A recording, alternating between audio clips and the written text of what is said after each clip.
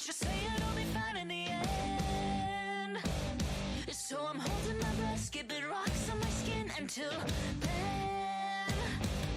Lost at sea, you were the one to push me in, but the water's warm, now I'm bathing in karma and sin.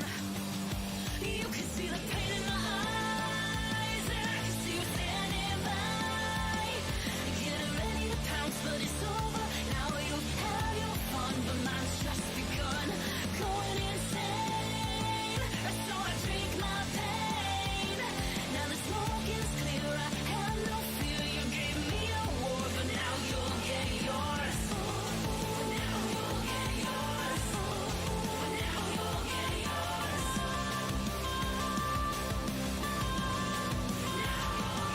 Wanna tear out my eyes from the things that you made me see. Confusion, rage, and regret consuming me. Sun's going down and I feel like getting cold. I step outside, but the chill is from your soul. You can see the pain in my eyes, and I can see you standing by, getting ready to pounce, but it's over. Now you have your fun, but mine's just begun. Going insane, so I drink my pain. Now the smoke is clear, I have no fear. You gave me a war, but now you'll get yours. But now you'll get yours. But now you'll get yours.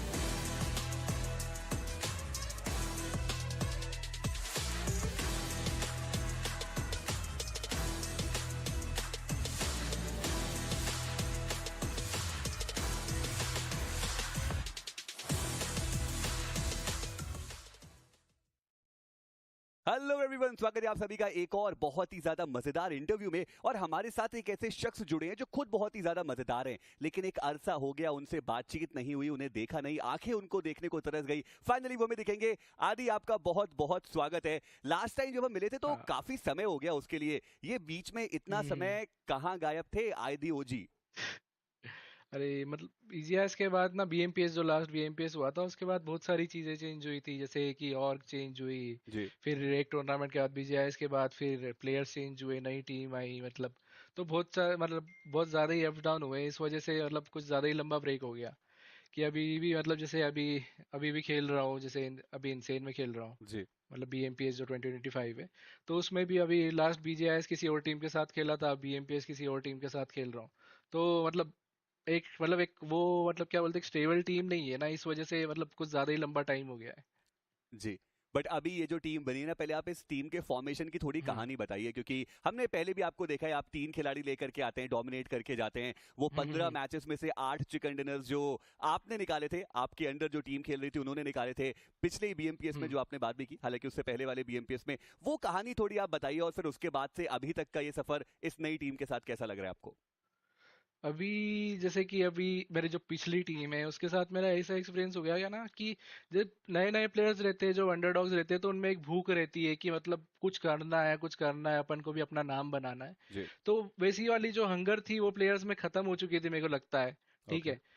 तो फिर मैं ना मतलब सोचा था कि starting से मेरा यही रहा है कि मैं नए प्लेयर्स लेके आया हूँ, अंडरडॉग्स लेके आया हूँ, और उनके साथ पूरा उनको मतलब स्टार्टिंग से पूरा जीरो से लेके मतलब पूरा आगे तक ले गया हूँ। तो मेरे को जी लगता था कि मेरा शायद वही मतलब स्टाइल है कि मैं अंडरडॉग्स लाऊं, उनको सिखाऊं और उनको साथ ही मतलब आगे जाऊं।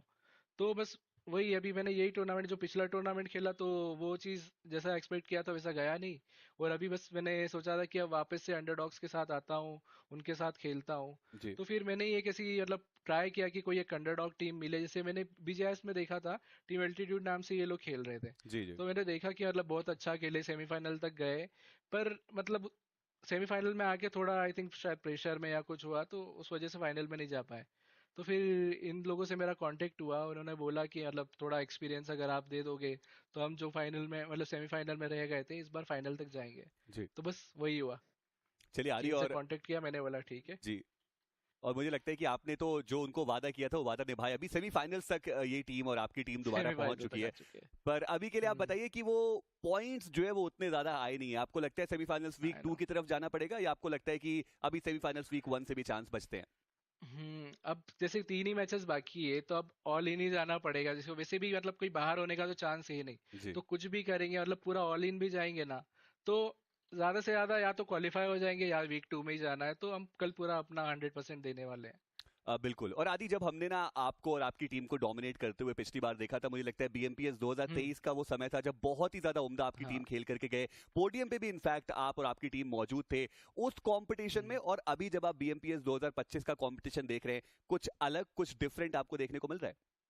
बहुत बहुत ज्यादा। अभी तो आई थिंक मतलब अब तक जी। का सबसे ज्यादा कंपटीशन जो मैंने फील किया है आज तक, हम्म। वो अभी फील कर रहा हूँ, क्योंकि सारी टीम्स ना मतलब पूरा एकदम सब मतलब बहुत अभी मतलब पहले ऐसा था ना कि लोगों को इतना नॉलेज नहीं था, जी मतलब लोग बस मतलब एक ही स्टाइल में खेलते थे। अब लोग सारे मतलब आई थिंक सारे अंडरडॉग्स जो नई टीम्स भी आ रही है, पूरा एग्रेसिव खेल रही है, पूरा स्टडी करके खेल रही है। आई थिंक अब अभी तक का मतलब सबसे टॉप नॉच मतलब वो है, कंपटीशन चल रहा है। जी हाँ, और ये बात हम डेस्क पे भी चर्चा करते हैं कि अभी तक का सबसे खतरनाक कंपटीशन देखने को मिल रहा है। पर वही। आदि, आपको ना हमने वो डोमिनेट करते हुए देखा है, वो मल्टीपल चिकन डिनर्स निकालते हुए आई देखा नो। है। पर अभी सेमीफाइनल्स वीक 1, अभी तक एक भी चिकन डिनर आया नहीं है।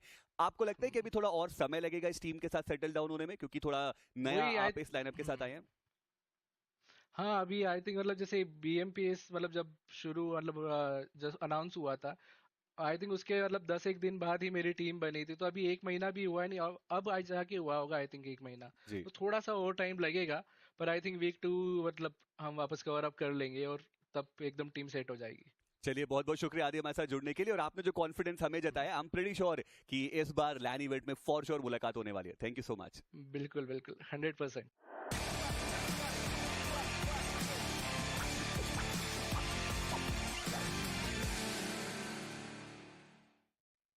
हेलो हेलो एवरीवन, स्वागत है आप सभी लोगों का realme BMPS 2025 में। और अभी हम एक बहुत ही मजेदार इंटरव्यू करने वाले हैं, थोड़े सब्र के साथ, क्योंकि हमारे साथ जुड़ रहे हैं हीरो एक्सट्रीम गॉड लाइक के पंख। तो सीधा चलते हैं उनकी तरफ और बातचीत करते हैं उनसे। पंख, सबसे पहले कैसे हो आप और क्या चल रहा है? एकदम बढ़िया यार, सब कुछ ठीक ठाक चल रहा है, थोड़े अप्स एंड डाउन से, बट कोई ना, चल रहा है बस। देखिए, लाइनअप जिस तरीके से अब ये बन चुकी है, एक्सपेक्टेशन इस लाइनअप से बहुत ज्यादा हाई थी कि राउंड 1 से सीधा सेमीफाइनल वीक 1 का वो जंप रहेगा, बट वो नहीं देखने को मिला। उसके पीछे रीजन क्या था?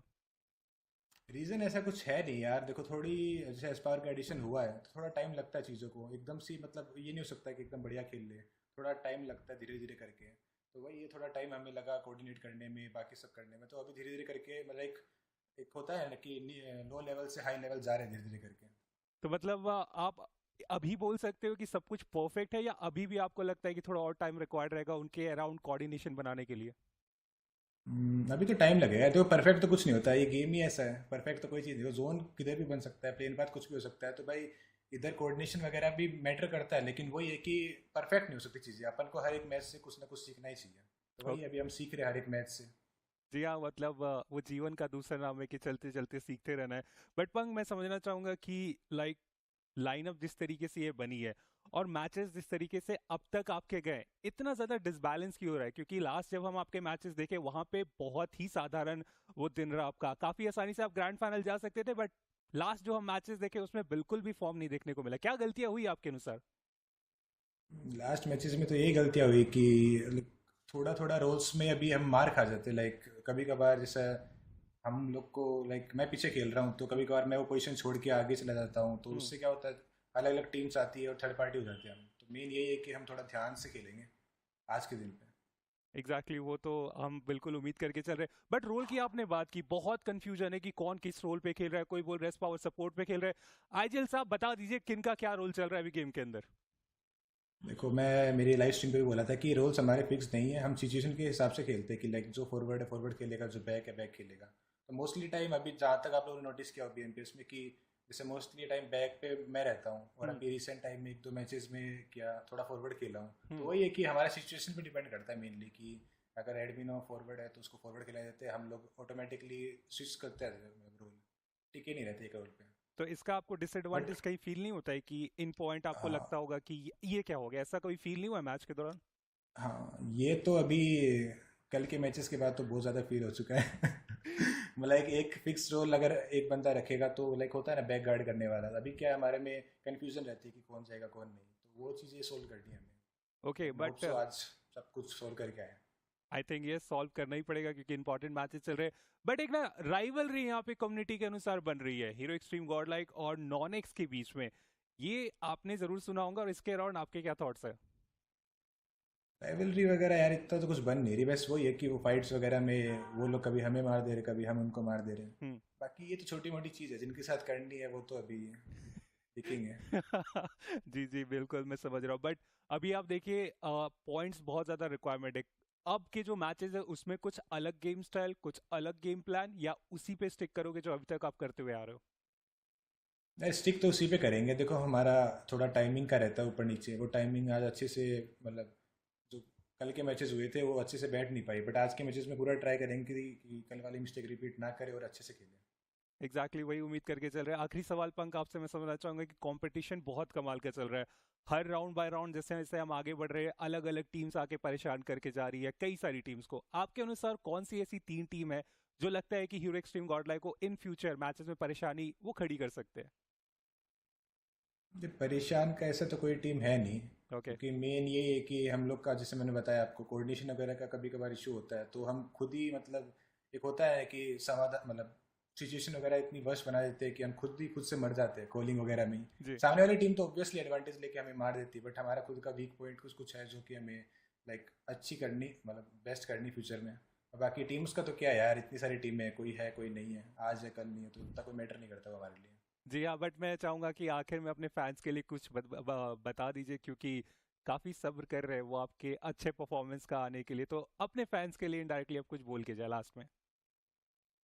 फैंस के लिए इतना ही बोलूँगा कि अभी तक भरोसा रखा है आप लोगों ने, आगे भी रखिए, सब कुछ पॉजिटिव जाएगा। बाकी बप्पा जी अपने साथ हैं, सब कुछ अच्छा होगा। जी हाँ, सब कुछ अच्छा होगा। थैंक यू सो मच पंक हमारे साथ जुड़ने के लिए। होपफुली हम अगली बार सीधा लैन में मिलेंगे। Thank you so much. Thank you so much.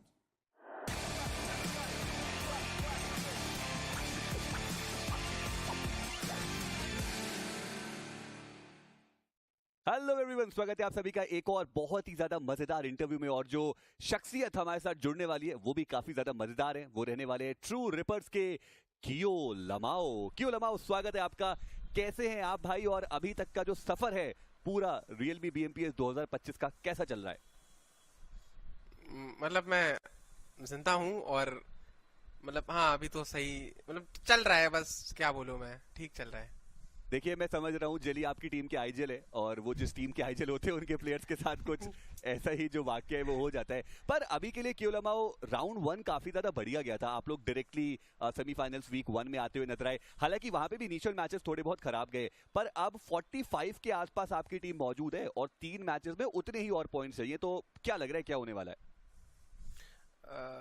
कुछ नहीं होने वाला है, हम वीक 2 में जाएंगे और उधर से क्वालिफाई करेंगे। क्योंकि देखिए मैं प्रैक्टिकल नहीं सोचता हूँ, और देख और सच तो यह है कि मैं वीक 1 से क्वालिफाई नहीं करना चाहता था, बिकॉज जेली खुश हो जाता और मैं जेली को खुश नहीं देख सकता जी। तो ये basically part of the strategy था कि आपने पता ये आप मुझे पहले मिले जिन्होंने बोला कि हम वीक 2 से ही जाने वाले हैं, और यही जो सच्चाई है आपकी कियो लमाओ, ये आपको पूरी दुनिया से अलग बनाती है। पर ऐसे ही ना आपने एक सच्चाई भरी बात कही थी कि या तो विन है या तो लर्न है, और अभी बहुत टाइम से हम देख रहे हैं कि लर्निंग ही चल रही है। विन कब आने वाला है? एक्चुअली मैं वीक 1 हमारा लर्निंग फेज ही था, तो वीक 2 हमारा विन फेज होना चाहिए जो मेरे को लगता है। बाकी अगर नहीं क्वालिफाई हुए तो अगले इवेंट में आप हमें फिर से देख सकते हैं। लेकिन गाइस चिल, आप टेंशन ना लीजिए, हम लोग वीक 2 से क्वालिफाई कर लेंगे। बिल्कुल। बट कियो लमाओ, ऑन अ सीरियस नोट मैं आपसे समझना चाह रहा हूँ कि क्या एग्जैक्टली चैलेंजेस हो रहे हैं, क्या गलतियां हो रही हैं कि ट्रू रिपर्स आपको लगता है कि अभी के लिए वो कंसिस्टेंटली नहीं खेल पा रहे उतना?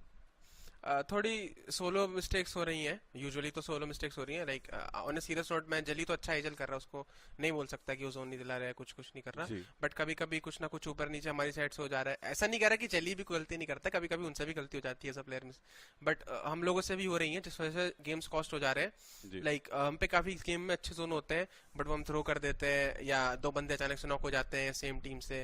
ये सब बेसिक मिस्टेक्स हैं जो कि नहीं होनी चाहिए। हम वीक 2 में ट्राई करेंगे कि हम इसका सुधार करें और अच्छे से कम बैक करें। पर जैसे आपने बोला कि ट्राई तो करेंगे कि कल अपना बेस्ट दें on a serious note, but अगर नहीं हुआ तो क्या कर सकते हैं, वीक 2 से आएंगे और क्या। बट अभी के लिए अगर आप कंपटीशन की बात करें लॉबी के अंदर, तो वो आपको कैसा लग रहा है? क्योंकि मैंने बहुत सारे लोगों के साथ इंटरव्यूज करा, सबका ये कहना है कि ये कंपटीशन कुछ अलग लेवल का है। आपका एक्सपीरियंस कैसा रहा अभी तक? कंपटीशन तो मैं सीरियसली बोलूं तो मैं कंपटीशन किसी को मानता नहीं हूँ, सिर्फ गॉडलाइक को ही अभी तो फिलहाल कंपटीशन मानता हूँ, बिकॉज वो लोग काफी बेहतर कर रहे थे as compared to other teams. उनका मोमेंटम काफी अच्छा था, तो मेरे को और कोई ऐसा कंपटीशन ऐसा लगता नहीं है। वो हमारी गलती है जिस वजह से हम लोग पीछे चल रहे हैं, वरना इतना कुछ इशू होना नहीं चाहिए था। जी, बट आई एम होपिंग कि जल्दी वो सारी जो प्रॉब्लम्स है, जो इश्यूज है, वो सॉर्ट हो जाए। बट वीक 2 का क्या प्लान रहेगा? क्या अलग आप ऐसा करने वाले हैं? क्योंकि ऐसा नहीं है कि नए जोन पे खेलने का उतना एक्सपीरियंस नहीं है। आप लोग ऑलरेडी BGMI जो 2025 के ग्रैंड फाइनलिस्ट रह चुके हैं, वहां पे आप खेल करके आए, तब भी यही टीम था। ऐसा भी नहीं कि टीम के अंदर कुछ चेंजेस आपको देखने को मिले राउंड 1 और उसके बाद अभी इतना बड़ा जो आपको प्रॉब्लम्स देखने को मिल रही टीम के साथ। तो क्या अलग वीक 2 में हम एक्सपेक्ट करें कि ट्रू रिपर्स बेहतर करके जा सकती है? हम लोग अभी ये जो टाइम स्पेन रहेगा एक दिन का बीच में, और जो भी रहेगा हमारे पास टाइम, उसमें हम खुद के गेम पे काम करेंगे। जो गलतियां हो रही हैं ट्राई करेंगे कि ना हो, और मतलब ऐसा नहीं है कि हम लोगों ने पहले पास में अच्छा नहीं खेला है, हमें नए जोन खेलने की वो नहीं समझ नहीं है, हमें सब है, बट यही है कि जो हमारी सोलो मिस्टेक्स हो रही हैं वो कॉस्ट कर जा रही है, तो हम ट्राई करेंगे कि वो ना हो और हम वीक 2 से टेबल टॉप करके जाएं। जी बिल्कुल। बीच में ना बहुत सारी ऐसी बातें भी चली थी कि जेली इज द प्रॉब्लम। फिर जब आपसे मैं लैंड फाइनल्स में मिला था तो वहां पर भी आपने ऐसा बोला था कि जेली अगर हमारी टीम के आई जेले तो जीतना हम कभी भी दिमाग में लेकर के चलते नहीं है। भले वो मजाक में कहा गया था, बट आपको लगता है कि इस टीम के साथ वो ट्रॉफी अचीवेबल दिखती है आपको? यस एब्सोल्युटली ट्रॉफी अचीवेबल है, ऐसा नहीं है। वो तो मैं मजाक से बोलता हूँ कि जेली के साथ जीतना पॉसिबल नहीं है, बट ऐसा नहीं है। वो अच्छा एजल है मेरे हिसाब से, ऑनेस्टली स्पीकिंग। स्टैट्स ही बताते हैं, तो मतलब मेरा कहने का मतलब है कि जेली इस टाइम पे इंडिया के मतलब नए न्यू जोन मेटा में टॉप 3 आइजल्स में आता है मेरे हिसाब से। भले हम गाइस चिल, भले हम वीक 2 में अच्छा इस वीक में अच्छा नहीं करें बट ऑनेस्टली स्पीकिंग 22 डो के नहीं कह रहा हूँ, तो मेरे हिसाब से जेली, सोमराज और पंक ही इस टाइम पे सबसे अच्छा एजल है न्यूज ऑन मेटा के हिसाब से। जी, पर चलिए मैं उम्मीद करता हूं कि जब आपके पास टॉप 3 आईजीएल्स हैं तो एटलीस्ट लैंड फाइनल्स में टॉप 3 जो पोजीशनिंग है वो भी आए। बहुत बहुत शुक्रिया किलोमा हमारे साथ जुड़ने के लिए and all the very best for the remaining matches. Thank you. Alright team, we have got our chance. Good job, man. Good job.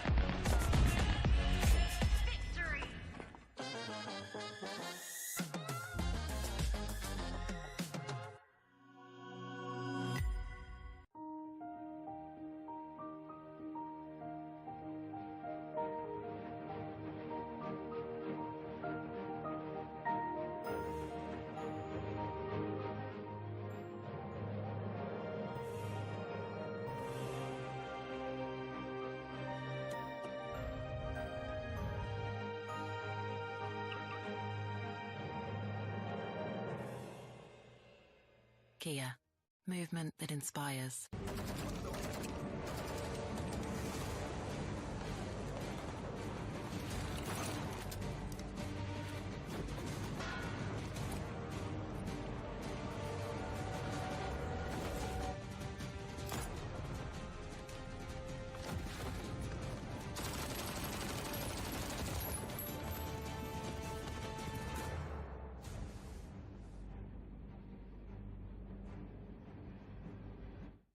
Scout भाई पेट्रोल भर दो ना। क्या भाई लोग रोंडो जाना है क्या? तो जानता नहीं मैं कौन हूँ? अबे तू बाहर में भर के तो बता। अबे रोंडो में रोंडो किसको बोला रे? रोंडो बोलता है हाँ? तू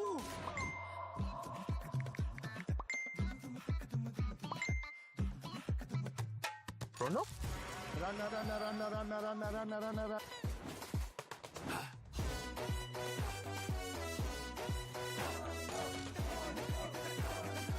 Nation wants to know कहाँ है ये रोंडो? रोंडो अभी बताओ मुझे रोंडो। अरे ओ कालिया कितने आदमी थे? रोंडो सरकार।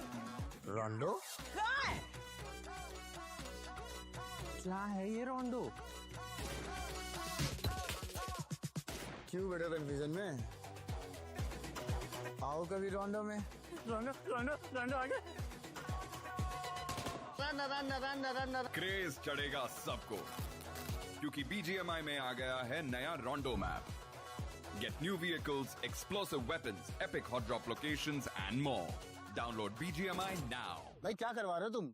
कभी पेट्रोल वाला बना दिया, कभी टीचर बना दे रहे हो। अबे गेमर हूँ मैं, एक्टर थोड़ी हूँ। भाई download BGMI now. Sir watermelon juice. अबे छोड़ो। Delivery order ready.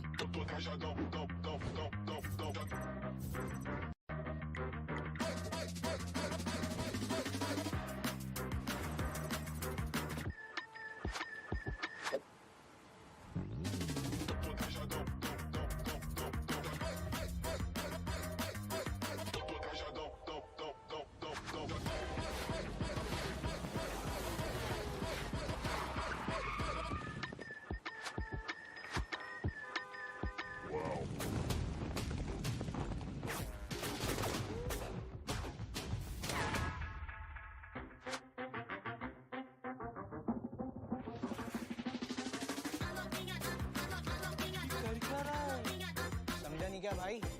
अपना भाई वाव मोड में है।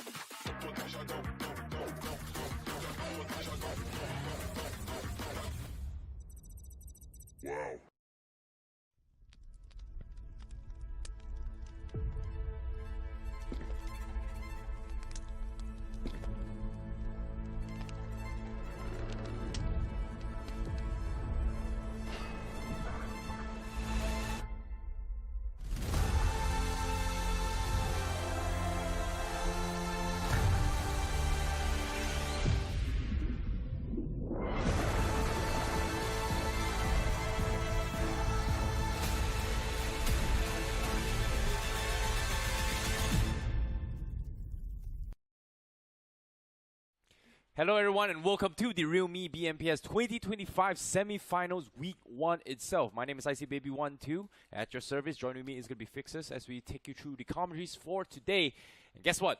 It is the final day of the semi-finals week 1 itself. And by the end of today, 8 teams will directly advance into the grand finals, whereas the rest of the teams that is going to be competing today itself is going to be forced in a reset in the second week of semi-finals itself. Now, yesterday we saw a lot of comebacks coming in from a lot of teams, a lot of upsets as well.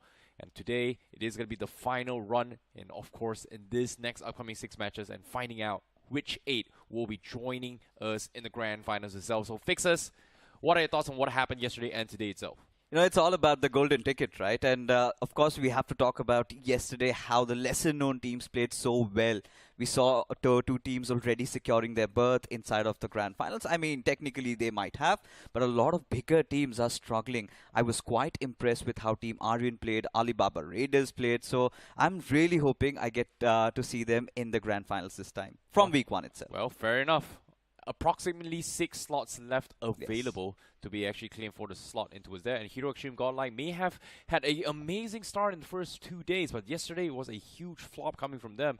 And as of yet, they're still sitting in the top 8. But by the end of today's matches, can they still retain the top 8 is going to be the question here. But before that, for those of you guys watching at home, if you guys are looking to get some really, really good BGMI action as well, and you guys want to play at a competitive level like the pros, you guys got to check out the realme GT7, who's currently out in market with its iSense graphene rear cover and of course 6 degrees Celsius cooler for your uninterrupted gaming. And of course you can play it up to 120 FPS for at least 6 hours, minimum 6 hours of uninterrupted BGMI gaming. So be sure to check it out on Amazon. Now, back towards the conversation here for today itself. We saw a little bit of upsets here. Of course, when we talk about the known teams, 8-bit, Hero Extreme Godlike, looking a little bit shaky now. Will this top dogs actually qualify from here? You know, honestly speaking, for Godlike, they're still at the 7th position, so nothing much to really worry about them. Of course, just 6 points yesterday, so they somehow need to get around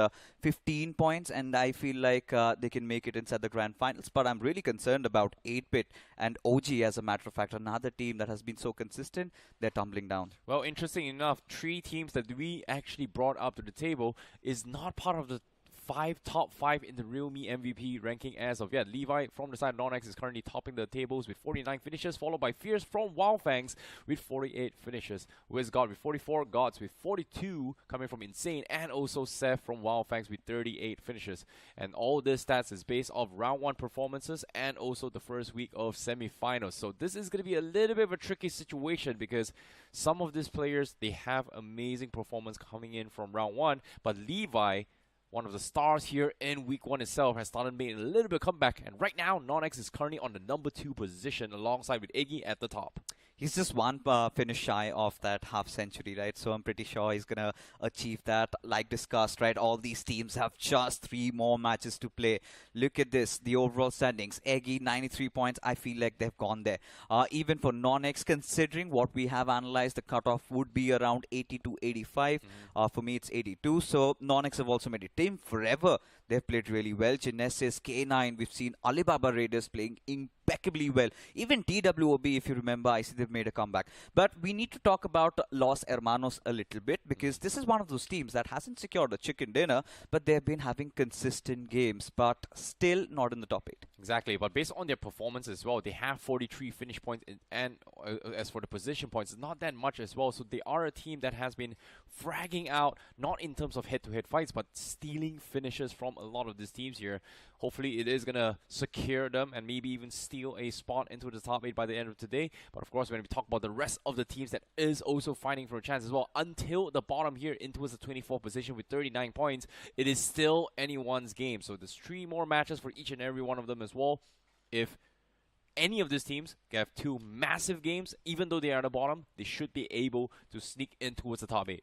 You know, for the teams that were on the second page, I think they should be looking at nothing less than getting chicken dinner at least in one game, and in another at least have a decent 10 to 12 points if they have ambitions of entering inside the top 8. But again, we are getting into a day where 2 teams have qualified. That means they're going to go all out. So Team Eggy and Team NoNx, they will be all over the place. And there are a certain few, the ones languishing in the very bottom, I see. What do they have to lose? They're not getting eliminated, so they might as well, in the 3 games that they have to play, might go all out. So we might get to see VOLCANO, the likes of Team Seoul, all of these teams go all guns blazing, and it is going to be a feisty affair. Yeah, it's really interesting to see how VOLCANO and BO7, as a team that narrowly actually qualified from the round 3 stages as well, coming to semifinals, they feel a little bit lost here. It seems like the tier lobby itself has significantly increased in terms of overall skill cap, which resulted them to have a little bit fumble. Obviously, I know that VOLCANO, they do have a little bit issues between one of the players as well. I think some Vegito was a little bit down on the weather as well, so it's a little bit unfortunate for them, but they are not eliminated yet. Hopefully they are going to be able to bounce back. But now let's talk about teams that has a fighting chance to actually qualify into the top 8. On screen we have Learn From Past as well as Hyderabad Hydras, and the reason why we brought them up is because these are the 2 teams that has directly qualified from the from round 1 stages into the semifinals, and has resulted in a situation where they're scrambling or struggling to actually make top 8. You know, Learn From Past is somewhere still in a fighting position, but look at Hyderabad Hydras, I see. First day of the semi-finals, they got 2 chicken dinners, and after that, they were nowhere to be found. And look at those finishes, only 13, which is, by their standards, considering how well they played in round 1, is not acceptable. So I do not know what's going wrong for them.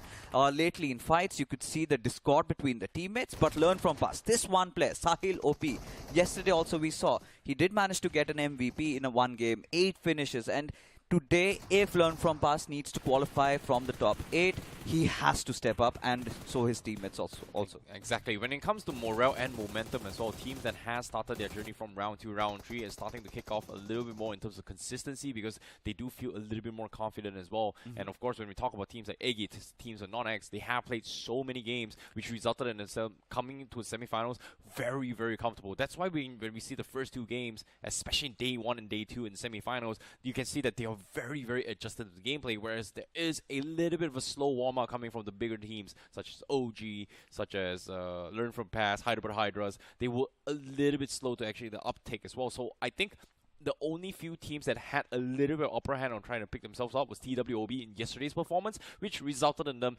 sneaking into a position where they're only like 2-3 points away from an under bottom 8 here. So this next 3 games is going to be a very, very crucial moment for teams like TWOB. But for now, let's talk about the schedule today here. We're going to start things off with AC, CD, BC, AB, BD, and then closing things off with AD. So each and every single team today is going to be playing at least 3 matches. You know, what's funny is that we've saved the best for last. But let's focus on groups A and C. Of course, you've got Learn From Past, 8-Bit making an entry, Los Hermanos, another team in contention, and NoNx officials. They would be going berserk. Even for Wyld Fangs, we did see signs where they played really well, but even OG, they need to be quite concerned because they've got Eggy inside of their lobby. That means you've got 2 teams already going mental, and then there are a couple more who haven't been doing so well. So I'm anticipating today's lobby to be extremely fast-paced. It's going to be wild matches. It's going to be fun. Well, speaking of fun, speaking of wow, speaking of unpredictability, guess what? Let's take a look at the predictions that all the casters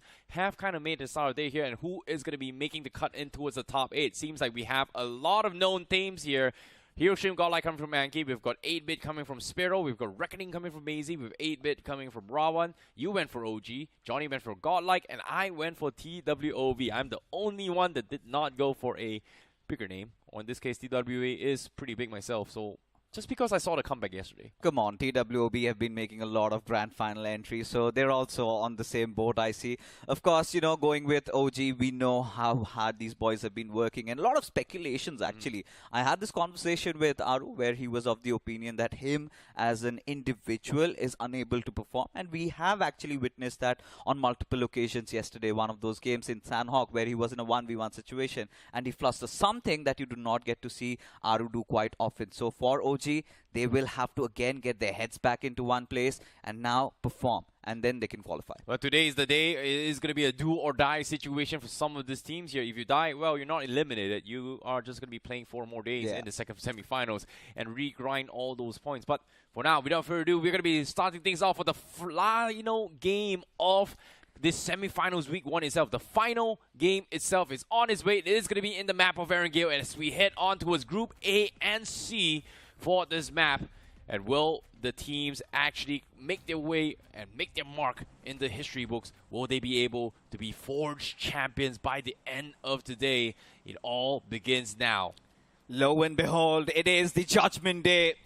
And this is where things really go crazy. We have seen so much drama unfold yesterday. And today, by all means, records are going to break. Taking a look at the flight path trajectory, we've got this going all the way from Ferry Pier towards Lipovka. And quite a generic flight path trajectory, if I must speak. But then again, I see what I'm really eyeing out for. Are there going to be any tweaks and changes in terms of drop locations? We've got so many teams that will be looking to go aggressive. Today, can we anticipate any drop clashes? Well, we shall see. Only time will tell, but I don't think it is advisable for those kind of drop clashes just because of the fact that, number one, they are going to risk being eliminated and getting absolutely no points. Do they want to take a risk rather early? Absolutely not. But speaking of teams that may actually look to take a risk like that, it's got to be team like Eggy. It's got to be NoNx. They are the ones that will be looking to try and third party and play sports for somebody. But also the teams in the bottom as well may have a little bit of a impact here. Of course, when it comes to VOLCANO, they do have an opportunity to do so. But seems like no drop clashes has been made. So they are going to play this a little bit tactical. But we have seen a circle like this before. Seems like the trend continues here in the semifinals. It is going to be in somewhere in the outskirts of the shooting range region. We haven't seen the North George so far, maybe once in round 3 itself. But aside from that, most of it has been on towards the northern side of shooting range. You know, eyes will definitely be on Troy Tamilan in this one. Because if you go back to yesterday's first game of Erangel, when the circle formed around Everest, Troy Tamilans were the king of the hills. Eventually, just to fluster it out, we saw Rising Inferno win that one. This time, we do not have Rising Inferno in this game. So, Troy Tamilans can have another go at it, especially given the fact they dropped down at Gatka. But Furlong from past, look at them making those early rotations, heading towards the northwest Georgie. Just drop down there, get some decent loot, and hold on to the central position. I'm concerned about the other teams that are on the eastern side. But NoNx Esports, what a tournament have they had, I see, so far, and especially Levi as an individual, just 1 point shy out of getting his 50. Well, of course, when it comes to 50, now is the perfect time. If all he needs to do is just one finish. That's pretty much the century mark for him, or in this case, half a century. But let's take a look on towards the zone's formation here. Learn from past. Very, very early rotations, but seems like they are going to be making their way into Zarki. George Bull seems to be a little bit empty in this game itself. I was expecting maybe South North Georgia is going to be very, very occupied as well. We've seen Genesis and also TWOB loves to traverse into those areas, but this map itself, especially coming from Group A and C, a lot of teams are ignoring Georgia Bull, so that is going to be a big question mark for me. Wyld Fangs uncontested, OG all the way in Milta Power is going to have the furthest away rotation into the zone itself. A pretty slow start here in day 1. Seems like everybody is just taking it safe this time.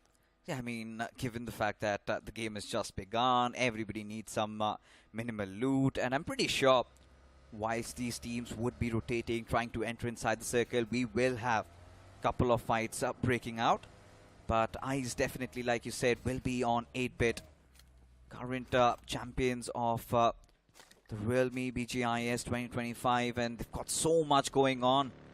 And day 2 was actually quite decent for 8-bit. But in day 3, the problems you could see, those cracks open up, and as a result of which, they lost quite a lot of points. And they've made some changes. Look at this. They've got Troy in place of Kamla Boy. So if this change could actually work out today, this is going to earn 8-bit their golden ticket into the Grand Finals. Well, they are in the pitch situation there where they might be able to achieve the golden road. But if you guys want to achieve some amazing gameplay in BGMI, you guys got to check out the realme GT7, currently out in the market with 6 degrees Celsius cooler and uninterrupted gaming. Check it out on Amazon for your amazing, amazing gameplay. Of course, 120 FPS stable, up to 6 hours. It is, after all, tested by both the realme and Crafter guys, so be sure to check it out. The realme GT7. Meanwhile, on screen, we do see Los Hermanos, a team that is kind of unexpected as well, because they weren't really performing during the round 1 stages, had to regrind from round 2 entry, and then sneaking into the semifinals. They have kind of wowed everyone in terms of presence. They are very close towards the qualification mark, and obviously they have an opportunity here. And you can see, based on the right side as well, the difference in terms of the points is barely about 10 to 20 points. And one great game for Los Hermanos, and they are going to be back in the action. They certainly can be, and we know they've had good days in Erangel at least. If you talk about their stats, of course, still haven't secured the chicken dinner, but they've done fairly well in terms of their position points, and also the finishes by one of those players to really eye out for.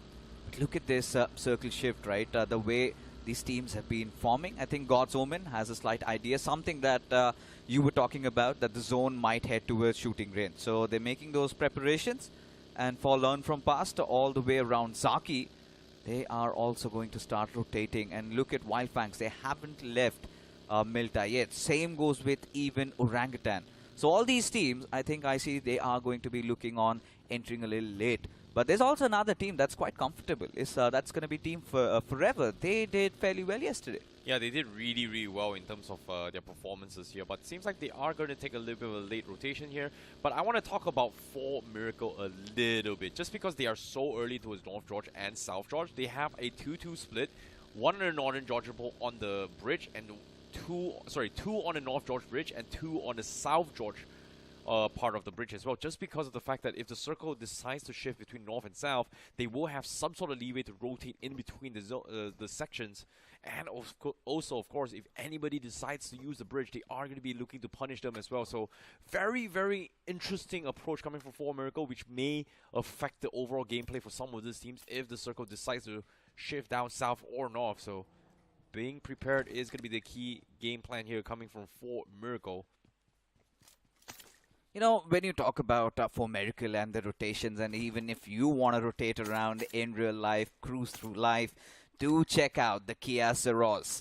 Starts at 9,49,900, and it has got amazing features. Now, when you talk about the streamlined door handles, we've got the Kia Signature Digital Tiger Face, Star Map LED DRLs, and a Star Map LED tail lamp. So, futuristic design. Do check it out. But now, you know, coming back to the conversation I see that we were having around for Miracle Esports, yes, it's a very good strategy, but still a risky one at that, considering the intensity of lobby. If the players get snuffed out and somehow the opponent team has an idea that there are just 2 players, they are instantly blitzing on them. So they will have to be prepared.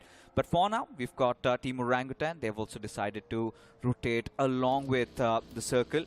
As they're still outside the blue, they might lock horns against Wyld Fangs. I'm pretty sure they might be prepared, but for NoNx, eyes will be on them. Who are they going after? Currently, at the eastern side of the map, they've got Team Eggy right beside them. They've got DOT right on their left, and right in front of them, they've got TWOB. So many foes, they got to pick and choose. Yeah, that is going to be very, very important for them. But as of yet, you can see that every single team is just playing a little bit slow.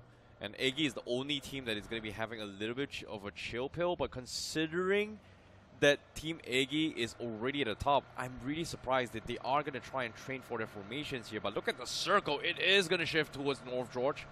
Or in this case, maybe the outskirts and shooting range. But we might be able to see the first ever Zarky finisher based on this circle terrain, as you can see the teams are starting to scramble as well. This is a very, very unfamiliar place to play in as well.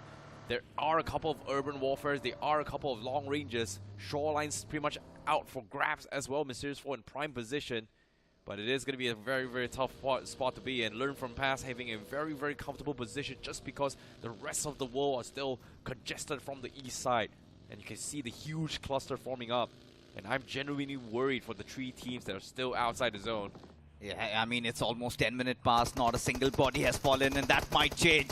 Look at Sketch, he's taken massive amount of damage, and there you go. Lavish begins the feast. Right now, he's taken down 1 player. NoNx, of course, confirms that finish onto it. Sketch. So this is where bodies are falling down left, right, and center.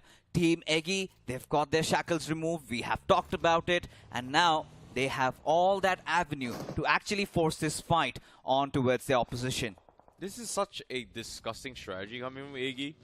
Like, they know for a fact that based on the current trend and meta, most teams are going to be looking to try and get some sort of placement points. Eggy, all they did was, you know what, we are just going to catch people mid-rotation. Getting one finish, we're happy with that. But as of now, on the screen here, Levi is one finish away from reaching the half-century milestone in the semifinals itself, or in this case, his realme MVP finish point stats so far in total. So that's going to be very, very important for them. Look at this. But on screen now, we do see a crash here coming from Eggy. They are going to try and capitalize on some mid-rotations against God's Omen. They are literally going for the hit-and-run strategy right now. Yeah, they can do whatever on earth they intend on doing, and they've already managed to secure one finish out of the players of Mysterious 4, certainly eyeing out on God's Omen. As JD Gaming rattles him down with bullets, but nothing seems to connect. Everything a pot shot at this point. For JD Gaming, though, still quite resilient, still wants to go for it, and seems like even God's Omen, they want to fight back. Yeah, I don't think they can, especially for God's Omen. Number one, position's not that great. They're pretty much down in under as well, but JD Gaming opens things up, gets a nice nade. God's Omen wasn't expecting this flank coming through, and just like that, they lose a player, but Eggy, they themselves lose pro OP mid-rotation. Got a little bit greedy there, they will lose a player, but they will take one away from God's Omen, so it is going to be a 1-for-1 exchange between both Eggy and God's Omen, but Team Eggy, they're still lurking around. We don't see any major dogfights yet, but trailing behind them is going to be NoNx Esports. Yes, NoNx may look to try and fight this, but Team Eggy seems like they will find a Harry Potter, and the circle shifts once more as they reposition and docks onto the north side. Look at this, a little further away from Zaki, somewhere around the bottom areas of shooting range. OG is in a very good position. They've got nice control over those hills. They're still driving by to find a proper footing, and seems like somebody is hot on their tails. It is going to be none other than Team Eggy, of course. And Aru stuck between a rock and a hard place there. Does manage to get a knock, but instantly gets traded back. It's going to be a different team. It's going to be DOD who comes in out of nowhere. And suddenly, Murnox in a 1v1 situation against AKOP. And there you go. AKOP succeeds in that battle. And somewhere now, OG will try to get their player back up. But look at this. Threat not averted yet. Because God's Omen, I see, they're still right around them. Well, OG, they need those resets here as well, because Eggy has pretty much spoiled the game for Orangutan at least here. Aru getting picked off, and Tinky also pretty much knocked. They get the reset, but they are taking some serious heavy fire. But they are in the center, so Orangutan, they need to be on the move here. They need to be able to reposition. That small skirmish coming from Eggy may have cost them this match, as OG tries to reposition from this fight. But now let's talk about another team on the outskirts as well. Hyderabad Hydras and Wyld Fangs just about to arrive inside the zone. They don't know what to expect. And just because of that, they are going to be forcing to fight against each other on the outside of the zone itself. As Wyld Fangs tries to lose the tail off Hyderabad Hydras. Ninju looking for an opening. But you can see the hesitancy coming from both teams, knowing that they need to make it inside the zone. Wyld Fangs may look to try and jeopardize the fight. Sensei is pretty much docked out and open, and Ninju looking for a spray. He actually finds one, and that's going to be Trey's God gets taken down. And this is looking so worse. Even Fierce from the backlines trying to take a couple of shots. But there you have it. Roman steals this finish away. This is what I wanted to talk about, because NoNx officials, they were the gatekeepers of the zone. Whilst Hyderabad Hydras and Wyld Fangs were fighting it out, they were waiting in hindsight, waiting for somebody to reveal themselves. And this is where they strike. And now Hyderabad Hydras, they still have their numbers up. Of course, Fierce position compromise on the other side. VOLCANO Esports, they take down Mafia. And now this fight continues as Roman trying to reorient himself. He's got GodX along with him. 4 players of Hyderabad Hydras who are under heavy duress.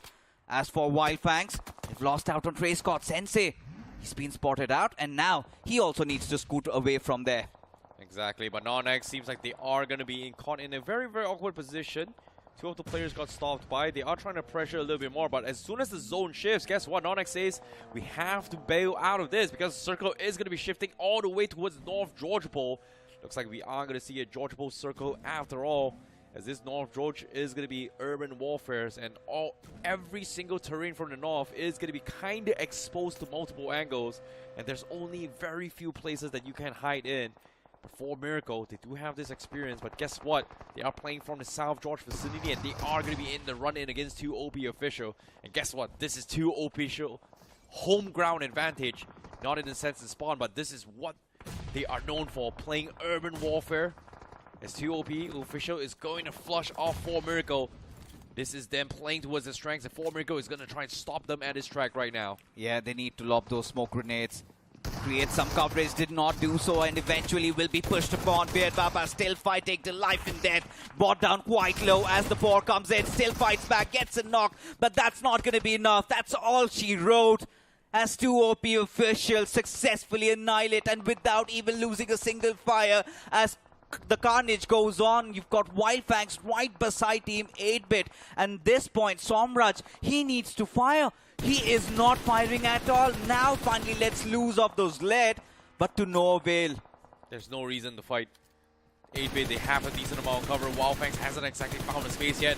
Now with all this firing coming in from 8-Bit, they are going to force the Wyld Fangs to dock in towards the city itself. And right now, continues to increase the population from the west side. And this is getting a little bit overpopulated right now. It's going to be tough here for all the teams pretty much stuck out in the open. But OG on the finish feed actually finds a couple players from NoNx. Helps them out a little bit. But Hyderabad Hydras from outside, they get picked up. NoNx also going for a couple shots in duo die, looking to try and salvage all these finishes. But NoNx, they defend them, they scare them off, and they are going to try and claim all of these points. But it seems like they themselves are scared themselves, and they are going to back out from this finish. Yeah, because DOD, they third-partied. You could see, right, Levi getting taken down, and this is where NoNx Esports, they're in no man's land. God's Omen right in front of them, and Lavish, he goes down as well. Stone BGMI gone completely unchecked, and now he has a go at Roman, as Roman also falls down. And there you go, God's Omen, slowly but surely, they're starting to rack up on those finishes. A nice spread, but now I see they'll have to get inside the circle. The caveat here is that they've got DOD right beside them, as the circle still around the northwestern Georgie cities and those areas around it, as God's Omen, another team that has been suffering inside of the semi-finals.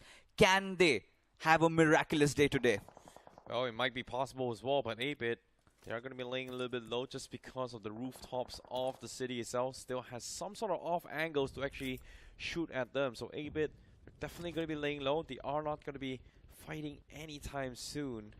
And this is going to be a big problem, because if the circle shifts down south, they are going to be stuck. But whereas the rest of the world, if the circle shifts outside of the city, well, sucks to be all of them, because 8-Bit is going to have a very, very good time. But for now, the circle is about to shift. Where is he going to go? Nope, it is going to be inside North Georgia Pole. Orangutan has a wide spread on themselves, but they do not have the numbers. Wyld Fangs, coming from the northwest corner, has some sort of space, but everyone from the southeast corner is pretty much stuck. They all have to check every single corner before taking this fight, but the fight outside the zone still continues. Team Forever actually finds Omega from the side of Duo Die. Oh, look at this, Oasis. He's taken quite some hammering there. Still not out of the picture though. As Mysterious Four, they get a knock on the players of 2OP officials. The good thing, a lot of these teams are on the outskirts of the city. They've got the edgy compounds. So for Wyld Fangs, they're looking good. They're even for learn from past. Even the likes of Orangutan at this point, even if the circle takes a shift a little towards the northern side, it's going to be much better for them. As even Troy Tamilians begin their carnage on the players of DOD. And there you go, NoNx officials. They were quite mischievous, but they have finally been dealt with. Well, that's going to be a little bit more points to the rest of the world, but 8-Bit is still holding down the fort. They are hoping that the circle is going to shift out of the city. And right now, they don't really have much options to work with, but just to lay low. So 8-Bit, they're playing for the long game. And hopefully there is no third party, because as of yet, Team Forever, they themselves need a space to work with. They don't really have a lot to work with.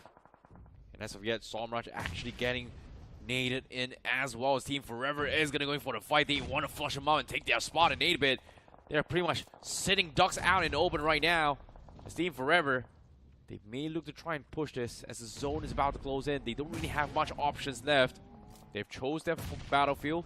And 8-Bit has to lay down and wait. But now with the Renock no. coming in here from Toy, dropping down low. 8-Bit in a world of pain and Team Forever. They're circling around like sharks. They smell blood, and they are going to be on the hunt, and Raiden finds one, gets the read, but no, the one pump coming from Thunder takes him out, and even Aquanox will fall. He got shot from afar, it's Troy Tamilan that takes him out, and this is the off angle we're talking about as well. And suddenly, Team Forever lived to fight another day. 8-Bit did not see this coming, even in their worst nightmares, especially given the fact that they just have 2 more games to go after this. Just 1 point is certainly not acceptable by any standards. As for Team Forever, very close, now sitting at 81 points. Couple more points and they are through. Look at this, how ridiculous. It's 20 minutes past and we still have 12 teams alive, I see. As for God's Omen, they have inched in closer on the players of Wyld Fangs, and all these smokes has just given their position away. Everybody with bated breaths, waiting for the circle to take another shift, and that is where we'll have more clarity on what's next, as even for DOD, they have been wiped out as well. A little bit unfortunate for DOD, who came in from the southeast corner, trying to find some sort of space, but eventually gets picked off by Wyld Fangs. Despite being late, they only lost Trace God to Hyderabad Hydras. They somehow found some sort of cover from the northwest corner. They are forced to check every single house now as Circle shifts into the city once more, into the outskirts. God's Omen have a wide spread from the north. That is going to be great, because in that current position, if they hold that the entire hilltop all by themselves, they should be able to survive to at least top 4, because every single team trying to rotate in between the houses is going to be picked apart. And it's going to be a very tricky situation to navigate this situation. And even for Team Forever, all they need to do is hold that ridge right below them on the right side, but it's going to be very tough to do so because God's Omen's got an off angle on them. Absolutely. Now, this is what I was trying to get at. Now, they need to deal with God's Omen, and look at God's Omen also. Got a nice split to work around with. And still around the peripheries of the northern side of the circle. God's Omen, they'll also have to squeeze in, but Team Forever in such a good position that they can even afford to force the fight. Like discussed, sitting at 81 points, just mere points away from qualification, and they still have 2 more games to go after this. But for Troy Tamilans, they'll have to push in a little bit harder. 55 points is where they're sitting at, now closing in on the players of Learn From Past, who seem to be prepared with all those grenades pulled out. Well, speaking of which here, Troy Tamilan, they manage to be in the way, but they are very, very close. They need to fight off, but no defense coming in from Learn From Past. A couple of nades thrown, but no connection. Wait, hold that thought. Honey finds one. That might be it. Troy Tamilan, they are going to be in an awkward spot. Another nade comes through. They find another. The barrage continues. Troy Tamilan Esports, they're getting pummeled. 2 remains. Max still there. Hydro goes in for the push. Finds one. But Honey still waiting for the mistakes here. He gets hacked up pretty low. Finds another one as well. Is it absolute pandemonium, and Troy Tamilan Esports could not find the opening. And they get shut down. Learn From Past loses 1. But that is 5 finish points total gained thus far from Learn From Past. Yeah, I mean, they've got control over these compounds. Of course, Troy Tamilans trying to blitz their way through their compound. Eventually got pincered out and taken away. But look at VOLCANO. They also need to make a move at a certain point. But now it gets so much more difficult, especially around the center of these cities. You do not know where your opponents are. Look at Sarvit. He's got a very fine angle. And I do not know if the players of 2OP Official are really aware of his presence there. As now 2OP Officials, VOLCANO Esports, they're right beside each other. Even for Orangutan, they were stuck in such a bad position, now in a really good spot. But they also have their own troubles. They've got Wyld Fangs around them. And it is all going to come down to, I see, how many utils you have, how many grenades, how many smokes. Because when it's urban warfare, you need every single one of them. Well, speaking of every single one, all you can hear is gunshots. It's so hard to pinpoint anyone. And 2P Official finds Hyderabad Hydras and takes them out. And again, this is home grounds for 2OP Official. They're so used to playing urban warfares like this just because they have dominated and showcased that they are the best when it comes to playing Yasnaya themselves. We've seen them shutting down so many teams all by themselves. And this is no strangers for them. And this might be a big game for them, but considering that they are on 70th position with 49 points, for them to qualify into the top 8, they need a lot more points to work with. And as the circle shifts further up northwest, it is still part apartments, part out in the open. And Team Forever holding the hill ridges on top. They won't have prime position to oversee everyone out in the open. Yeah, of course. I mean, Cheyenne is holding a really interesting angle. But for now, all these teams, especially TWOB official, they've got to make a mad dash inside the zone. Albeit the fact that there are a lot of teams in front of them. And look at this. This is something that Always could have really avoided as Psycho opens him up. And now Cheyenne, he's got a different angle to play with. Learn from past. They are hell-bent on making a push. And even the players of God's Omen are looking for opportunities to capitalize on this situation. Team Forever still trying to get that revive on, as even OG, they decide to fight, spotting the players of Los Hermanos, take a couple of shots, and this is what I was talking about, those smoky covers being laid out as mysterious for Fraga out of the game, and so is the team. Yeah, Eggy trying his best to actually hold down the fort as well. Orangutan is trying to pick up all this stragglers, farm some points, but VOLCANO making a little bit of a bounce back coming in from them. But unfortunately, won't be able to do too much in this situation. TWOB official through the smoke walls, getting picks off. Learn from pass, also looking trying to get a couple shots in. But TWOB, they get picked from the sides. Learn from pass. VOLCANO, they're tag teaming in this fight. And they're still trying to make some sort of space into the zone. And Team Forever, they may be looking on top, but guess what? Another knocks on towards their face. That means they cannot take part on any of these fights, and that's the opportunity they need, because VOLCANO is looking to try and threaten them as well as they try to make an exit from the city themselves. Team Forever now repositioning as VOLCANO playing on the bottom side of the hill.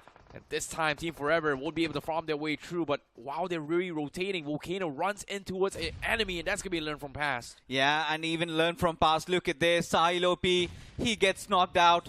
Not looking good, especially in such stage of a game, but they answer back. Oh, it is in fact going to be the players of Team Forever. Always out of nowhere manages to secure that knock, and it is going to be absolute pandemonium, like discussed, as even Flash goes down. AKOP also gets aim hacks, and it is just falling bodies left, right, and center. As Thunder, he finds a grenade knock on towards the players of VOLCANO.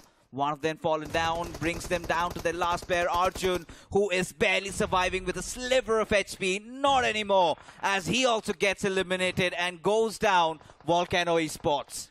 Very, very nicely done coming from Learn from Past and Team Forever. They just pinned them down. But now a play comes in. Eggy, the solo warrior from Orangutan, finds a pick. He gets the knock, but he needs the confirmation. But seems like he is going to try and hold down the fort here as well. Here comes the Molotov. Kalan is going to burn, and that is going to be a point in the hands of Eggy. As OG trying the best to keep things alive here. Solo warrior coming from him. There's only so much he can do. Top 7 as of yet with a total of 4 finishes for Orangutan, 2 for him though. But on screen now, we do see Los Hermanos going a little bit of run in here with Wyld Fangs. And while this is happening, everybody in the city is just stuck just because they cannot push up to Team Forever. Yeah, I mean, at this point, I feel like Wyld Fangs are a big threat. Still 3 players alive, and yes, Team Forever, they've got the higher ground, they've got visuals on everybody. The only thing that they have to make sure is they do not overextend. Just like what OAS is doing, if he gets spotted out and if he gets taken down, then the floodgates for a push on towards Wyld Fangs will open up. As Learn from Past, they take another dig at TWOB officials, bot fire on his knees, as now Seth also decides to fight. They did lose out on Trey Scott pretty early into the game. Wyld Fangs just have 2 finishes to their name. But how much more can they fetch for themselves? A very important game for Wyld Fangs, for OG, for Learn from Past, for all these teams except Team Forever. Because look at them, 82 points. Seems like they're just a couple more points from qualification. They should be able to qualify with this performance so far. Team Forever, they've got the entire hill locked down. They are the biggest, baddest boss right now that every single team needs to find a way to shut down, but they just cannot push up. And nobody's willing to take those risks just because at the moment they push up, they are going to get shot from the city. Who is going to be the ones that sacrifices themselves to take them down? Because, like it or not, the king will win. In this case, Team Forever is going to be the king in this situation here. Eggy looking for the third parties. He is trying to scoot his way in between the houses. He's somehow able to keep things alive. But on the finish feed, we do see God's Omen actually losing out to Los Hermanos.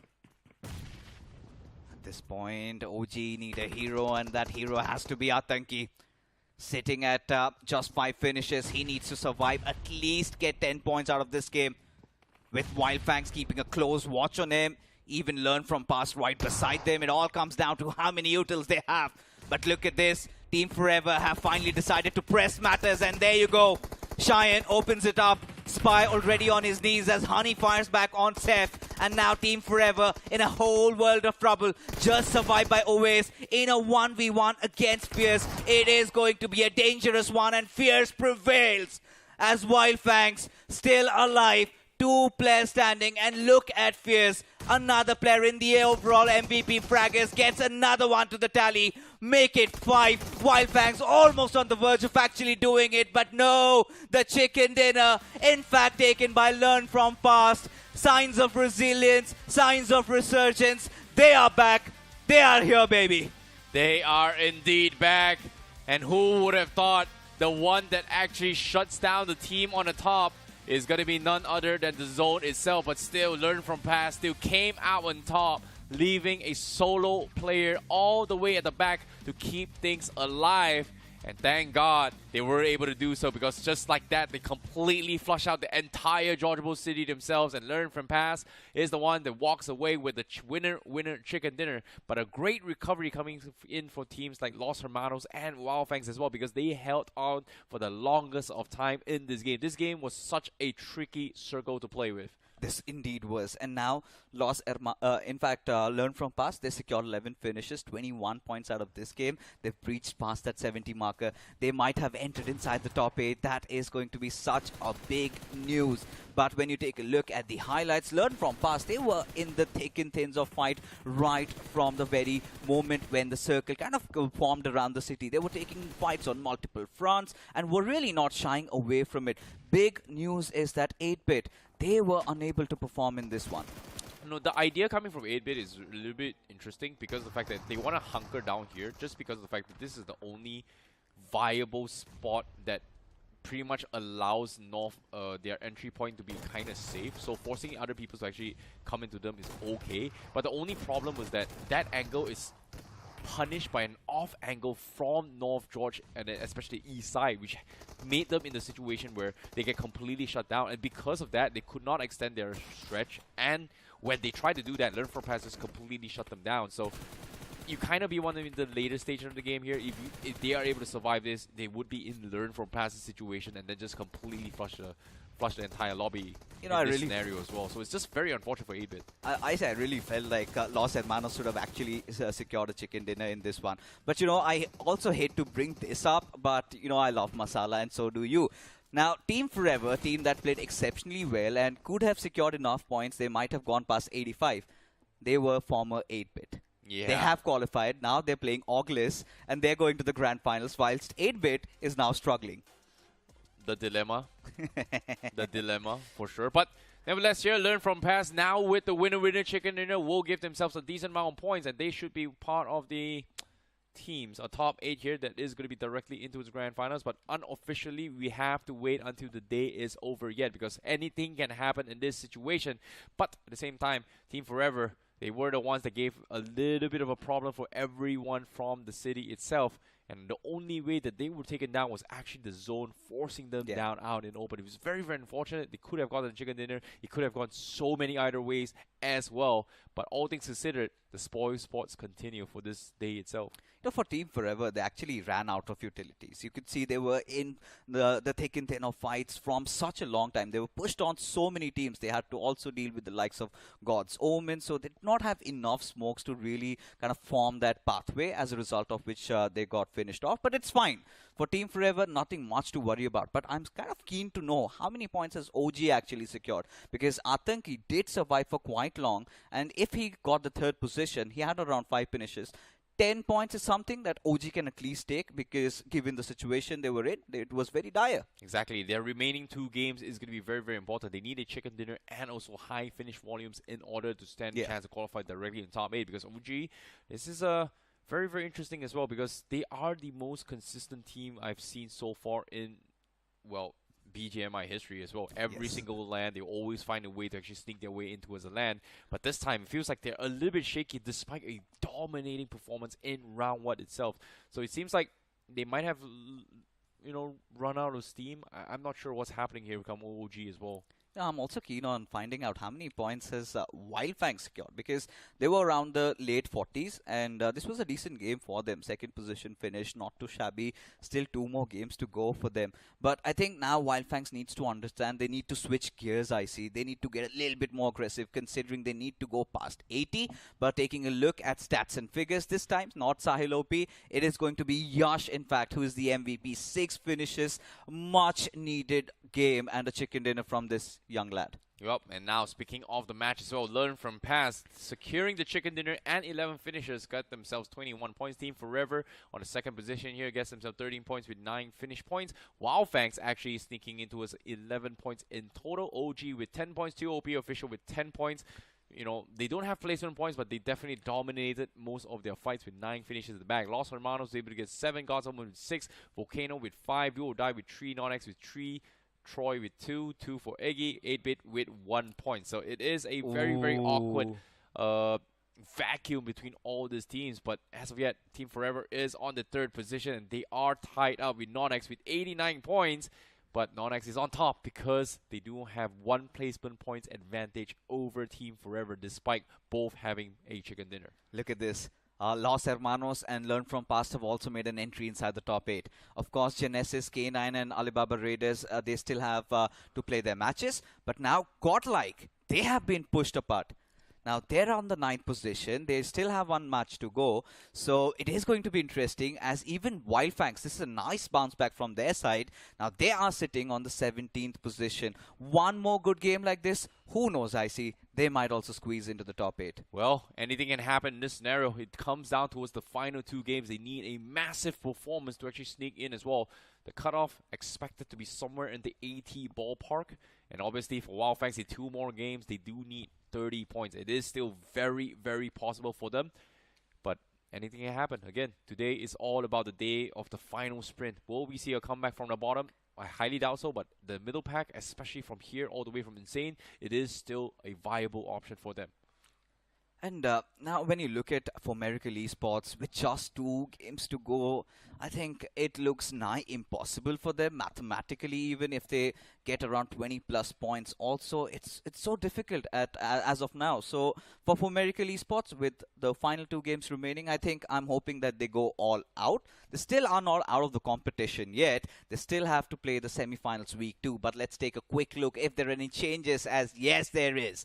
Fierce has finally overtaken Levi, as he's the one who's crossed that 50 marker, whilst Levi still struggling to find that 1 finish. Well, he couldn't find that half a century point that game, but all things considered, Fierce was able to clutch things big time for Wyld Fangs, making it into the top 3 position. So that was a little bit of a small W here coming from Wyld Fangs, considering that they were one of the latest to enter the circle by 3rd phase.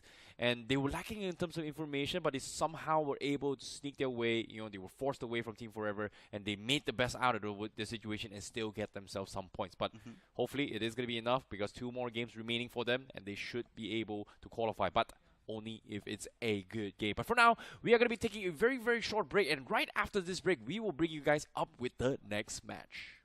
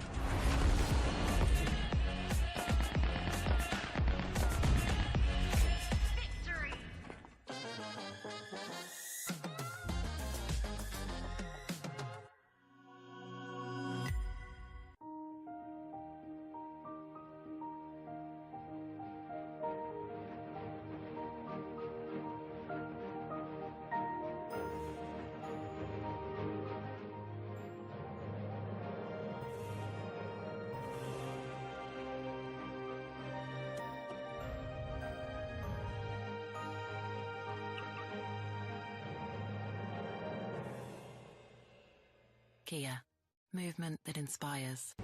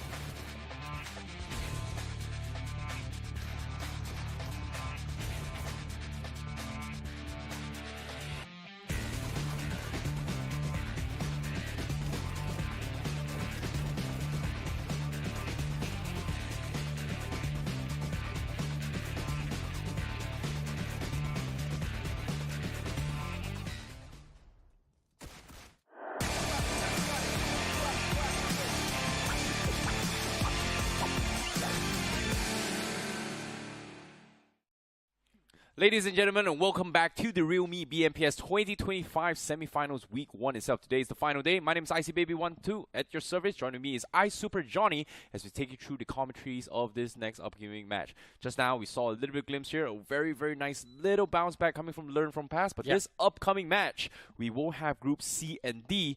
In this case, whenever Group D, the Group of Destruction, plays, it is going to be very, very intense here. Johnny, what do you think is going to be happening here? I think, we are expecting a lot of comebacks from this particular group. Fans are hoping for Team Seoul to make a bounce back. And of course, Godlike yesterday had a little bit of a slip up, but hopefully today they can hold on to their spot inside of the top 8. But I guess before we move on, thank you to our lovely sponsors, the Realme GT7, ladies and gentlemen, out and available on Amazon right now.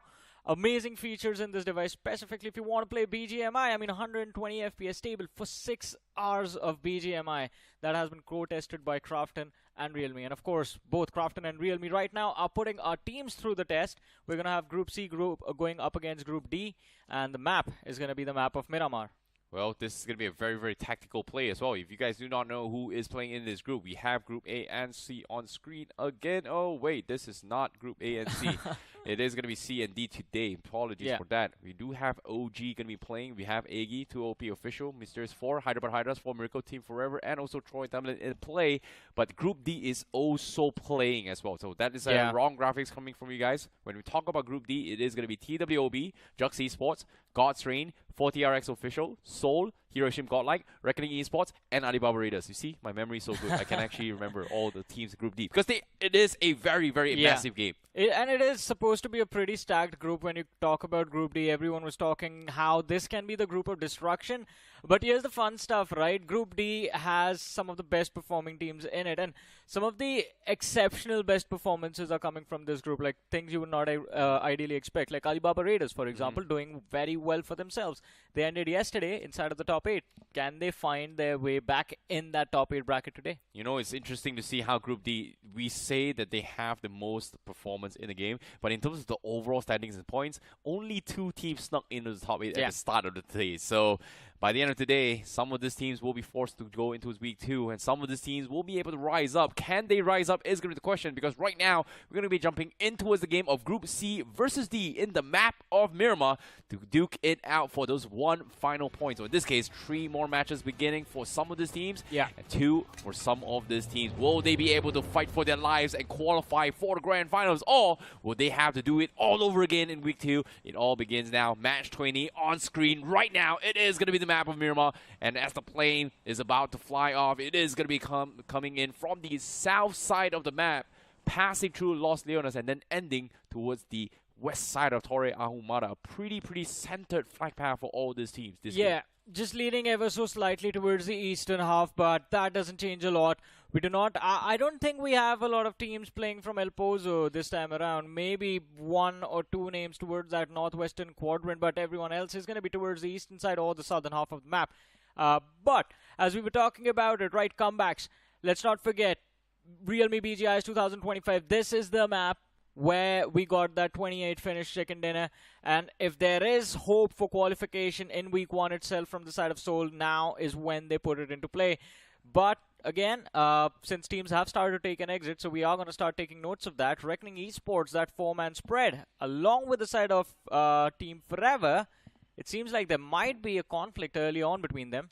Oh, it might be a conflict. That's going to be the question. But for now, this is going to be a very, very important one for us all. Because when it comes to Group D, its performance so far, especially coming from yesterday, every single game of Group D, the circle has been so unpredictable. But let's take a look at this one. Is this a favorable one or is it an okay one? Seems like the flank path coming from east side, circle on the west side. Traversing towards the west side is going to be a little bit of difficult top times, but is not as bad as yesterday itself. So teams can take a little bit of a late approach here. They can loot up a little bit more, maybe head into the circle by zone 3, zone 2. They should be able to find some room in the center itself. So it's not that bad. But as soon as I say that, whether or not it's bad or good, I have a very, very weird feeling here, Johnny. This circle is including Monte Nuevo inside of it. Yeah. And when you include Monte Nuevo, it is divided into 4 sections of the zone. So if the circle shifts rather late into the zone, let's say stage 4, stage 5, and it's still divided between 4 segments, well, let's hope Lady Luck is on your side, because that is going to be an absolute chaos again for Group D. Yeah, I mean, I think it can get very chaotic, or if you are lucky enough, rotate early, find a cover, and the circle just stays on top of you, which I feel like might happen to the players of TWOB. Then I think you really, really need to prioritize on getting those late game finishes. But TWOB, as we were talking about them, and as I was mentioning, right now this moves actually seems pretty decent if the circle is on that Monte Nuevo trajectory, as you also mentioned right now. Getting that early city control gives them a lot of priority for the high grounds towards the western side if they want to move to those open fields or if they want to play the actual city itself. But we'll have to see, because TWOB won't be facing any conflicts for at least the next 4 to 5 minutes, I believe. I mean, even if anyone breaches into Monte Nuevo, 2 teams can definitely hold ground in that city. But Seoul on our screens, we know where they start from. La Cobriera, we saw them on the map as well, and there is no one absolutely near them. So they're going to have a pretty easy start to this game of Miramar. Yeah, in terms of rotation as well coming from Seoul, I would say easy. It is going to be very easy. All they need to do is just follow the highway, and then they should be able to sneak up and towards the wall if they meet any kind of resistance. Yeah. But the problem with playing along the wall is that you have high ground, you have vision, but you can only take advantage of it until like stage 3, stage 4. And of course, the moment the circle shifts them out of the way, they are going to be having a very, very difficult time coming down along those wall cracks, if that makes sense. Yeah. It is going to be very, very tricky to play, but it is a viable option for them. But aside from that, teams, they have to prioritize onto Ladrela a little bit more just because the mountain terrains give them a little bit of advantage. And Seoul, however, obviously, when we talk about rotations, easy for them. But the question here is, can they maximize the positions that they had? Because in Seoul's case, the biggest concern for them is that can they get enough points to make the top 8? Because currently, if you see on the standings here, they are 36 points. So for them to breach into the top 8, it is a 34 points gap. So 1 massive game, 2 massive games, they should be able to qualify. I mean, as of now, the gap is, as you mentioned, 34 points. But I think just to be on the safer side of things, about 45, 50 points needed till the end of the day to stay inside of the top 8. Maisie's prediction was for Seoul was that they need to get 52 points in 3 games today in order to qualify. Yeah, but his prediction is also of the cutoff hitting 90 points, 89, 90 points. So mine is somewhere 75, 78. 75. It's pretty low, actually. I feel it can actually be in the 70s, but I have a feeling it's going to be either in the early 80s. Yeah. Or maybe the extreme on average wise, 70, it should 78, be 79. Yeah. I agree. Average wise, it should be somewhere around 82 to 85. Yeah, because the average right now sits, not right now actually, before game number 1, the average points per match for the team on the 8th position was 7.4 points per game. And they had 3 more matches left. So, yeah, early 80s is where we're expecting the mark to hit. Usually what happens is the last few matches, specifically the last 2 games that teams play, are going to be just based off all mechanics, no technicalities. You just try to go as many points in those last 2 matches as you can. It's always going to be a sprint, and that kind of throws the average out the window. That at that point, no one is thinking about where exactly they want to take the next fight, where they want to position themselves. It's all about get those 6-7 points as quickly as possible, get yourself to safety, and then finish off the day. But this is only true for the teams that are inside of the top 8. Everyone else is just going to be scrambling for the chicken dinner the entire time. You're specifically saying Team Forever and Team Eggy, aren't you? Yeah, I mean, these two squads are just going to do whatever they please. Yeah, in this case, Team Forever, NoNx, and Eggy are pretty much the 3 teams pretty much in the way past the safety cushion so far. So they are going to be part of your 3 teams in towards the Grand Finals themselves. So we are going to be having the glimpse on towards them, and hopefully things are going to be a-okay for them. God's Reign, however, has had a little bit of a slump themselves, as they are about 35 points away from reaching the 80-point ballpark. So for them, in order to qualify from God's Reign, they need a massive performance in this game. But like I said, Group of Destruction, look at this. There's Godlight, there's TWOB, there's Reckoning, there's God's Reign. Everyone is fighting for some sort of points. And yesterday, 4TRX was able to make a bounce back themselves because they played spoils for everyone in Group of Destruction. Oh, yeah. But already a cluster starting to form towards Montenuevo. We have Godlike on our screens moving in, out, or in fact moving out from San Martin right now. And look at the radar running. Eminent with Mysterious 4. Snowjot spotted out. I think they wanted to go for a spray, but before the fight initiates, we switch perspectives, head over to the side of Seoul. Another awkward conflict mid-rotation against 2 OP officials. Shots were fired, but no contact made between the 2 sides.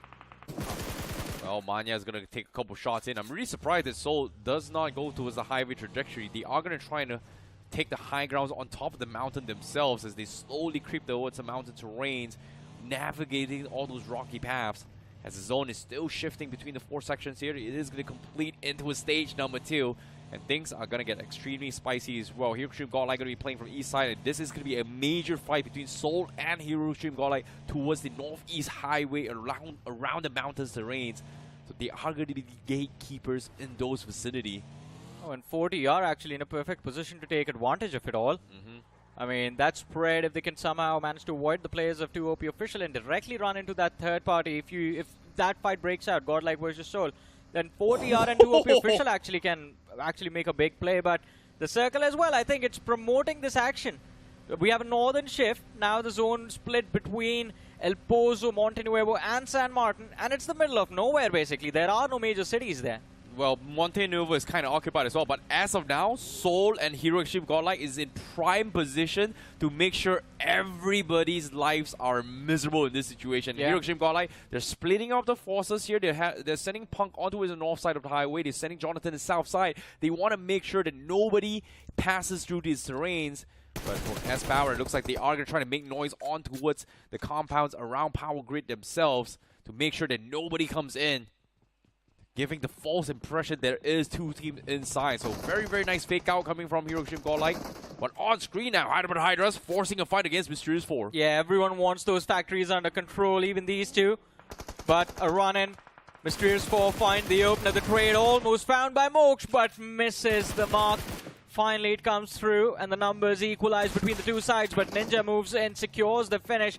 And now Hyderabad Hydras, can they recover their fallen player? Mysterious 4, they moved in a little too close. Jack's knocked out though. And this is the momentum swinger in the favor of Hyderabad Hydras. All 4 players regroup. The revive should come through as well. And they have the upper hand against Mysterious 4. But the problem is that there are going to be a lot more teams moving in. There we have it. Eggy moves in. Mysterious 4, they are out of the game. Well, Mysterious 4, very, very quick takedown by Eggy. And again, the third parties coming from Eggy has been phenomenal and unstoppable. Every single third party from the side of Team Eggy has run in their favor as being victorious in their favor. They just always get away with some points. And now the pressure continues. Hyderabad Hydra scouts out Eggy, but Ninja getting shot off. He is going to back off and respect this, but he has bought enough time for his teammates to reset. As they try to go in for a little bit more tandem here. Pro OP lobs a nade. You want to try and shut down Hyderabad Hydras. Does it connect? It does! Pro OP finds Marsh. That's the perfect knock. And now Hyderabad Hydras in a little bit of scuffle. Another nade comes through. Ninja in a lot of trouble. He takes the nade.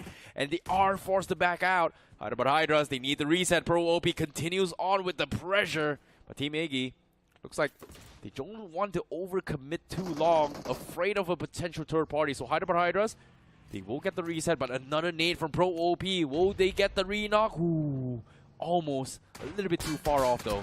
Yeah, just a little bit far off, but I mean, he was making it seems like he was trained by Steph Curry himself, just landing those nades and even almost picking up Ninja. But Tamilan Esports, now this is the 4th team, by the way, to be involved in this fight. Ninja knocked out, and Tamilan Esports now showing up for the cleanup. Sarvit was knocked out a few moments ago, and he's still not been finished up. But Hyderabad Hydras, their numbers have dwindled down to just 1 player left inside of the game. And seems like the circle is going to shift on towards Power Grid. You can see Eggy, Tamilan, they're a little bit hesitant to go in for the fight.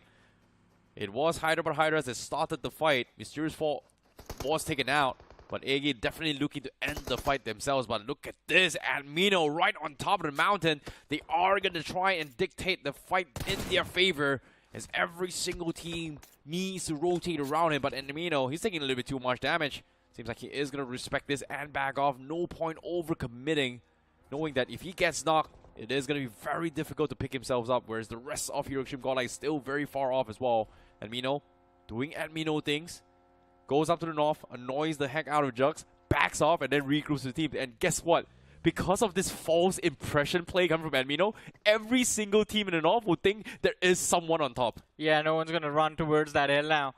That is disgusting. It actually is... It is a pretty decent play. It keeps the hill empty later for your team to take.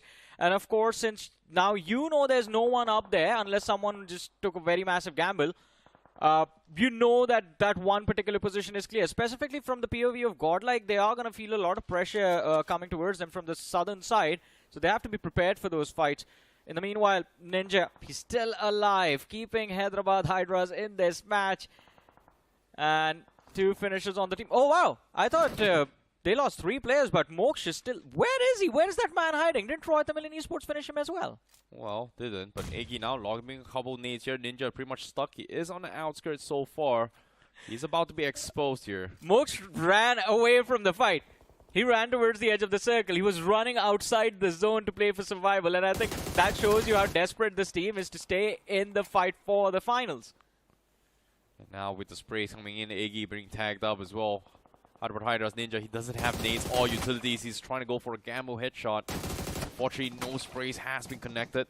He's pretty much running out of options here. Ninja gets tagged up. There's nothing much he can do as the fight prolongs. Tamilan is looking to try and third party this. Hero Extreme Godlike inside Power Grid. They've heard all these commotions, but I don't think they want to try and fight this themselves.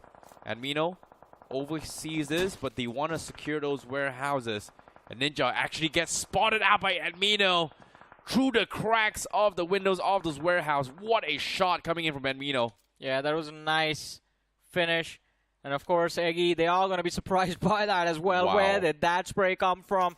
But also an eye-opener for Tamilan Esports, as we spoke about it. When Godlike took these factories, they were the first ones here, but everyone wanted these compounds all to themselves. It was Mysterious 4, Hyderabad Hydras moving in first. Eggy came in with the third party, and then Tamilan tried to snatch them away. But all the teams just ended up fighting themselves outside of the factory. No one engaged Godlike directly. But look at this shift now. It gives Godlike a lot of control towards that eastern edge, with Team Forever moving in right now as we see Shayan leading the charge. And Tamilan Esports, Eggy pushed outside of the play zone itself. This is such a tricky situation coming from Hero Extreme Godlike. They can't really push into the zone because it's no man's land. And the moment if they do that, they are going to be shot from teams in the south, teams from the east, and from 4TR in particular. So the only good viable option from Hero Extreme Godlike is to shut down everyone from the east side first before rotating in. Yeah. Same can be said for Seoul as well, the northwest corner. Or just let everyone from the eastern side move in and then start shooting them in the backs. But noise has been made, and that means position compromise. But Forever, it seems like they are kind of distracted. They found an opening against the side of God's Reign, and they might want to engage into that fight. But Jux, moving in from the northern side, also wants those finish points for themselves. But here they are, Team Forever. A quick entry and a quick exit handed to Justin from God's Reign. 2 finishes secured right off the bat, and you can see the confidence in the plays this team makes now. Oh, Team Forever, they're going to clean out the edges before pushing in. They're farming finishes themselves. They have no reason to do anything but that. And as of yet, Thunder gets picked off. Destro was able to get a little bit of trade, but Team Forever, it doesn't matter. They're qualified. They've got 91 points. They're tanking the zone. They're bleeding out really, really quickly to the zone as well. It is stage 4 zone. God's Reign will lose a player. And it seems like the spoil sports continue here, Johnny, for Team Forever. Yeah. But they don't care, as you mentioned. Already 91 points. They have absolutely nothing to lose. But Tamilan Esports, this actually can be a game changer for them. Sitting at 59 points, not too far away from that qualification marker. Just need 11. 11 points needed right now to get themselves into the top 8. And they found a few extra finishes. Tamilan Esports, they can spot out Mafia as well. The last man from the side of Team Forever. That's an extra point added to the bag. Indeed, Team Forever pretty much just crashing anyone they see right now. They are literally playing spoil sports. And guess who had to pay the price? This is going to be God's Reign in this situation. Unfortunately to say, based on their performance, I don't think God's Reign is going to be able to secure the chicken dinner. But let's be a little bit hopeful for now. But on screen, we do see Hydro picking them up. That is going to be Team Forever. They bows out on 15th place. 6 more points needed. 6 more finishes in this game, and if they can secure a chicken dinner, that gets them that safety cushion as well, pushing them over 80 points. But godlike, as you mentioned, they have spotted out Ranveer, and the spray connects as well from Punk.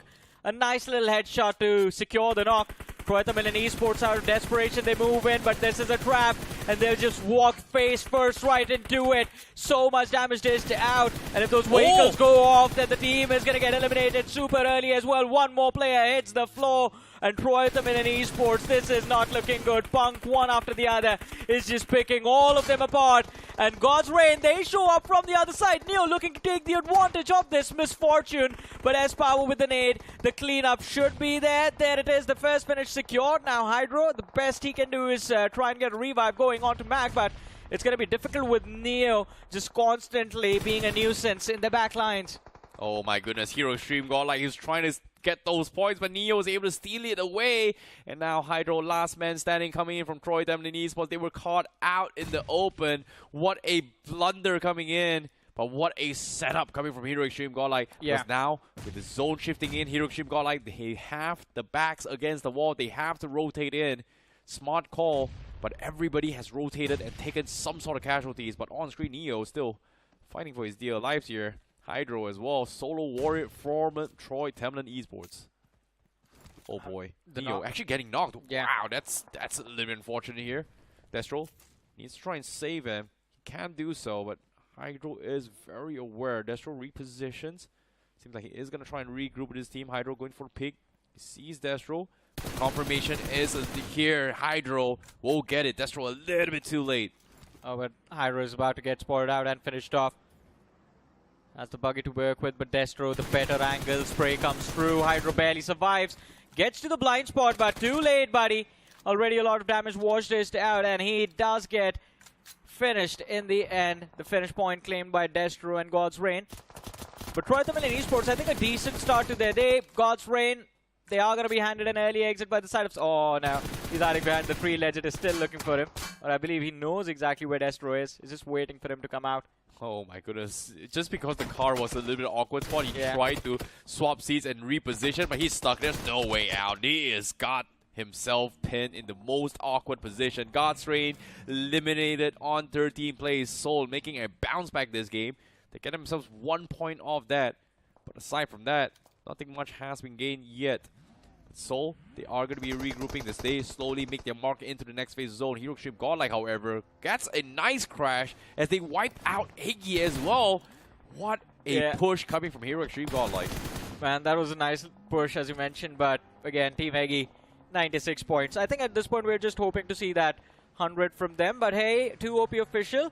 Now, in that last game, 2OP official found themselves in a decent enough spot that a chicken dinner could have actually secured them a spot inside of that top 8, but that didn't happen. They had all 4 players left, got taken out way earlier than they should have. This time around, though, again, it's the same thing that's happening. Caught between multiple fights, and two OP officials are losing bodies to TWOB, to the likes of 4TR, and they're stuck towards that northeastern edge. But as we northwestern edge, but towards the northeastern edge is where Godlike is.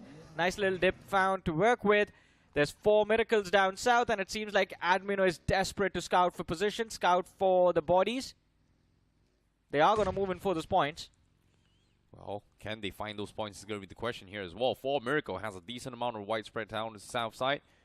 They have a very nice off angle, but they just don't have the clear line of sight yet. So all they have to do is just be very, very patient, unless Hero Extreme Godlike takes it away from them, because close to them is going to be Jux as well, because I do see a little bit of remnants of Jux Esports with Jax and Niku creeping by to try get a little bit of action coming in. Hero Extreme Godlike has no information of what's happening as well. And we know, in this case, a little bit far off towards the zone. Punk outside the zone to try and gatekeep them. But with the circle shifting even out in the open as well, we do see TWOB in gray on the west side. And Jux in the middle as well, 4TR in the northern compound. So every single team from the south side and east side needs to run through the valley. The valley will include 4 Miracle having clear sights on all of them. As you can see, Punk, they're trying to capitalize on this, but looks like he will back out, knowing that there is no action coming in from the southeast corner. I doubt this split. I see this 2-2 split coming from the side of Godlike. 2 players keeping the side of Soul in check, just making sure that no one pushes that lower ground, and 2 players somehow keeping Jux at bay as well. Because I think it's that passive pressure from the side of Godlike that has just kept Jux away from pushing into any fights. They don't have a lot of finishes inside of this game yet. They really need to push in, considering that the circle is favoring on Jux as well. They're just need waiting points for them. And they're hoping for some sort of action, I guess. But OG, they see 4 Miracle. They are going to take traps as well, but 4 Miracle, they're just getting pinned. 3 teams looking for Miracle, hoping to capitalize, but as the day goes by, the time goes by, every single team is just like, you know what, it's just not worth the time. Yeah, I mean, you waste your time stuck out into the open instead of finding cover inside of the zone, then your late game stage, basically the end game, is going to be ruined. But match overall ruined for the side of TWOB official, because even the last man was found and finished off. But Godlike, shots fired on the players of Soul. And no, Knuckle, he's so lucky. He could have gotten knocked out over there. But S-Power whiffed and Knuckle survives. Now this is an opening for Soul. If they can recover from this unexpected assault, they can take out the side of Godlike, and here they kick things off, knocking out S-Power. The third party comes through for 4 Miracles as they find Admino as well. Jonathan stuck in a 1v2, finds Goblin, knocks him and finishes him off instantly. But Knuckle in the backlines, the nade being cooked. And if it lands even close to those vehicles, both of them are gone, and it is going to be perfect. There it is. S-Power finished off. Jonathan knocked out. And Legend is looking to go big in this fight. Godlike, they're down to their last man. Oh my goodness, what a blunder coming from both sides. Punk has to run away, and he himself got shot. He's about to get taken out. Jonathan gets confirmed as well. Manya finds the confirmation. But Hero Extreme Godlike leaving only Punk remaining with 6 finishes in the bag. What a major clash coming in. What a spoil sports coming from 4 Miracle as well, as they completely shut each other out. Soul taking a little bit of casualty, but they are still the victors from this engagement. Meanwhile, Orangutan walking up. They are going to try and shut down 4 Miracles. They have still a decent amount of combos, but OG sees each and every one of them as well. Now nades coming from AKOP, looking to lob it over. Does he connect on Reaper? Reaper tagged up, half HP. He's going to try and reposition this. 4 Miracle, they need to get out. And OG, not making it easy for them. Great nades coming from AKOP. Yeah, finally finds the opening. Dragon OP out of the way. But Beard Baba, he has a nade in his hand as well, and he's at the ready. Oh no, switches it up at the last second, and OG are going to be allowed to flush into these compounds. 4 Miracle, this is a big mistake. OG, especially AKOP, back in his form. They kick things off, but OG on the wrong end of the stick. 1 man knocked out, make that 2, as even Aru falls. But now the hero of the Orangutan lineup, he is here. AKOP shots are failing to find connections. Finally finds one and gets a return against the side of 4 Miracle. It's down to a 1v1 this fight, but does not matter who wins, because Jux is here along with the side of Soul looking for a third party. And I think it is going to be a scramble for those finish points as Beard Baba backs off. AKOP, he's hearing those footsteps and the panic sets in. The third party comes in. AKOP looks for the reset. Beer Baba trying to stop this as well as he goes on the hunt, but he's getting flushed from multiple angles. It looks like he is afraid as well. His health is too low. They pick up Aru. AKOP gonna try and pick up Wizgard, but the circle is slowly moving in very, very soon. They have to make a leave as well. Soul themselves disengages from the fight. They are getting shot in from Jux. They are getting shot from 4TR. Aru finally finds Beard Baba. They wipe off 4 Miracle, but OG, they get the reset. But the back's against the wall. They don't have time. Circle closing in. They need to make a quick exit as they are about to exit as well. But Soul, they do not have line of sight. Oh, that is beautiful coming from OG. They are able to rotate safely into zone. But inside the zone here, legit getting a nade on Niku. And now the rush coming from Jax gets him finished off. And that is going to be Soul that holds on. And Soul was able to get a very, very big win. Yeah, they have 7 points in this game from the finishes and they found themselves in the top 5. This could be the game that helps them make a bounce back and set them up for the future matches of the day. But Reckoning Esports right now, 3-man strong, finding themselves against the side of OG.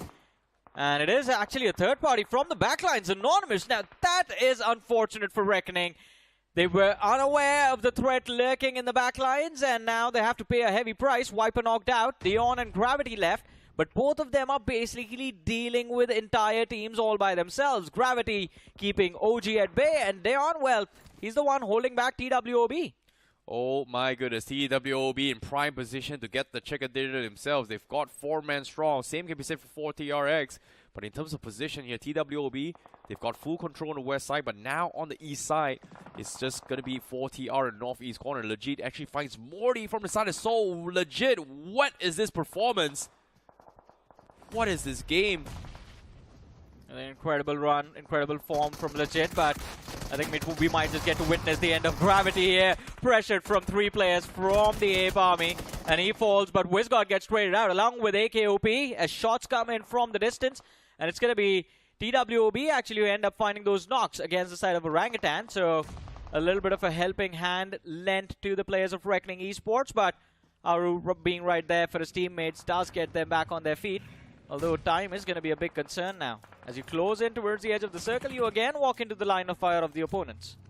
TWOB in prime position, but Reckoning, look at this, the spray. Viper finds Wizgard OG, leaving only Aru remaining. He's down so low, now the nade is about to clip him, but Aru, he somehow survives. Knuckle looking to try and capitalize on this as well.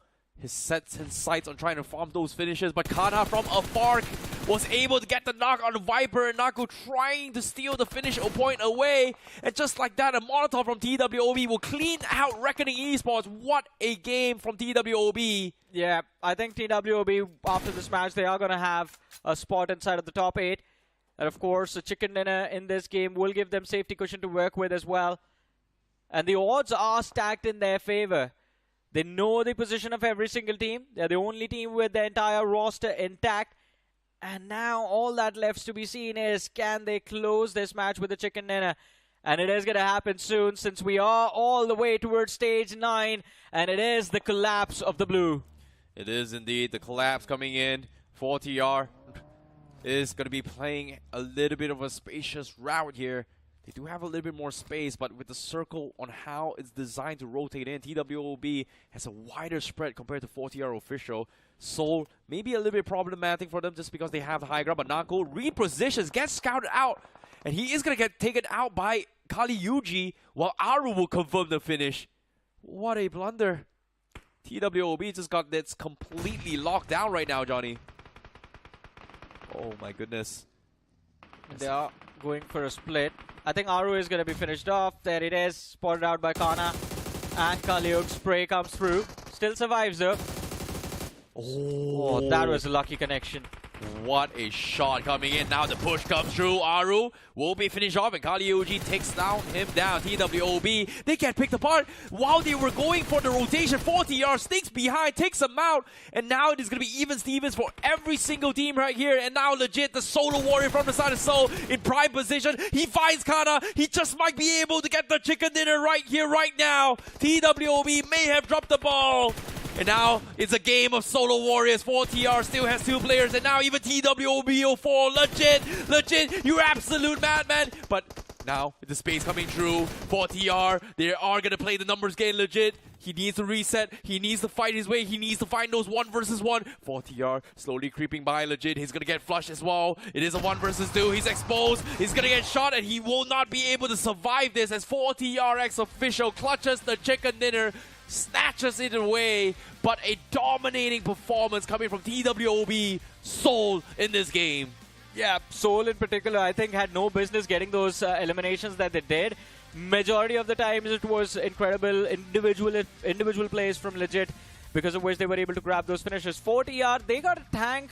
They owe a lot of thanks to Seoul, Jux, TWOB, Reckoning Esports, because 4TR did the least in terms of engaging into those fights, proactively looking for engagements, or even protecting themselves at a certain point in this game. And it was just the fact that, first of all, I don't know why TWOB was very not interested in taking the fight against 4TR. Seoul didn't want to go against them. I think it was just the fact that they had 4 players, that no one wanted to fight them. But just that one element kept them safe and kept everyone away from engaging into them. Otherwise, moving in from the northeastern side was very challenging. Exactly, but in case you guys missed out on action as well, this highlights of a match is just action-packed coming from each and every single team in this respective group itself here. We saw, of course, Godstrange trying to actually make some sort of plays, but they were third-party rather early by Team Forever, which resulted in them having a little bit slight hiccup as well. And we saw also moments of brilliance coming from Hero Extreme Godlike to just shut down Troy Tamilan Esports, but eventually Hero Extreme Godlike had one of the most awkward blunders against Seoul, because Jonathan taking down Goblin right from the get-go and legit instantly shutting down the rest of the members, sacrificing Goblin's position. Legit was able to salvage a fight for Seoul. Yeah, I think the blunder happened instantly as soon as the fight was initiated, with Admino and S-Power getting picked off. Jonathan getting Goblin was a consolation frag for the side of Godlike, but yeah, that was a disastrous fight from the Godlike POV. For Seoul though, it was a moment of celebration. That wipe was clean. But apart from that, I think this was the one moment where we saw both Knuckle and Legit sort of shine to their best, because that mountain hold of theirs was absolutely beautiful. It was a sight to witness, being very opportunistic, going for points wherever they can, dishing out whatever damage they can, but also keeping themselves safe. Because, again, as I mentioned, first, they did not have any business getting the finishes, and second, they found their way inside of the top 3, man. That was incredible. This team lost players very early. Yep, and of course, Seoul was the one that actually picks off TWOB. The circle forced them out in the open.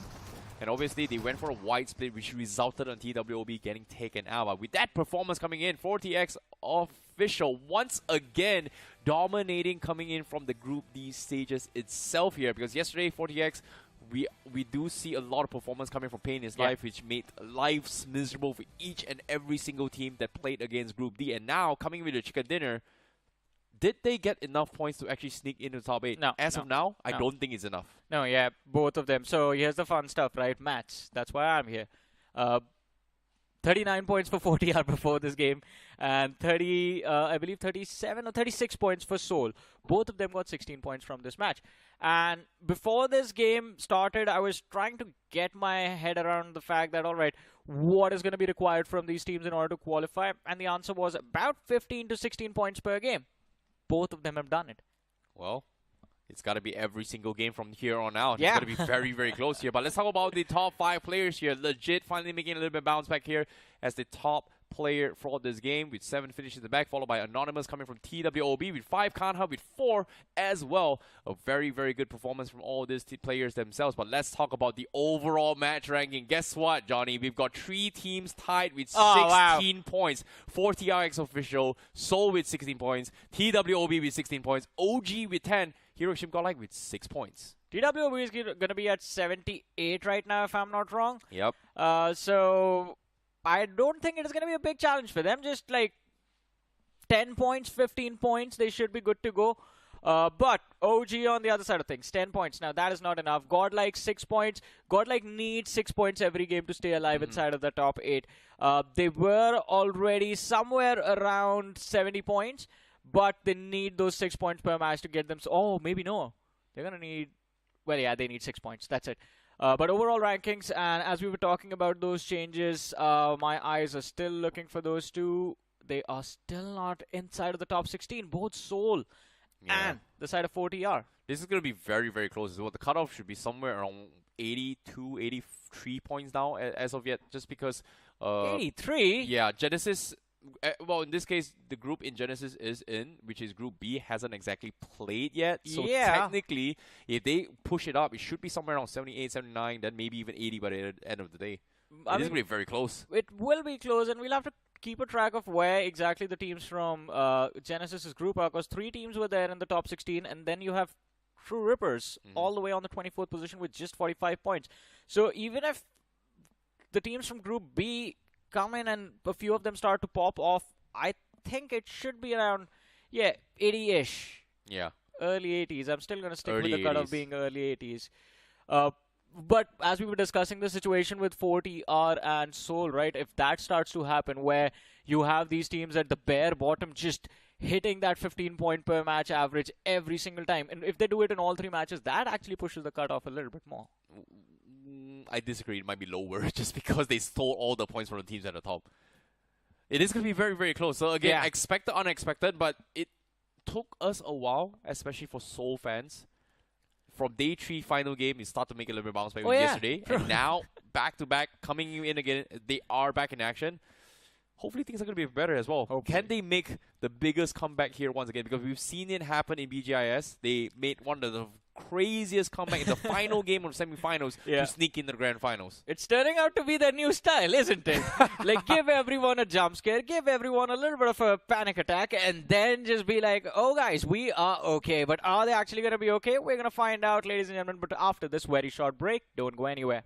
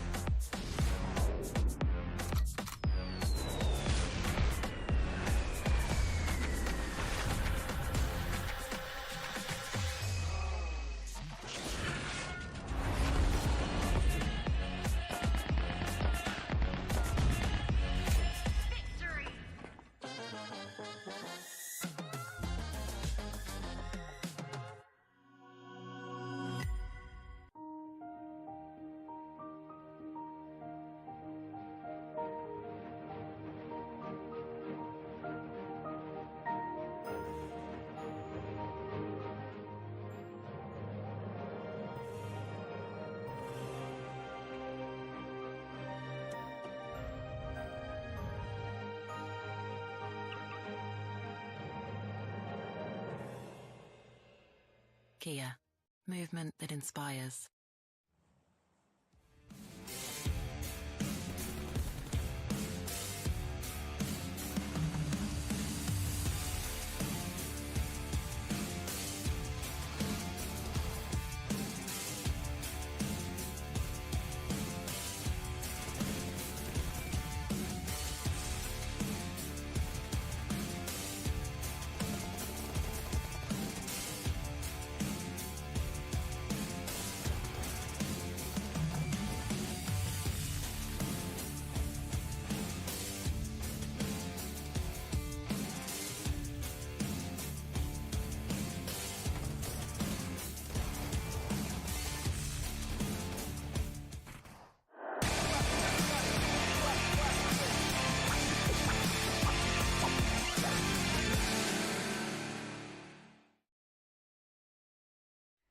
Welcome back after that break, ladies and gentlemen, to the realme BMPS 2025. It's semi-finals week 1, and of course it's the last day of semi-finals week 1. Last few matches left for all of these teams to figure out that which are going to be the top 8 amongst them who get to move forward to the grand finals. This is Super Joined by Fixus alongside with me, and before we move on with our show, a quick shout out to our lovely sponsors, which is going to be the Realme GT7, ladies and gentlemen, our official smartphone partner for the Realme BMPS 2025.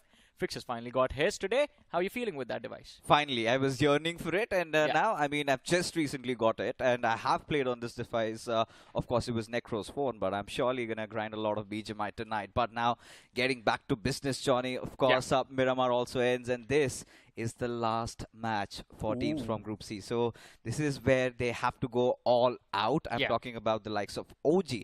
They've been securing 10 points every single game, good average points, but this is their strongest map, and they need a chicken dinner in this. I mean, they definitely do, and it is going to be interesting to see, can they grab a chicken dinner in this matchup.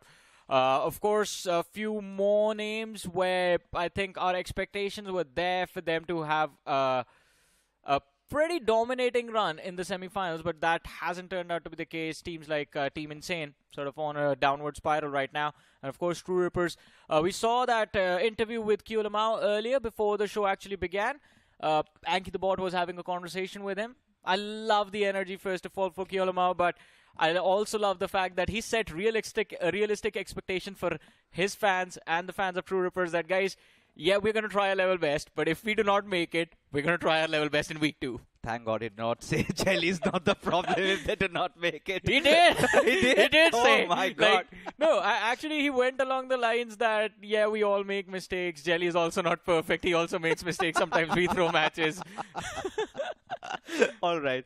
Somebody with a counter argument. But now, interestingly enough, now we have K9 into the fray, right? K9 was pretty good. Yesterday we saw them. They were not on gear 5. They were on gear 3. We did not see that explosiveness coming out from their side, which still kept them in the top 5.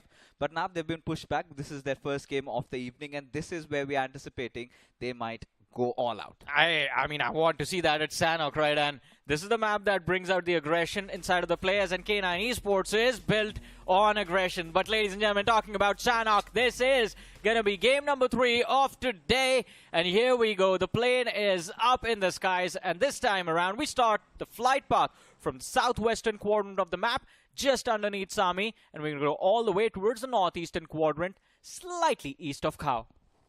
The circle is going to play such an important role in this one, because we've seen various circles. We've seen circles go towards the west. Lately, we're witnessing a lot of circles actually going down south. So if that happens, that could be a whole different storyline. But for Team Insane, one thing is constant, right? They drop down at Painan. Look at K9. They'll be heading off to the Camp Alpha Island. Nothing much going over there. But, of course, eyes will be on the likes of Genesis, who are very close to qualification. Same goes with K9, as they also need around 10 to 12 points. Yesterday, we saw Team Aryan stage an epic comeback. And let's not also forget that you've got rising Inferno Esports. They're also in the race. On the other side, of course, eyes will be on the likes of Team OG. They've been doing fairly well. Team Forever have already earned their golden ticket, according at least to my mathematics. But Team Troita Millions, this is also a do-or-die game for them as well. Yeah, it is definitely going to be one of those moments. Look at Paradise, Johnny. Yeah, I mean, it is usually you expect a clutter over there, but how is this fight going to go? 2 OP official, even for them, a dire situation. If they do not win this early fight, then they might as well say bye-bye to their opportunity to qualify in week 1 itself. And Shockwave has been sending a lot of shockwaves throughout the different stages of this tournament, but the semifinals haven't really gone that well for them. Just 7 placement points in the 9 matches they played. They were quite erratic, right? The only good performance from Shockwave I remember was yesterday's, or even the day before yesterday's Erangel. Yeah. Where they got decent amount of finishes, but today we know that 2 OP officials have been bringing in a lot of heat lately. They have been engaging in a lot of fights, and Shockwave, looking at where they stand, pretty below, 37 points. Still their first game, and they need at least averaging around 20 points if they need to qualify. And look at this. They've already got their numbers up. 2 players pushing against AimHacks. Has his position been compromised, though? Well, I don't think so. The players from the side of Shockwave are running too exposed to these windows, and AimHacks is deciding, what do I use here? Is the UMP going to get me an easier knock, or is it going to be the rifle? But his teammates on the other side, and this time around, for a change, it's Liability. Instead of getting knocked out, he finds the opener. AimHack moves in. So that's the second of this fight, and Shockwave, well, they can't really handle the Shockwave anymore, Fixes. Yeah, and this is what we anticipated, right? Shockwave, they're having those early first game jitters, and now 2 OP officials, they've got their hands hot.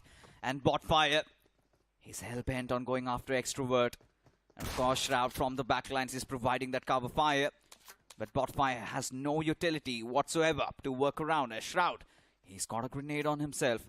Could of course block that passage, could use that smoke grenade. Really not relying on that. As Team TWOB, they again get the numbers back up. 3 players deciding to push in. And now Shroud, he also let loose of his position. Well, let's see though. Not a lot of hope for Shockwave in this fight. This bot fire, along with the rest of the team, is looking to move in, and they are just tracking these players right now. There's no util. They have to find the util in order to re-engage. I mean, Paradise Resort is the perfect spot for the refills, man. I mean, everything is all around you. Emax as well. Now, this is going to be an interesting approach. They can try to pinch Shroud first, but Extrovert, it has to be his play. If he finds the equalizer, then Shockwave can turn this fight in a split second. Henry Silence seems to have taken over. You know, TWOB right now dialing themselves, but liability, Ouch. he opens up, and now all that remains from Shockwave is just going to be this lonely straggler Shroud against a whole team of TWOB officials. He fails. Shoot Paglu, the only player who's been taken down as liability, opens things up in a very heated fashion. 3 finishes for him. But let's talk about TWOB officials a little bit. They have been climbing up the standings right now at 59 points. If they want to qualify from semifinals week 1 itself, they'll have to look for a 30-plus bomber. Yeah, they need about, well, they are going to be at 63 right now, aren't they? So they need about that's already calculated. 17 more points. No, they're still at 59 though, but hold on.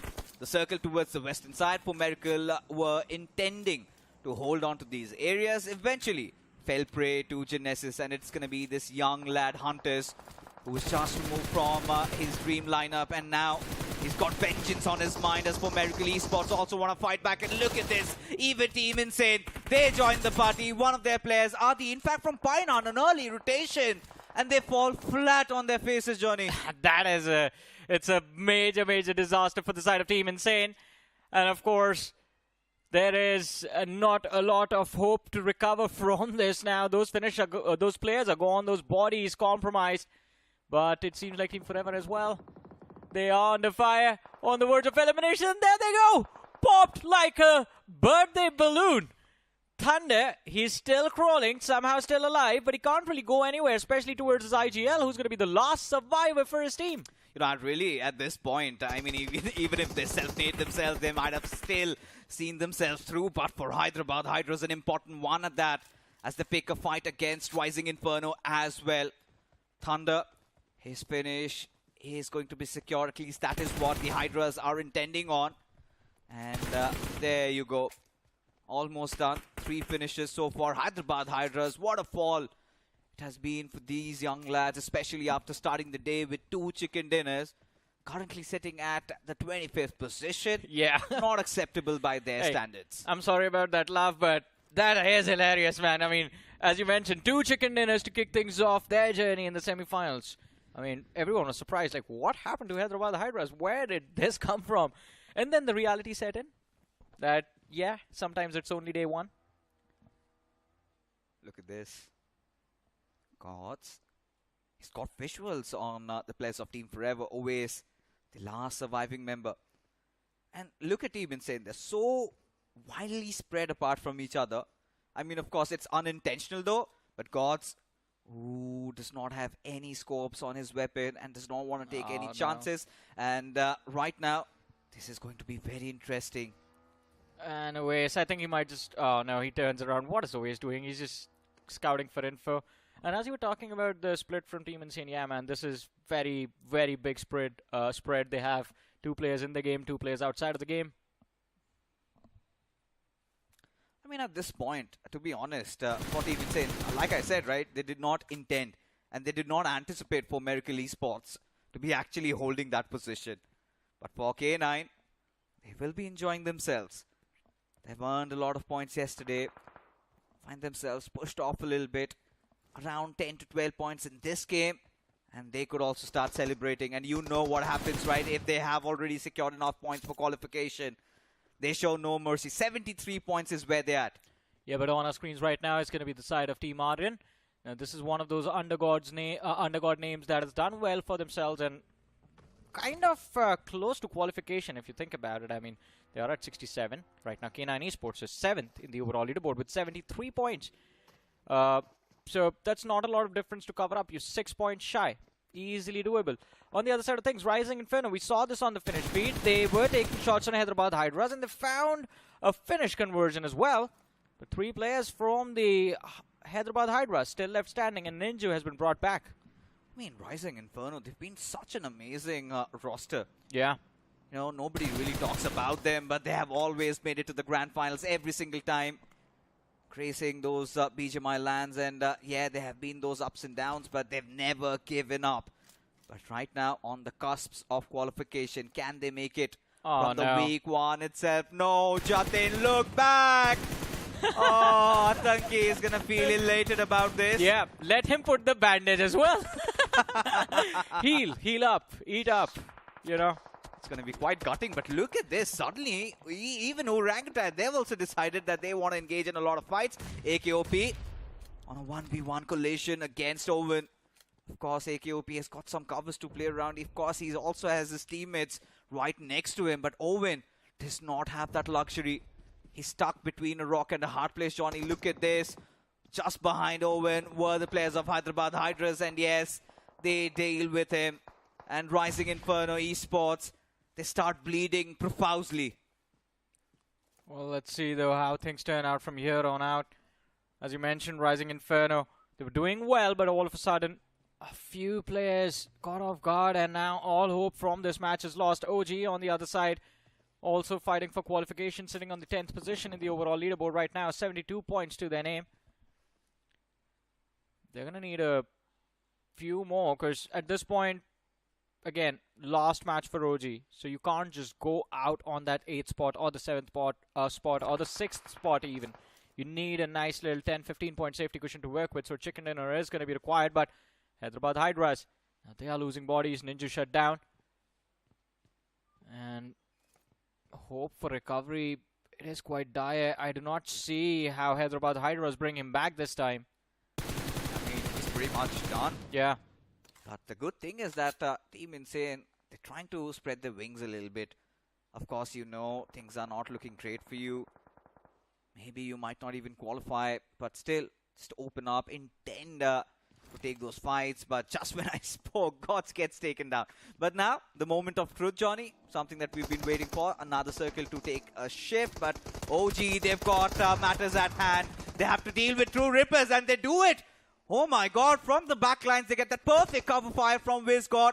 And just like that, 2 players of TR on their knees. Yeah. And third one almost goes down, and there you go.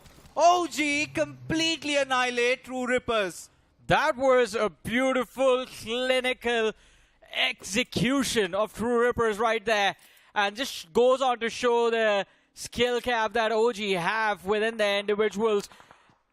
TWOB official, though, liability. Now, I mean, BO7, first of all of a sudden in this game are doing quite well. They've gotten a few eliminations to kick things off. Oh, no. They were involved in action, but it seems like nothing came from it. No points. No players lost. Absolutely, what do you call it? A sum-zero game, right? A little bit of a lull there, but hold on. We've got another fight, Johnny. Yeah. Mysterious 4 against BO7s. BO7s have been looking quite gloomy at this point. Mysterious 4, they've been on an uprisal. They've made some recoveries. They need to prep up for week 2, but they want to push the gas. And if you also want to do so, do check out the Kiasaros. As now Ghostface down on his knees. Look at Dizzy on the backlines. Does not have a lot of HP to work with. And look at where his teammate is. Dusty is far off from his pack. So Dizzy pretty much alienated over there. As liability, he's also taken quite some damage. But Mysterious 4 checking every single nook and cranny. Will spot Dizzy out.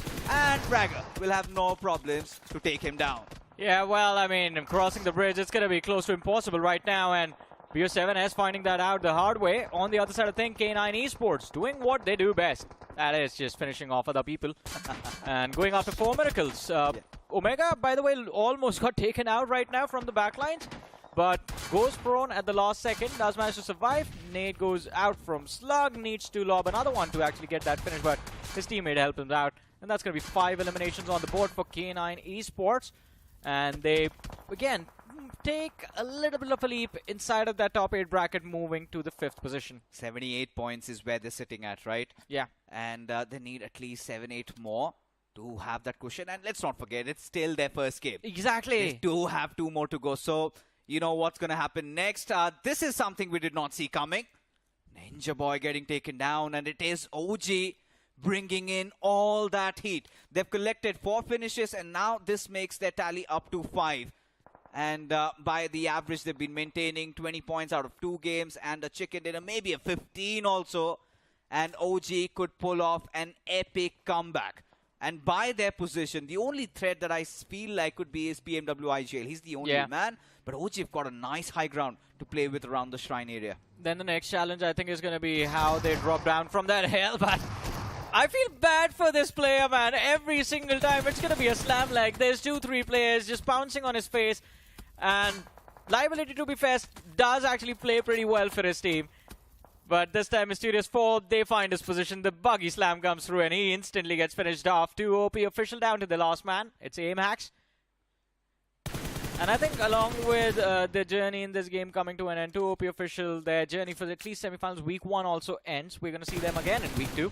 Yeah, I mean, there's dying breaths, but I wanted to talk about Genesis also a little bit.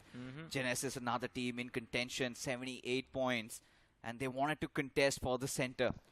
Doing so, they lost 2 of their players, but B is finding Aru off guard. Aru had no clue, and OG had no business to be roaming around in the open like that. Yeah. And they have been punished.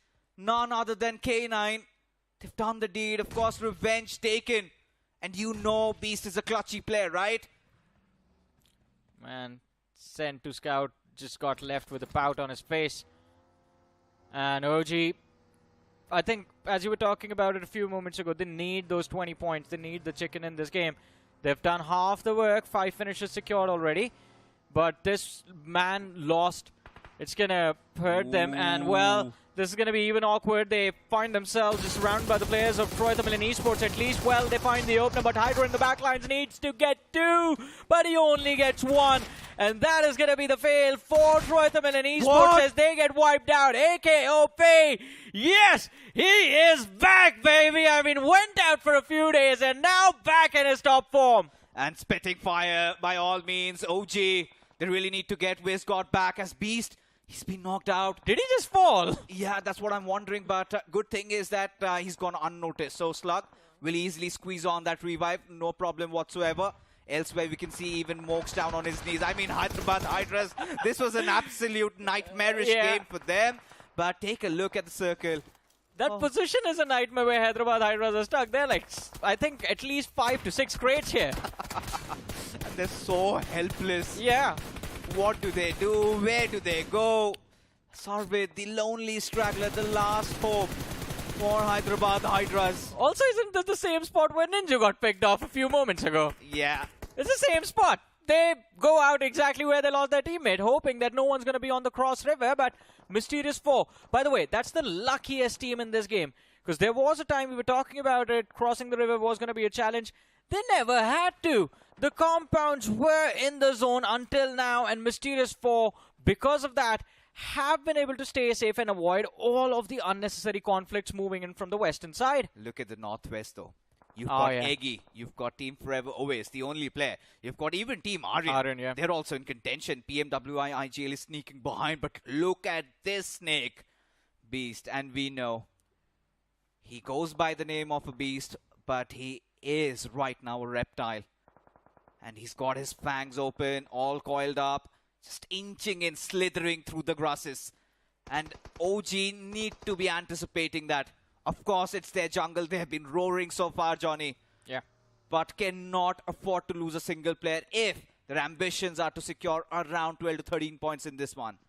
Hey, man, it is going to be an intense moment.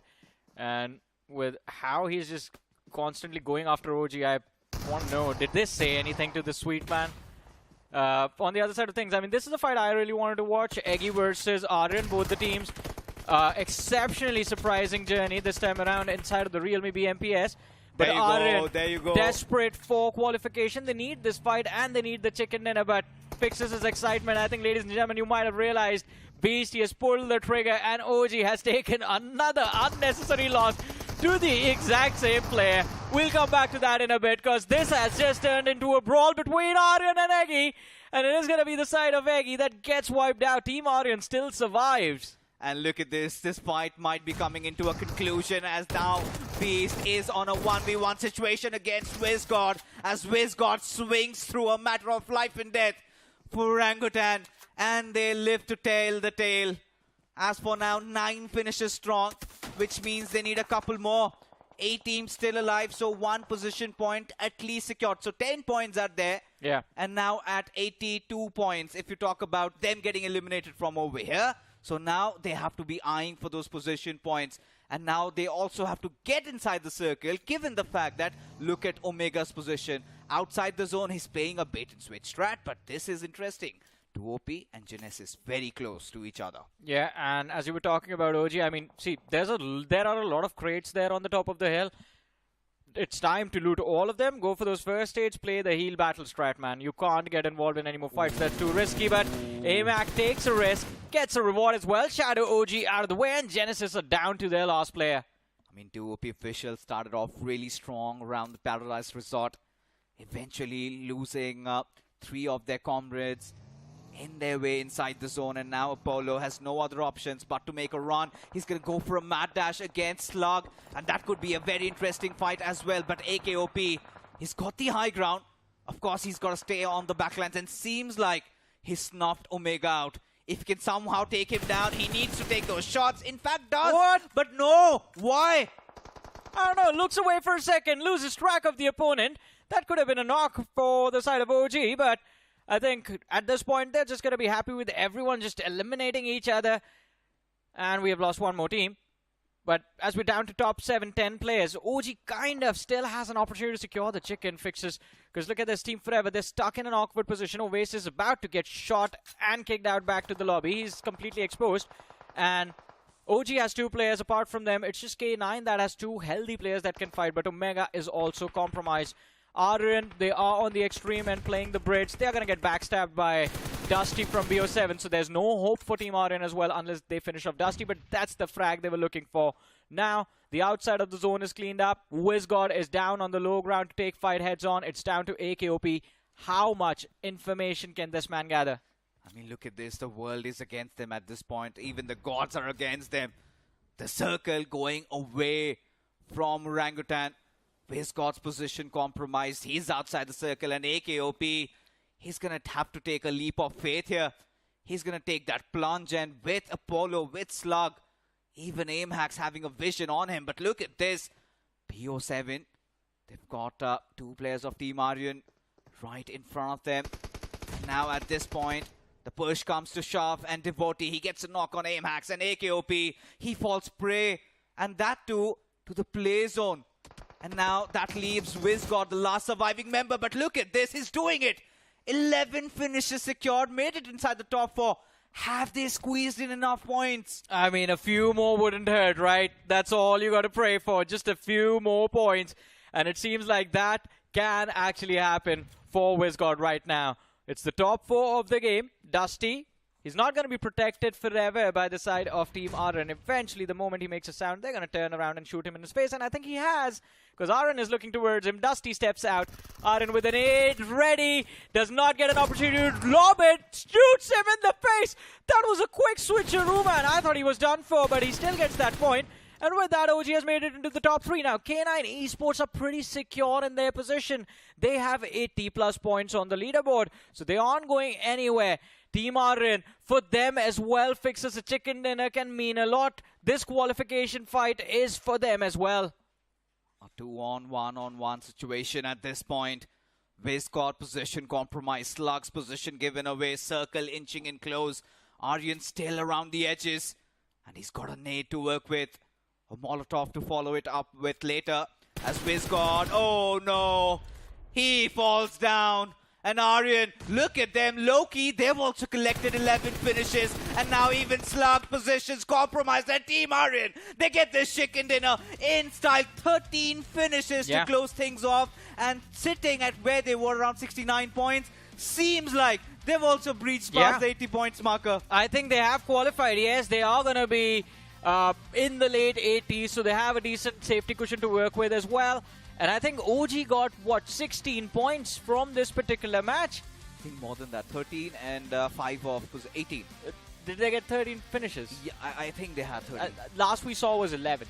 11? Then it is just 5 placement points, 16. Alright, 16 points. Yeah. And, is that enough? They might have reached past 85 though.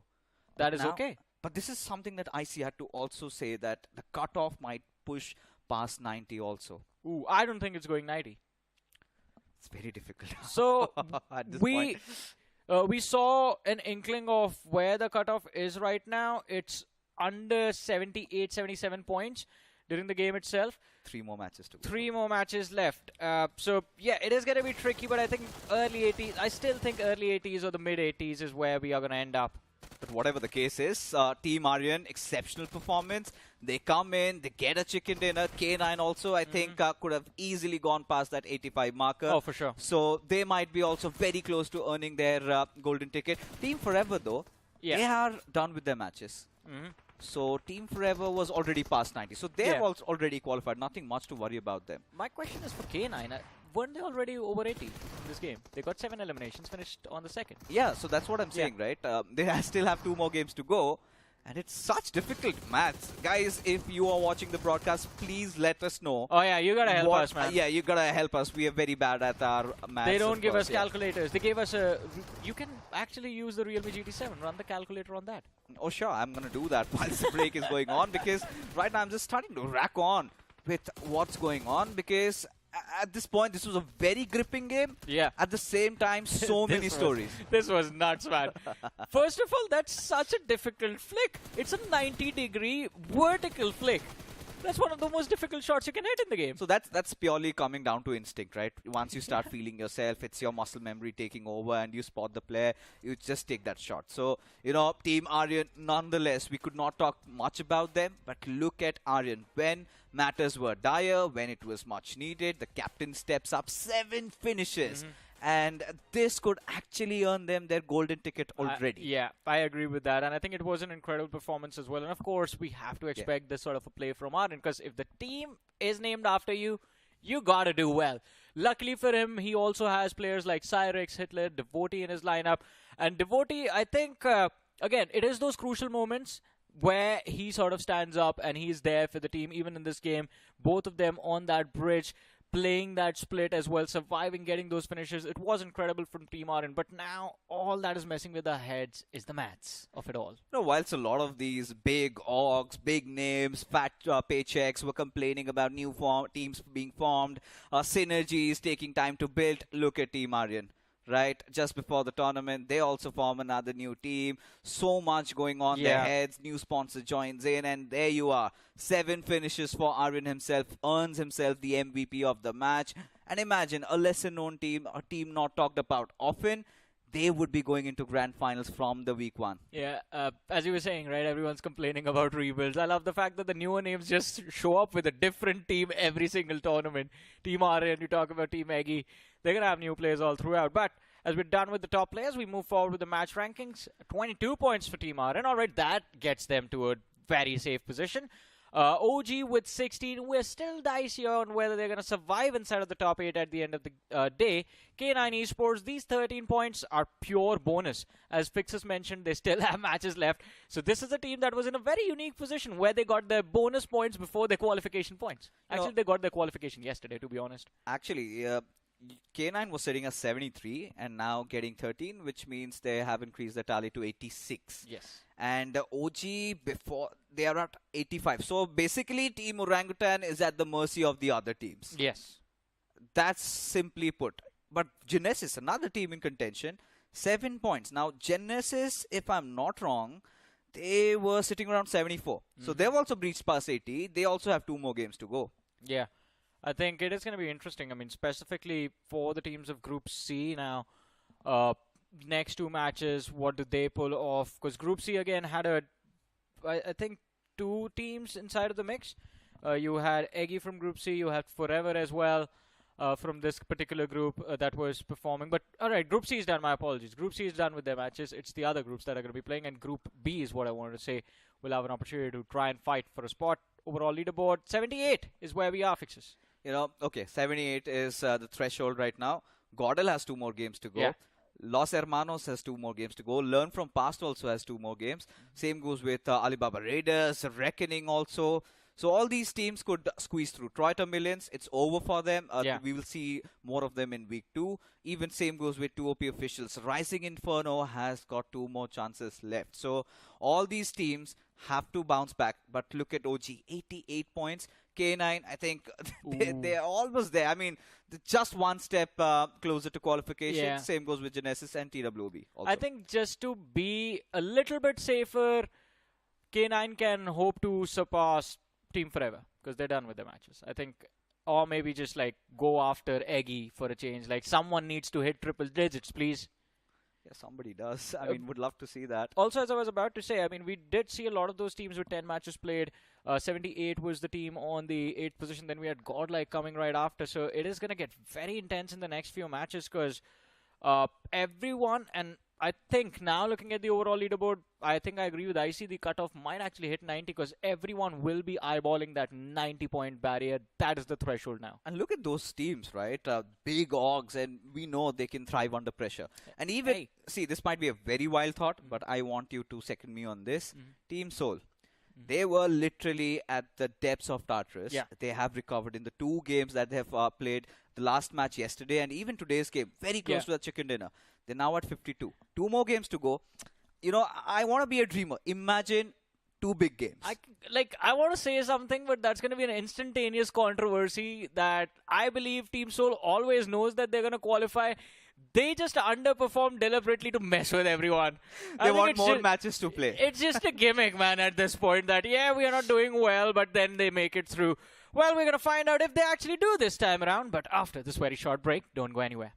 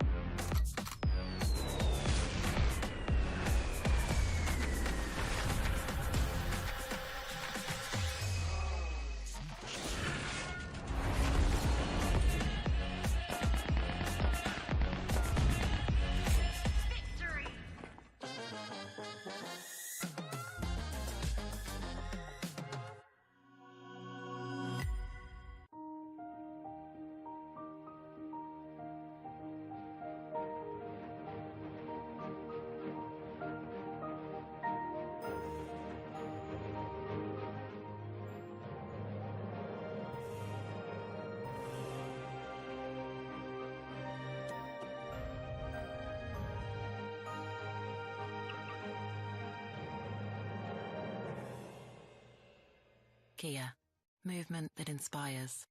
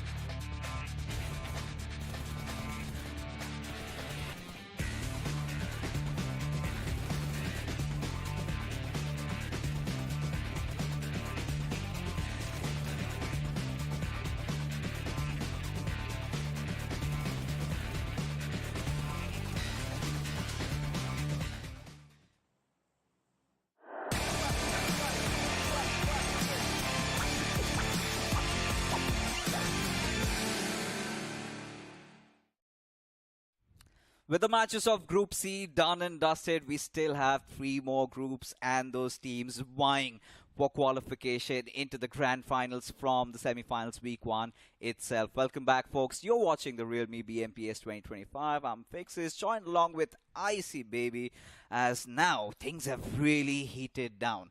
I see speculations of the cutoff racing up to 90 are finally real. But before we get into that conversation, a huge shout out once again to our sponsors, Realme GT7. And you know about all the features. We've been talking about it endlessly. So what are you waiting for? Grab it on Amazon. Sale is live. You've got some interesting prices out there. And it is esports ready. Co-tested and approved by Crafton and also from the casters. Exactly. Be sure to check it out as well. 120 FPS for 6 hours non-stop on BGMI. Uninterrupted gaming. Just check it out on Amazon. Buy it. Do it. Just do it. Now, back to this question here as well. Like you said, Group C pretty much done and dusted with all their games. Now, this upcoming few games is going to be the crucial moment for, in particular, going to be the last few moments for some of these teams to try and make a mad dash to try and take their spots away from the top 8. But now, this upcoming match is going to be in the map of Erangel. It is going to be in Group A and also, of course, Group B this time. AB, so you've got so many big names coming up, especially learn from past. They started off really well.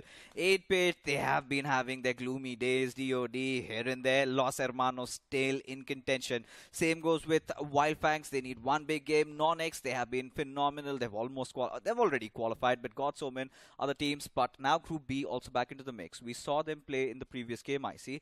K9, they were phenomenal. Same goes with Team Aryan getting that chicken dinner. I think it comes down to a situation where this final 2 games for each and respective group from A, B, and also D itself is going to be the last chance. They have to make massive games or they're pretty much going to be out in contention for the ticket to Grand Finals itself. So it's last 3 games decides the fates on who is going to be playing week 2 and who is going to be taking a nap after today.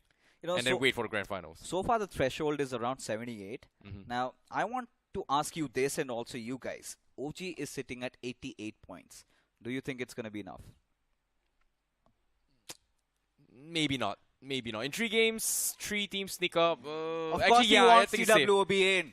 I'm going to be biased for OG. He is biased for TWOB. We've made our predictions, but now this is where the games begin in Erangel. Of course, it is groups A and B fighting it out. Everything on the line. As the flight path trajectory I see, and folks, it's all the way from down south towards north, little skewed towards those eastern sides, and it's going to be a fun affair. Well, it is going to be indeed a very, very fun one indeed here, but as you can see, the flight is going to be coming from the south side of the map, heading all the way towards the north side here, so it is a pretty balanced flight path from southeast all the way to the north side itself. So nothing super crazy here. A very, very balanced one here for today itself. But I'm curious to see how Genesis is going to be able to retain those spots as well, because they are also one of the top 8s to qualify in directly into the Grand Finals. They've done an amazing job as well, because in their entire journey from the round stages, it was a very, very rocky and shaky start despite the roster shuffle that has happened coming from Genesis. They've got in Zap as well as Hunters, and this might be the prime time that they actually qualify to the Grand Finals directly. You know, if I was Zap and Hunters, I would be enraged, right? Just before the tournament begins, I've been left out of my roster, then join arms with Genesis. And hey, Genesis have been doing pretty good. Previous game, they secured 7 points. They have also breached past that 80 marker with still 2 more games to go, including this. But look at this circle. A little skewed towards the southern side. Quarry area is going to be of utmost importance. But eyeing out for any drop collisions, I see none. Well, seems to me it is going to be a very, very slow start here coming from some of these teams. But 8-bit definitely needs to step up this time, big time. If they need a massive game, it has to be now or never. Because if they don't have a big game now, we will see them in week 2. So, all things considered, it is going to be a all or nothing situation for some of these teams. In this case, Genesis looking to defend. Aryan already pretty much in a very, very safety cushion. BO7S, pretty much the chances of qualifying for top 8 is pretty much done and dusted. They have to reform and rethink their strategy for week 2, which is going to be happening in 2 days' time. So, be sure to check it out. But for now, all they have to do is just play, try and figure out what's the right strategy later on. Maybe work on a couple of things before actually heading into the game. Genesis currently on 7th position with 81 points. So, like you said, the cutoff is going to go even higher, actually. It's going to be 90 points, perhaps. It's going to be very, very close, actually. Yeah, Wow. I mean, we kind of started the day off with thinking it's going to be around 80 to 85. And, you know, that has pretty much been history, right? Every single time we have a certain cutoff, it breaches past. And, yeah, 90 is where the numbers are. And, like discussed, Team Orangutan at the mercy of the others. Now, Rising Inferno Esports. You remember yesterday, they started off with a chicken dinner. Very well executed. But today, their start in Sanhok was quite shaky. So, if they have ambitions to qualify, a chicken dinner surely has to be on the horizon. Well, speaking of the horizon itself, let's take a look at how Learn From Past has been looking for a very, very interesting comeback as well. Because as of yet, like I said, 80 over points is where you want to be at the end of today. And as of now, Genesis is on 81 position, so you want to overtake at least Genesis to actually sneak their way in. Learn From Past started the day with a chicken dinner.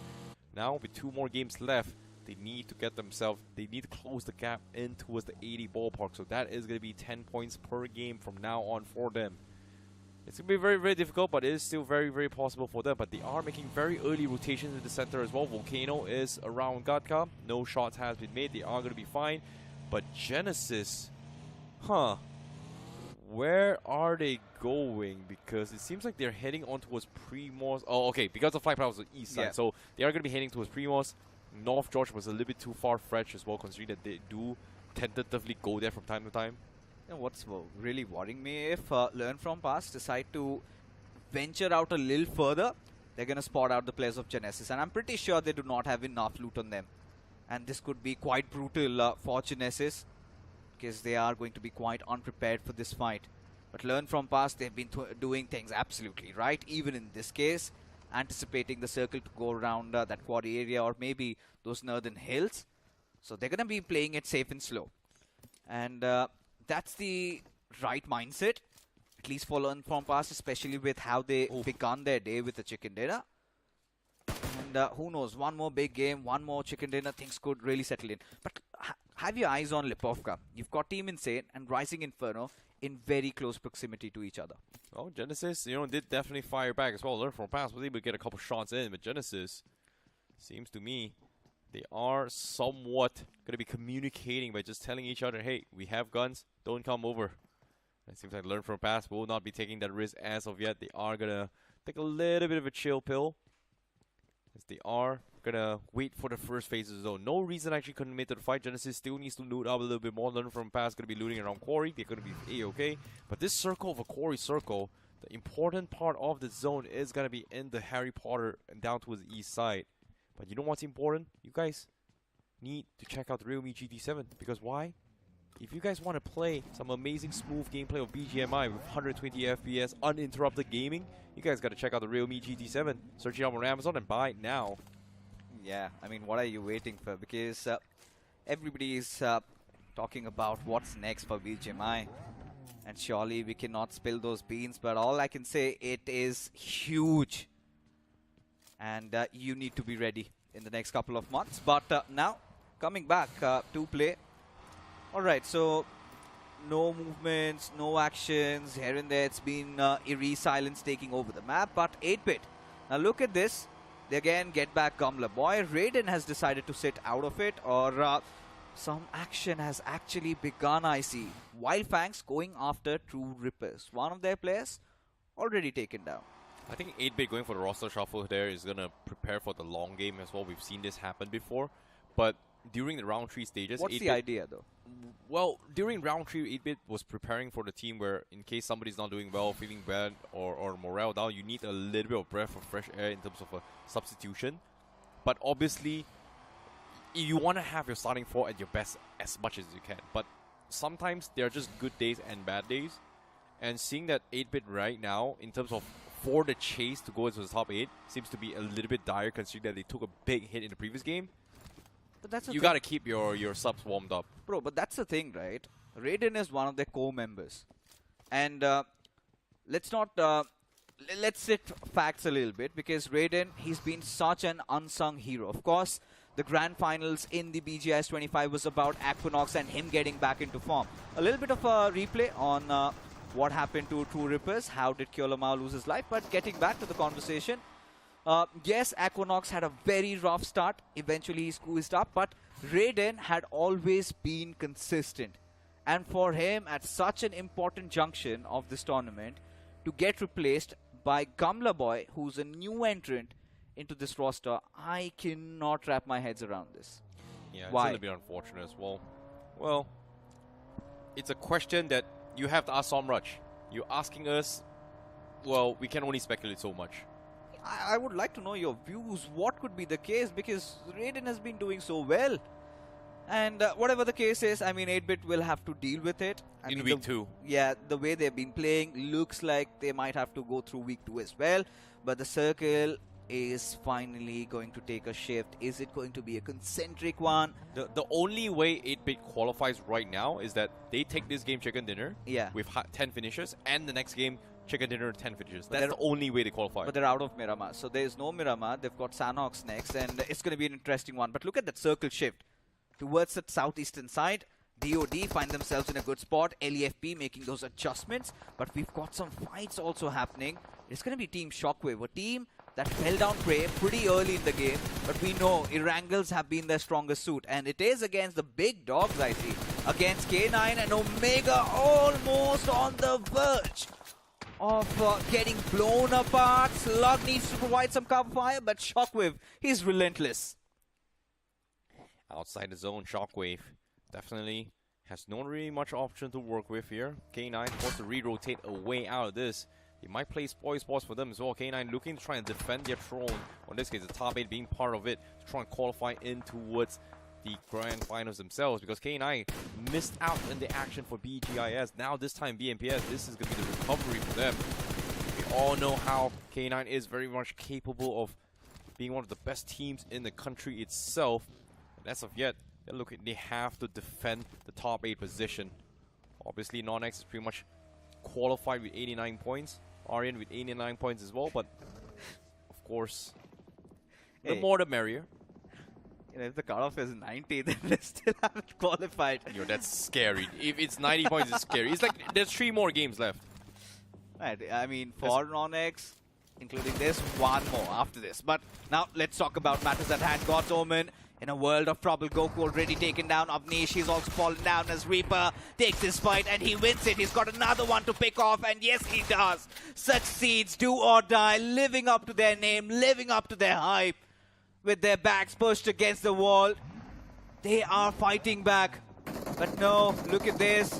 2 players have already fallen prey. Bhaluk trying to squeeze through, and just like that, God's Omen, they bow out. As Reaper, he gets that final finish, and DOD, 4 finishes, but 2 casualties. Oh, that's God's Omen out of the race for now. True Reapers still has a little bit shot as well. Wyld Fangs with 56 points. They need a massive game, this game as well, in order to stand a chance. And as of yet, 80 over points is where you want to get to be, and Wyld Fangs needs 2 back-to-back chicken dinners and 10 finishes to try and give chase. If not, it is done for them as well, as they try to go for the chase and being on the top 8 to qualify for the grand finals right here, right now. But Rising Inferno Esports, we saw the comeback yesterday. Don't let it all for absolutely waste here. They need a massive game. They are going to be coming in from the zone. It's a little bit of far-fetched here, considering how the zone is going to be shifting all the way towards out of nowhere. And we've seen this circle before. This circle seems to be favoring on Fury Pier. Imagine. Oh my goodness. It's going to be in the shorelines of Fury Pier again, isn't it? Yeah, we've seen this zone in the past. And we know it gets quite feisty there. Genesis, of course, playing from the shorelines. They've got to learn from past in front of them. But Los Hermanos, a very important fight, and they're in no man's land. Out in the open, they need to seek some cover, getting shot from the backlines. Of course, it's going to be none other than Wyld Fangs doing this deed. Kalan brought down pretty low, but they need to find some cover. They need to find, or rather set camp. Can they successfully breach in and find some houses to hold on to? Because these circles are quite out in the open. Not a lot of options. They'll have to make this one count. Well, speaking of options right now, NoNx Esports definitely, you know, they may be in 89 points, but right now, getting 90 over points is actually safer for them. And they are going to be able to crash as well. The tiebreakers between the two teams here, 2 and 3. Aryan now losing the first one. Roman finds the opening pick. It's now Aryan forced to disengage from this fight. NoNx Esports wants to continue the journey. They want to look for those confirmations. Cyrex pretty much out in open, and here comes the pick. In this case, a confirmation from Roman. Now they've hit 90. Surely that's it, right? Surely they've qualified. That's what we were anticipating, but NoNx taking no chances. They want to squeeze in a couple more. Whilst all of that is happening, even Bhalu has been taken down, and so has the team of DOD. They've also fallen. And now for NoNx, the next prey on their hit list could be the players of Learn From Past. Playing around the edges. They've got a couple of lonely stragglers around them. It's going to be interesting. K9 though, they've got Shockwave. They've got the coverage. They're at a decent spot. What is Beast doing out in the open? Is he scouting out for information? But whatever the case is, he's made it back to safety.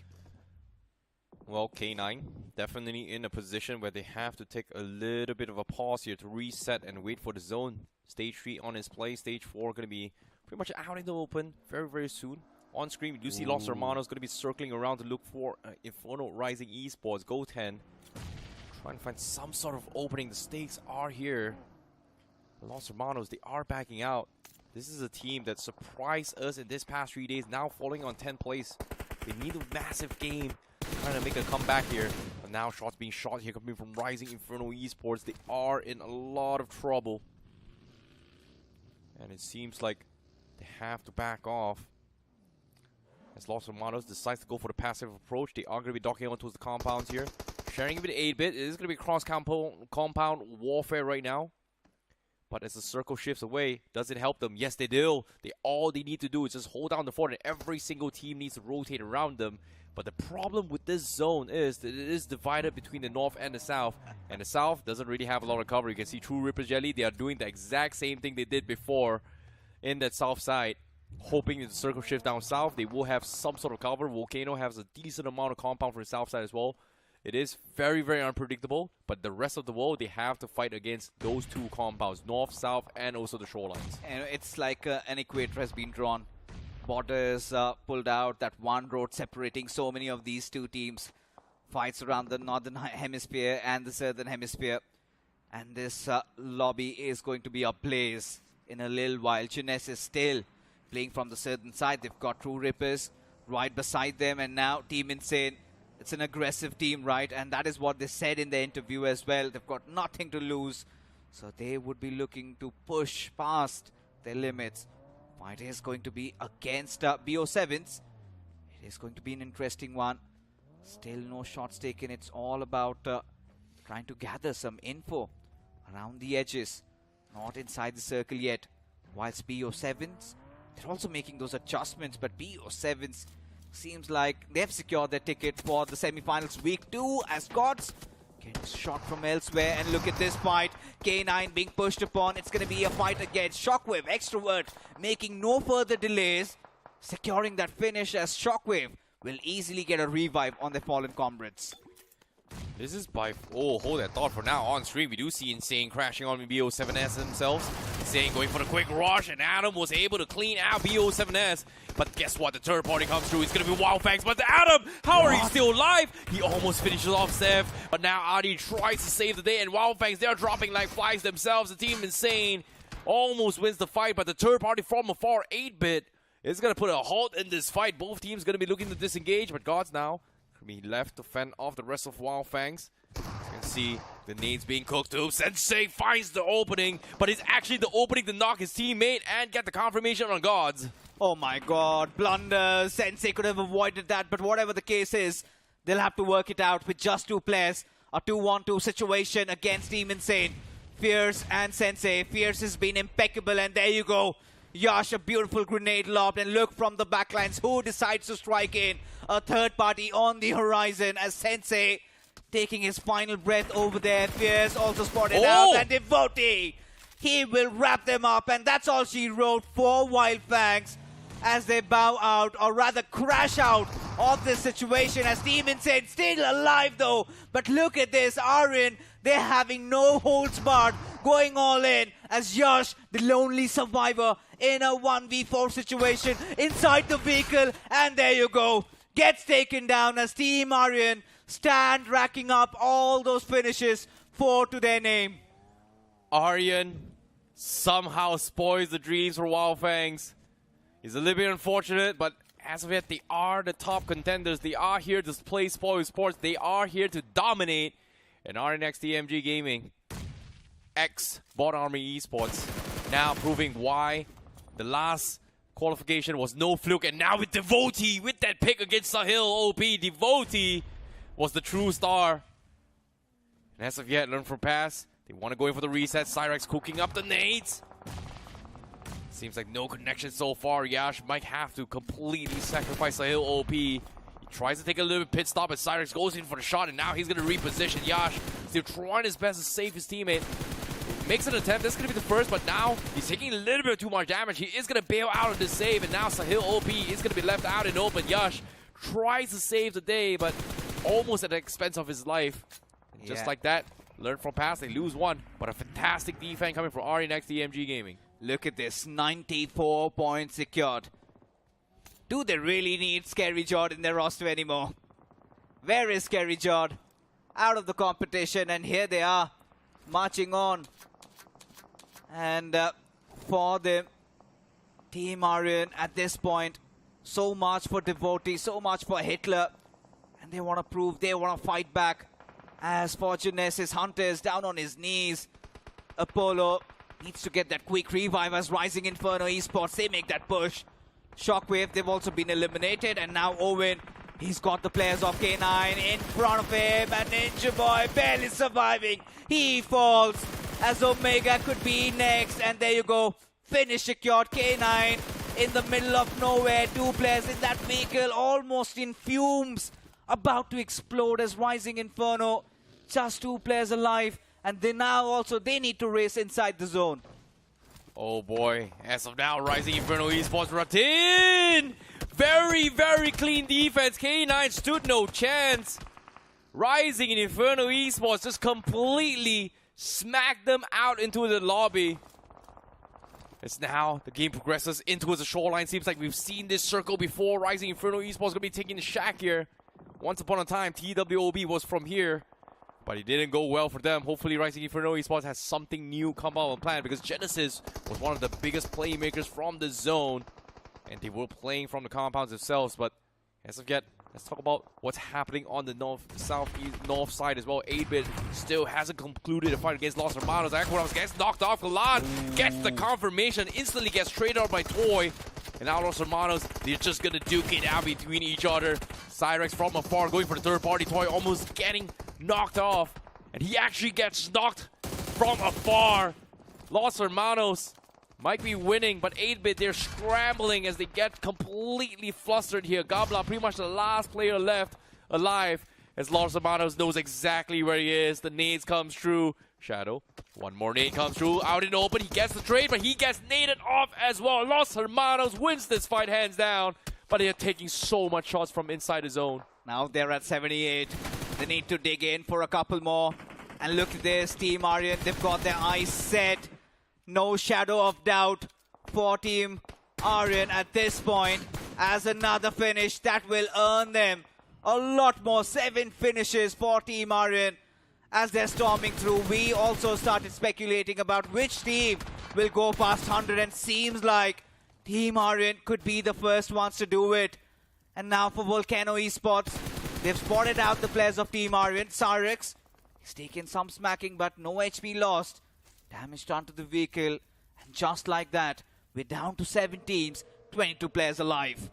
Big, massive game coming from Aryan once more. What a bounce back coming from them. Learn from past now. Is going to be trying to sneak into the zone. They've only got 1 finisher. Same can be said for NoNx. Actually, Learn from past has got 0. This is very, very concerning if they want to make a jab onto the top 8. NoNx is going to be one of the gatekeepers in this round. They need every single round here. Nades being tossed left, right, front, and center. No connection so far. but utilities are starting to wean off from both sides. NoNx, they're walking in. Honey needs to hold down the fort. They found Roman from Yash. Fantastic opening here, but with the nades coming in, NoNx Esports, they've lost Roman. They might have made a blunder. Needs to make the right play. Do they want to fight or not? Don't really have much options. Godex actually being picked from inside the zone. Genesis also going for the play here, but Lavish goes for the flick, but no, the shutdown comes through. Levi pushes up all by himself, and he is isolated from the rest of the pack. Learn from pass now. Looking for the reset. Low toss. Levi. Low toss. Looking for the bounce. He knows where he is. Perfectly connects the dot. Levi saves the day for NoNx. Learn from pass. Will bow out on 7 plays. But inside the zone, True Rippers, they've learned their lesson here. It's going to be a battle between Genesis. But the nade, what is that nade from Hunters? Sam, he's just hiding in the hovercraft. They can't do anything about this. Yeah, and he could escape with murder at this point. They have that idea. He stepped out, again gone in, and look at Sam. He's barely breathing on 1% HP. And Zap, he suddenly started this hovercraft. What is he intending to do? Zap. Oh, look at the other player. Sam's got in, and now he can patch himself up. But Zap, this is a blunder and a half. As Jelly's got his number, will get the knock and the finish. As True Rippers, just that one finish, not enough to make the cut. As for Genesis, Hunter's Apollo still alive, sitting at 82 points. They at least need 5 points out of this game. Oh my goodness, this is so awkward here. Coming in from Genesis, but nicely done here. But coming from True Rippers on screen now, we do see Sam finally pushing out, finding a little bit of space. They get the reset coming through. Genesis in the smoke, smokes being utilities being dropped as well. Genesis, everything being dropped in. Hunters finds the pick. How did that connect? Oh no, only Jelly remains, but the C4 actually connects as well. The sticky bomb and then the random spray from Jelly finds the connection. Genesis, they're falling like flies. And now Jelly looking to make a bounce back themselves. Genesis actually gets eliminated and they get the reset. NoNx, Zone pushing through out in the open. They want to try and punish the teams in the shorelines as well. They have to push out. Codex, he is pretty much exposed. He wants to fight, but he's got no cover. He's so afraid. But how is he getting all this space? What, Codex? How is this possible? Has he gone in unchecked? That's the big question. Has somebody spotted him out though? NoNx currently sitting at 93 points. They've done the bare minimum. They've also seeked the golden ticket. But how far can they go? Can they also breach past 100? That's what they're eyeing for. Surely that first possession. But look at this. Codex almost had his heads ripped off. But VOLCANO Esports from the very ashes, 27 points is where they're at right now. Should be spreading their wings wide open, but True Rippers, surely a commendable game so far. But Arjun, he finally gets the final nail in the coffin. And NoNx, just down to their final man. Yep. Now every single team pretty much stuck out in the open here is going to be cleaned out by VOLCANO. They've got the numbers game. They've got 4 men alive. It took them a while, but they seem to be ready here. As now Hitler pretty much stranded out in the open. Doesn't have mats. Same can be said for NoNx as well. As Levi pretty much playing a couple of solo warriors. We've got like 1, 2, 3, maybe 2 solo warriors and a couple of dual squads here. True Rippers. They are trying to find some sort of entry point, but every single team needs to walk into his VOLCANO right now. Even Jelly, a stray bullet actually connects onto him. And he is going to be stuck here. They don't have vehicles. Jelly is kind of almost inside the zone, but he needs to crawl his way in, and I don't think Owen has spotted him yet. He's just afraid of picking out. And the only angle he can actually shoot from is the east side. If he wants to pick the south side, he needs to overcommit, and the moment he gets overcommitted, he is going to get shot. Now Devotee, ooh, he sees it, misses the angle, now finally sees it again. Needs to take the shot, but Devotee is going to hide, but guess what? He may have spotted the shack, but Levi was just right beside him, takes him out, but he will go down as well, and Owen claims those finish. At this point, Rising Inferno Esports need a hero, and that could be Owen. Securing finishes, one after the other, 3 finishes collected. Currently sitting at 64, nothing less than a chicken dinner would suffice.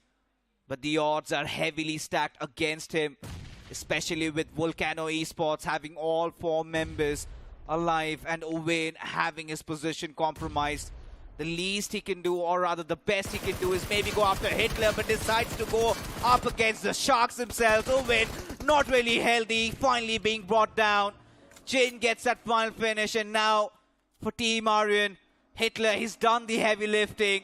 He's got no meds on him, and he's almost about to say goodbye, but with a smile on his face, as his position given away. Psycho and everybody all charging on him, and there you go. The final finish secured as VOLCANO Esports in the dying phases of the semi-finals week 1. They squeeze in a chicken dinner, but the big news, the headlines, Team Aryan sitting at the TWOB top. They've reached past 100.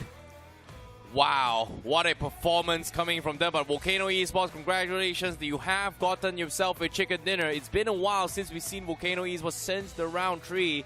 But this past few days has been a rocky start, but hopefully things are going to be a little bit better for them. But with this chicken dinner, it does give them that small little motivation here to try and push through, even though they won't be able to make their journey into the top 8. But we will see this action pack coming from VOLCANO Esports in towards week 2 for sure. Yeah, of course, this is going to instill that confidence. But now we need to talk about 8-bit. I see. Changes made, nothing happened. Well, looks like the chase for the top 8 in terms of the race here, 8-bit is going to be bowing out in this. It seems like they've run out of steam here. And one more game. Well, one more game for them. I don't think they're going to be able to catch up here in terms of points. But they do have a mental, I would say a very, very good guideline on what kind of things that they should be doing in what scenarios here. And I feel like right now, instead of chasing for top 8, let's just focus on week 2. And I feel like getting ready and finding the right composition is going to be the right thing as well, because Somraj definitely has a very, very solid plan during the entire round stage. We've seen it. All the plans has been flawless. Yeah. But right now, they've found some sort of cracks in the defense, and fixing that takes time. And I feel like now is a fixing period coming from 8-bit. Yeah, I still feel like, they missed that one entry fragger. You need to fill those big shoes of S-Power. But we'll talk about that later. As Devotee, he's managed to squeeze in 4 finishes. He's been awarded the MVP, 643 points of damage, nice survival stats. And Team Aryan, they have been exceptional. And seems like, I love OG, but this team is starting to, take a corner of my heart. As we take a look at the top 5 players, we've got some new unusual suspects. Jin making his way in along with Flash. And then you've got Reaper also. Levi, we've seen a lot out of him, but Devotee also a nice entry. Yeah, and of course, when it comes to the top five players as well, we've got a new contender. The fight for the #1 spot, Levi, is going to be very, very close. But as of yet, NoNx, they should be able to qualify for the Grand Finals.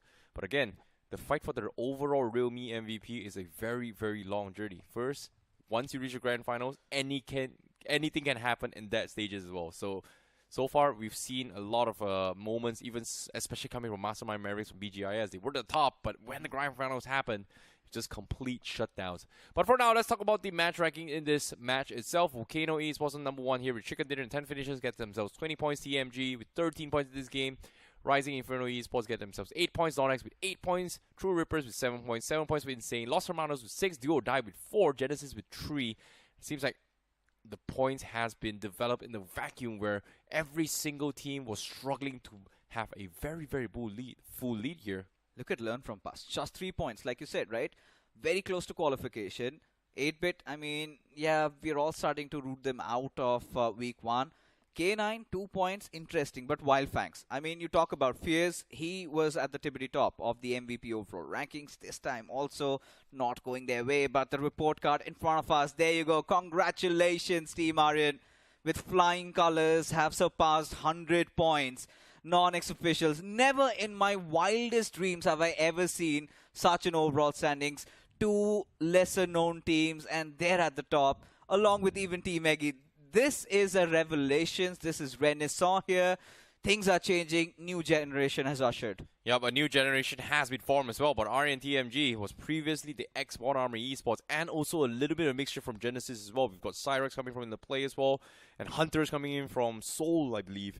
And that is going to be a little bit interesting as well, because for them, they didn't exactly do too well in their performance BGIs, but now with this roster coming in, they look like a super powerhouse in this game, and being #1 here is going to be very, very good for them. Meanwhile, as the rush continues into its top 8-bit is 60 points gap coming in, about 30 points here. The only way 8-bit actually qualifies into his top 8 is only if they get a massive chicken dinner with high finishes. That's the only way they qualify. No, same goes with Wyld Fangs. Nothing less than 30 points. That means 20 plus finishes chicken dinner. But taking a look at the realme MVP ranking, Fierce still holding on to that top spot. But Levi, he's going to be inching in very close. Viscott, he can rest easy. Atanki has also made an appearance, as even for Team Insane Gods. Insane did not have a great game. Even same goes for Wyld Fangs. And they still have one more shot at it. So hoping so that they make the most out of the situation. Well, it is going to be very, very interesting to see who is going to be the next team that is going to join the rest of the pack into the top 8 here. So far, Aryan, wow. 11 games, number 1. That's pretty big. You know, Eggy was in the top for the longest time, but, you know, final few games, Eggy thought they were safe. It's fine. You know, it's fine. They're doing okay. We're only down towards, like, what, 4 more slots left before it actually concludes as well. And based on the overall standings, I think you might be right. It should be somewhere around 85, 86 Listen, points. brother, the threshold is still around 78, though. Yeah. Right now, the lowest is 78. Yeah, 78. 2 more matches to go, and it's looking very exciting because K9, yeah, they might have closed in. Los Hermanos did manage to squeeze through. So Los Hermanos is there, but Godlike is going to come into play later. And this is all going to happen, folks, after this short little break.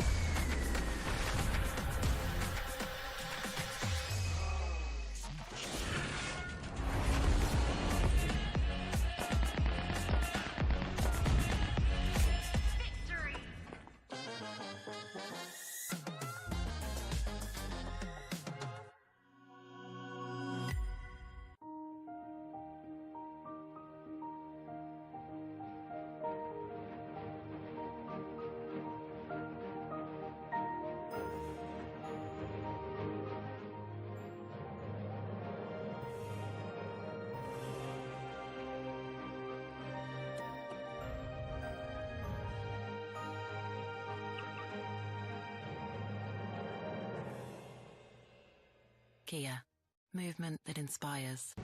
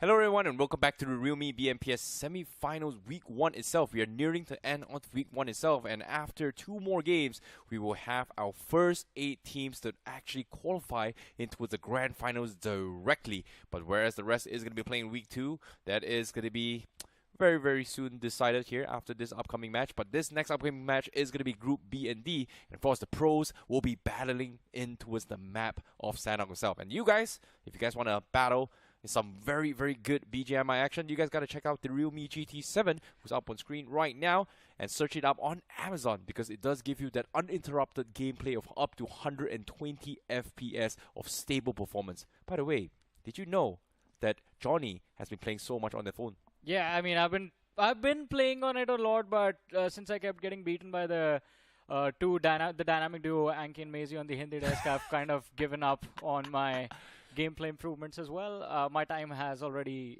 gone. My prime is gone. Yeah, you sound like an old man, even though I'm older than you. You were practicing today, though. Well, kinda. Just for I just got, you know, secret. You know, we might have a casters tournament very soon. Anyways, moving on. Let's talk about the schedule for today. Here, the final 2 matches is gonna be Group B and D, and also Group A and D. Group B, Group A is gonna be the last match for today, but Group D is on their final rush to push into its top 8 here. So BD, Sanhok is going to be very interesting. Who is going to be in the running to fight for it? As of yet, on screen, this is going to be your playing group for the game itself. Genesis looking to defend in the top 8. K9 looking to try and defend as well. Aryan pretty much the #1 team as of yet. Could be overshadowed a little bit here, but of course, Aryan, #1 right now. 100% qualified. Yeah, 100% qualified. And of course, first team to cross that 100-point marker as well. They've done very well for themselves. So, incredible performance from this lineup. But as you mentioned, we are still waiting for a few more names. And in particular, I think Genesis Esports, like, what is happening? They are in the top 8, but it seems like they're stuck. They are not either moving up or falling out as well. They are stuck on that 7th position for the last 2 matches. Yep, and of course Genesis, they do have a decent amount of points. So as of yet, especially coming from them as well, if they want to try and lock down their slot, all they need to do is just get 5 points. They're pretty much hard locked and qualified their ticket into the grand finals. Whereas for Group D, it is going to be a big, massive game for them, because every single team in Group D is in the borderline of qualifying the top 8, except for Hero Extreme Godlike was somewhere the closest. But even then, they need massive games. I think Godlike is sitting on, well, I think the 10th. Yeah, it's about only like 3-4 points difference as well. So it's very important that Hero Extreme Godlike needs to win a game, and they should be part of a qualification as well. Exactly. But the rest of the pack, like let's say TWOB, let's say Reckoning, let's say Seoul, well, in Seoul particular, they need chicken dinner with 10 finishes minimum. Yeah, and both games. Unfortunately, the map coming up next is going to be Sanhok. Sanhok has not been that great for the side of Seoul in particular, especially in the realme BMPS 2025. But hey, as you were talking about Godlike, there's one more team. It was a fresher name that started their day inside of the top 8, slipping out ever so slightly, but still in the fight for qualification. I'm talking about Alibaba Raiders. This was a surprising entry, to be honest, because Alibaba Raiders, first of all, the team wasn't in great form during the realme BGIS 2025. So coming into the Pro Series, we did not know what to expect from them. And even the start of the Pro Series was extremely shaky, but they've recovered quite nicely, to be honest. Exactly, and as of yet, the current cutoff is somewhere around 80 points as of now. So for Hero Extreme Godlike and Alibaba Raiders, both teams definitely need at least 10 points each to try and sneak into the top 8. But the moment they sneak in means our cutoff goes even higher. So in this case, Alibaba Raiders making one of the biggest comeback yesterday, whereas Hero Extreme Godlike made one of the biggest blunders yesterday, because in 4 games, they got themselves 6 points, which it's weird considering how Hero Extreme Godlike in 5 games was able to be in top 2, and you know, now all that safety cushion is just completely blown out the window from yesterday's performance. It is, and it is quite surprising indeed. But let's see, I mean, there is still hope for them. 78 was what the team on the 8th position was sitting at right now. So let's assume 20 points needed for Alibaba Raiders and the side of Godlike. Both of them, 20 points in the matches that remain. And we see the counter on our screens, ladies and gentlemen. It has now officially hit 0, and that means that is our cue to step into the plane and take off over the map of Sanhok next on our screens. Well, this is going to be the moment of truth. Do or die situation for each and every single team to try and qualify in towards the top 8. It's now or never. And of course, Aryan is going to be at the top of the top. Will they continue to dominate as well? Because this is going to be a very, very interesting one as well.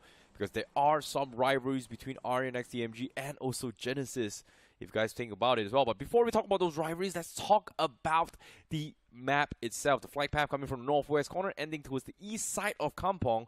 So it is a pretty northeastern shift. Teams heading down south is going to take a little bit of a long run here. But interesting enough, Reckoning actually going for an early drop. I was expecting Reckoning to actually head down towards Cave or Camp Charlie here. I think they might be looking for vehicles. They might go for a spread drop south. That's a very early southeast drop, though. of boot camp. Vehicles, man, I think you might be correct. They are going to end up eventually moving towards that southwestern island, but vehicle spawns on Sanhok are quite rare and always conflicted, so it's better to get your hands on them early. And luckily for them, Genesis also went for a split drop formation, so I don't think there will be an early challenge for Reckoning Esports. But look at what is happening with Godlike, man. That's a 4-man spread drop with Shockwave right in the middle of all 4 players. And of course, there's God's Reign as well waiting towards Paradise Resort. Well, on screen now, we do see Insane going up against 40R Official. And they are going to be caught in a stalemate where it is impossible to get out safely. They have no choice but to fight each other. Now God's going for the push as well. He finds God, INF God, takes him out, but he gets instantly traded off from the sides. This is not good before coming from both sides here. It's 40R Official. May look to try and make things a little bit difficult here, but on the finish feed, we do see Cyrex also taking jab on Jelly. But on screen now, Adam gets taken out by 40R Official. What a rush coming in from them. Well, it is quite a rush. I mean, and 40R must have felt a little bit pressure as well. One of their players knocked out, but it is going to be an easy recovery unless Alibaba Raiders actually choose to chime in, because they aren't too far away from this position, by the way. They just crossed river. So I believe they should have a line of fire actually to go for a third party, but Insane, they do not want to give away points for free, but maybe they might have to because the third party comes through. And Alibaba Raiders actually end up picking one of the players from the side of 40R Official. But since Insane has also now occupied the compounds towards the shoreline, they will be caught in that crossfire. Yeah, it's going to be a little awkward as well. And now 40R Official has to play a little bit hard stop. But while this is actually happening as well, on another screen, as you can see on the DOA status, Aryan and also True Rippers actually went head-to-head and take each other out in terms of one finish each. So they did trade out in some points. That's going to be a little bit awkward here. Meanwhile, on the screen, we do see Hero Extreme Godlike. Well, trying to make a little bit of move here. The R74 points. They do hear all these commotions. Jonathan getting rushed in. And Mino has to frag out somebody as well. They dropped them down pretty low, but no one is knocked. Now he's going to try to salvage the situation. But no, he could not find the knock. But they're all so low. Hero Extreme Godlike, they need to salvage the fight. S-Power comes in for the save. He goes in for the wipe. Can they do it? Yes, they do. Everyone is alive from Hero Extreme Godlike. They take 4 finishes. What a defense coming in. What a close call. Yeah, it was a close call, but Admino, as you said, I see a brilliant job done of prepping the players, leaving all of them, well actually 3 of them, with single-digit HPs. The last man was pretty healthy, but the threat to Godlike was that they could have lost Admino over there had Jonathan not been in the right position to instantly just spray down and force the players of Shockwave into a corner, and the backup from Punk and S-Power came at the right time. 4 finishes on the board already. They have tied up the team just above them. That is going to be TWOB with 78 points. But can they get that chicken dinner and find themselves inside of the top 8? On the other side of things, Alibaba Raiders. Remember that conflict that we saw them in? 40R was there, Insane was there. Well, Alibaba Raiders found the knocks, but they forgot about the finishes. Well, seems like they are going to back out as well, considering that Circle is going to force them out in the open, as they are going to play a little bit more center control. Reckoning smack in the middle. They are on the outskirts of Quarry. Genesis is going to be playing from the north side. And it seems like even based on the points that we saw just now, especially coming from Hero Extreme Godlike, it feels like Genesis is not exactly safe as well. So they themselves need to try and hold down to get into a 90-point ballpark to try and qualify. This is going to be very, very close. But on the screen here, we do see Insane getting picked off. And it's actually by TWOB from where? Where did that shot come from? I mean, the shot came from wherever, but the nade came from Adi, and it's found a knock. Maybe the second one as well, but Adi, he's going to be forced into the cover as well, as even he has taken some unnecessary damage. I think that was Jux. Oh no, they're all stuck. They don't really have a lot of meds. They don't have meds. They don't have guns. They don't have ammunition. They don't have vehicle. And TWOB finally shows their mark and say, you know what? What's happening right here? And they go in for a third party, where 4TR will officially shut down Insane out of this game. But they are so weak. TWOB heard the commotions. They're thinking, should we go for this fight? Anonymous, a little bit hesitant, go to forward push here, as TWOB is in the borderline of top 8 with 79 points here, as they sneak into the top 8. So that means, with them being in top 8, OG is out in the running for the semifinals now, for the grand finals. Yeah, quite unfortunate, but opportunity will still be there for week 2. Well, for TWOB, it's now or never. This is the best time to actually go for it as well. They're so close yet so far.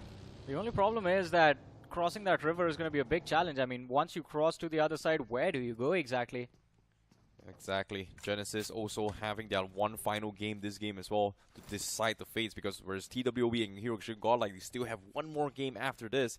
So in order for Genesis to qualify, I think you're right. It might be 90 points here for the cutoff itself. And of course, speaking of cutting off, if you guys are experiencing lag and you don't like lags, you guys gotta check out the realme GT7. Exactly. 120 FPS, stable BGMI performance for up to 6 hours. And of course, it has been co-tested by Crafton and Realme, so you know it's built for BGMI. But Rising Inferno Esports, they are also built for BGMI, although still looking for some action. They're looking for those fights. Long way from qualification though.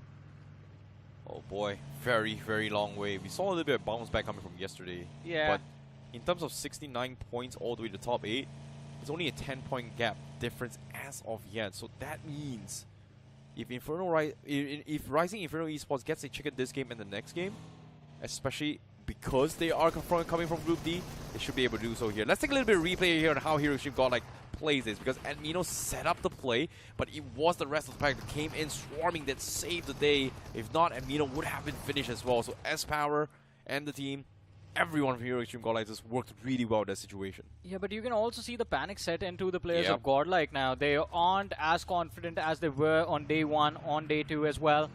Yesterday's fumble are impacting their performance today as well. And that is quite unfortunate. I mean, they have 4 finishes. They're going to need a lot more. But this shift of the circle, IC has just made sure that the entire flood of bodies is going to be restricted towards the western half. Godlike gets away scot-free, at least for half the match in that eastern side. Hey man, for all things considered, Hero Extreme Godlike is got the better circle this time, because yesterday this circle shift all the way down towards the Kam Tambang and Ruins to a point that how the hell does Hero Extreme Godlike rotate?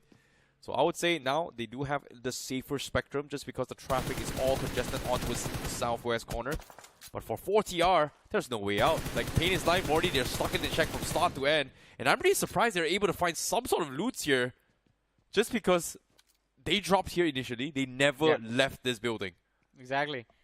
And again, that has given them a nice little position to work with for the mid-game stages at least. But they're stuck outside though, I mean, nowhere. See, there's still a few bodies. They need those finish points at least. Okay. And then maybe play for survival. But 4TR, I think, their mindset would also be of the same scenario that qualification is done. We can't make it through. Let's just warm up for week 2. Yeah, that might be the case here. But on screen, we do see Reckoning. What happened to Reckoning? It seems like a majority of the casters has pretty much cursed all the top teams here, because every single team that we have all predicted is kind of in the slumps. Who went for Reckoning today? I think it was one of us. It was you, I think. No, I went for Godlike. Oh, I think it's Anki, I think? No, Anki went for Godlike. Anki also went for Godlike. I think Maisie. Man, Rawan. Yeah. Oh, that's quite surprising. I mean, Rawan has had decent predictions, yeah. So, but let's see. I mean, Reckoning is too far away. Unless, like, we see a 20 finish chicken dinner, maybe? Well, maybe. But on screen right now, we do see Reckoning Esports. They do spot out a couple of members. And speaking of spotting out people, if you guys want to go on a drive and check out these Kia Ceros, because why? When you're driving on it, you will have that 5-star safety BN cap safety rating that keeps you safe in the car while you're on the drive, looking at the scenes while driving as well. And of course, the Harman Kardon setup does give you that amazing sound system while you're enjoying music and also taking a quick drive, checking out the sceneries outside. Exactly. You can stay safe and be prepared for when it's party time. Right now, party time between Reckoning Esports and Alibaba Raiders. Shots exchanged from either side. No contact between the two, though. Reckoning Esports, though, I think there is a little bit of a panic. They are expecting Genesis to make a play in their direction, but Genesis very hesitant in moving through. And talk about moving through. Seoul finally have decided to move out of that Camp Alpha Island, and they are moving towards a circle, but it is going to be a difficult journey, especially considering now they hear the shots. TWOB taking on the players of 40R. They have shut down one, last man left alive. But Seoul just avoid all of this commotion, avoid this conflict. They move along their merry way. Pain wants something else, though. Took a few shots, found no knocks.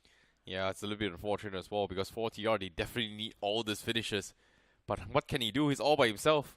And guess what? Pain in his life was the biggest pain in yesterday's performance in every single team who has to play it against Group D. And right now the zone is going to shift out. And guess what? It's going to shift all the way towards the north side of Quarry. Godstrain's got center. Genesis got center as well. Hero Stream Godlike's from east side. True Ripper is going to be playing the east side of Quarry. But the teams on the southwest corner, even for TWOB, they're all stuck outside the zone. I don't think TWOB at this point cares. They've wanted to shut down anyone playing the edges. They have gotten a few finishes already. And Seoul, by the way, their momentum for the rotation was completely picked apart as Goblin was knocked out. Luckily, they did not lose a player. They find the recovery, find the revive, and are back 4-man strong in this game. Well, speaking of 4-man strong, Seoul going to be playing a little bit slow here. Going to be re-rotating from the west side as they push back into where they came from to take a different approach into the next phase of the zone. But for Alibaba Raiders, seems like they themselves is going to be having a little bit run in with Reckoning Esports. Gravity was spotting out as well. Genesis is going to be on the high ground on top of the mountain. They won't be able to hear all these gunshots. As soon as the fight breaks out, Genesis is going to be looking to try and third party there. You can see from the horizon, Reckoning Esports, they are prone up. They do get a couple shots onto those Kyo True Rippers. Actually losing a couple of players from the east side of the Quarry region. But at the same time, Alibaba Raiders, they themselves take a couple of false shots. And those false shots, people are going to be coming in. That's going to be a little bit awkward spot. It will be awkward indeed. But there's still opportunity and there's still hope. But Reckoning Esports. Alibaba Raiders a few moments ago were put under fire, by the way. There was a third party happening in this entire conflict. And as we spoke about them, Genesis also guarding the backline. True Rippers has been there for a decent amount of time as well. But that distance between Reckoning and True Rippers is what is keeping these teams away from each other. Yeah. Although Team Aryan, after that amazing performance in the previous game, and of course the chicken dinner they won for themselves earlier on in the day as well, they have that luxury to just slack off in this match, by the way. Yeah, they definitely do. But on the finish feed just now as well, we do see Pain is life finally taken out on the zone. He actually denies the point away from anyone as he bled out to zone. So 40RX official will be eliminated just now. And as of yet, on screen, we do see Hero Extreme Godlike. This is going to be a massive fight. Aryan going to be coming in from the zone. Hero Extreme Godlike will be the ones on defense. Amino does hear a little bit of movements here, but he is taking a little bit of safety check here. But now shots comes in. Amino taking a little bit too much. Drops down half HP. Needs to go for the reset, but he wasn't expecting a flank here. Hitler surprises him from a wide swing. And he gets taken down. Now Hero Extreme Godlike with 3 men alive. Without Amino in play. Do they want to try and contest this here? What a surprise from Hitler. It was a surprise indeed, but now, how do they find themselves a way out of this? Just playing the edge, it's not going to be easy for sure. But it's all about those points. Oh, that shift actually kind of is a decent shift in the favor of Godlike right now, but True Rippers being there. And of course, Inferno rising towards the north. Those are going to be the teams to avoid, but shots fired to try and clear the backlines. Still want to go after the side of Team Aryan. Well, seems like Aryan, they are going to re-rotate from outside the zone. They don't want to take the chance against Hero Extreme Godlike as they will be able to push them out. Hero Extreme Godlike, they've lost Amino. They've got themselves 4 finishes, but they are not exactly safe in towards the top 8 yet. And the current cutoff is 80 points held by TWOB. And Seoul right now is on 52 points. So for them to catch up, they need 30 points. And as of yet, they haven't exactly made their mark. But seems like Seoul is going to try and take a jab onto his Genesis, which is on top of the mountains. But while they're trying to go for the push, Alibaba Raiders from afar actually gets a couple shots in it. But TWOB was the one that gets the knock. Anonymous finds Manya. From where the shots come from? I have no clue, man. That's a long-distance shot connection. And that is something that just completely catches even the players of Seoul off guard. TWOB still playing the southwestern edge of the circle. It's the elevation of the hill that's putting Seoul in the line of fire of the players of TWOB. And of course, Reckoning Esports as well will have their chances if Seoul doesn't position themselves properly. On the other side of things, it is a new threat that makes itself aware. Genesis up front. How does Seoul survive this onslaught? Yeah, but at the same time as well, Hero Extreme Godlike actually had a run-in with Rising Inferno Esports as they clean out a couple of members themselves. So that's a massive game coming from them. But you can see on the finish page, it is just an all-out brawl for space. Everybody is trying to survive. You can hear gunshots after gunshots. It's just absolute pandemonium. As you can see, even K9 themselves, they're trying to rotate in. They were picked up mid-rotation. And they're not exactly safe in the zone yet as well, as K9 Esports from the northwest corner. BO7S in front of them, Godstrain as well in front of them. It's just so many teams here. As you can see, BO7S, they've lost a couple of members. Godstrain was able to pick up a couple of members, but next person to fall is going to be Delta on screen as Genesis picks them apart.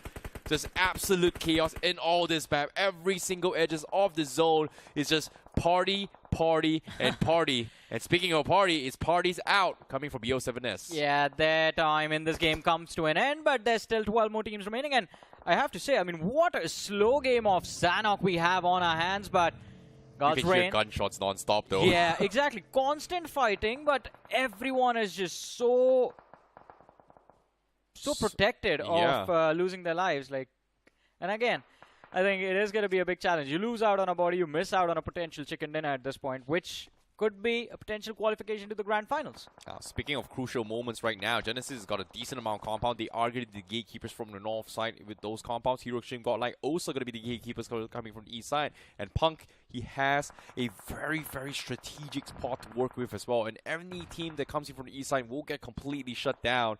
And Punk, he cannot afford to actually lose out on this pickoffs as well. These are all finish points that he needs. Punk gets a couple shots in, does find the connections. True Rippers now forced to disengage. They are going to be smoking up to try and creep up with him, but Punky is afraid of a potential off angle here. Stun grenade actually, accidentally stuns himself. Not exactly sure what happened.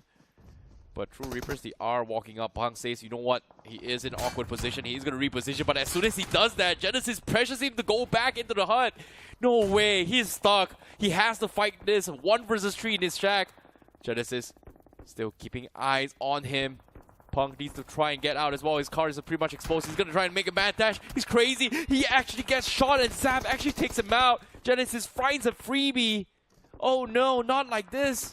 Yeah, this is quite unfortunate right now and can't even do much about it. But godlike, 6 eliminations secured, 80 points on the board. Every single point matters. They find themselves stuck in that cluster. Alibaba Raiders on the other side. Oh, this has to be a clean one. Get that knock. No! Oh. Misses it! How? That is unfortunate, but hey, the Molly actually gets 2 on the other side. And Reckoning Esports are going to be left a little bit burned from that Molotov. Extra crispy, in fact, as White Tiger is the last survivor from Team Aryan, but he still wants to take this fight. Has a nade to go for the cleanup as well. But I like that he's constantly repositioning, taking his time to pick apart Reckoning Esports. That's the third. He has picked off 3. Just one last man left alive. White Tiger, is this going to be the clutch of the day? Reckoning Esports just about to get 1v4'd by this Tiger. Oh my goodness, White Tiger, you're an absolute madman. Now he's going to go for the pick. Dion, he's looking for the reset. He sees him as well. He's going to go for a pre-shot. Stops the reset here coming in. Dion still panicking around the UAZ. He needs to win the fight. White Tiger looking for the 1 versus 4, holding down the fort, is dropping down low, the door pick, no bait shots coming in. Dion gets a little bit chip damage, he outplays him, he's going to go for a couple of jiggles here, both 1 versus 1, very important fight here. Dion still baiting in, but he loses, and White Tiger clutches this 1 versus 4. What is my watching? Alibaba Raiders, they keep the dream alive as White Tiger just pulled one of the sickest clutches of the day. 1 versus 4. How did you do it? Why? What do you mean why? I mean, he had to keep the dream alive, man. Why is not the question, but how definitely is. But it is important, as you mentioned, the dream still holds strong. There's still opportunity for them to qualify. All White Tiger has to do is stay alive till the top 2. It sounds very easy, but it's going to be the toughest survival game he has ever played. Why? Of all times now. But hold that thought for now. On screen, Hiroshima got like, oh, they missed out a couple of finishes here as well as Inferno Rising Esports gets taken out by Genesis from the sides, alongside with Aryan as well. My goodness, the compounds on the northwest corner just too strong, too difficult to push through. Genesis continue to pull the lead as well as they are on the 90 points ballpark with top 5. K9 also trying to secure their spots in the top 8. TWOB also looking for the fight. Rapido with the nades. Getting a couple knocks onto his beast. They find another one as well. Kaliuji able to go in for the push. But now the hold continue. Ninja finds one. Kaliuji for an off angle flank. Tries to go to clean up. It finds Omega as well. It comes down towards a 1 versus 1. Kaliuji going up against Ninja. Goes for the play. Ninja boy trying to look for all those confirmations. TWOB, they've lost 2 confirmed. Kaliuji needs to win this fight, but the zone is slowly eating him alive. He needs to push out, but just like that, they win the play. The nades from Apollo. Genesis, where did you guys come from? They denied entry. They are going to shut them down. And now only Kaliuji left remains, and Soul is going to try and take them out. What a performance coming in from Soul and Genesis. And just like that, TWOB and K9, the gatekeepers of the top 8, get shut down by Genesis and Soul. And now, I mean, they're still alive, and this was good oh my news goodness, for legit? Genesis. This was supposed to be Genesis's game, but they just get destroyed at the hands of Knuckle as he finds 2 finishes, and all of a sudden it looks like Team Soul, they might just walk away with a chicken dinner in their last match in semi-finals week 1. Apollo, it seems like his position is compromised. True Rippers, theirs for sure is. But Legend, he pushes through. Apollo with the pre-fire, still gets taken out. And then there were 2 teams left. One was Soul, one was True Rippers. The dream for qualification, dire for both. But still, it is the satisfaction of ending their journey with the chicken dinner that they're fighting for. What an outplay coming from Legit. He ran into the tree knowing that the enemy is going to pick him on the left, immediately pick right, force Genesis to miss his crosshair on the other direction because of the pre-fire, and Legit takes him down. What insane situational awareness do you have, Legit? But of course, now down to the 2 versus 1. Of all the times you performed, Legit, it took you almost 3 days, and it all started from yesterday's final game. You are back in action. Soul, can they make the miracle alive? Because if they get the chicken dinner right here, right now, it is going to be very tough to make the top 8, but it's not impossible. Yeah, it definitely won't be, but look at that nade. It just falls a bit short. Now the pressure from blue is going to be upon them. And I don't think anything's going to change. Keola Maui has done quite well for himself, but it's time to bow out. 5 finishes, top 2. It was a good performance, but he finds one. He has first aids as well to heal up, but Legend is going to go for a wide swing, and that is going to expose a few pixels of Keola Mau's elbow. And well, might not be the Achilles heel, but a hit on the elbow still hurts sometimes. Well, it definitely does as well, because that is going to be the chicken dinner in the hands of Soul. It took them a while. They finally got it. And of course, it was secured in the hands by Ducko and Legit in the final few moments. They get themselves 6 finishes and also the chicken dinner. So that is 16 points. Is it enough to shoot them into the top 8? It is going to be, well, not impossible. Mathematically, still very, very possible. But this is a sign.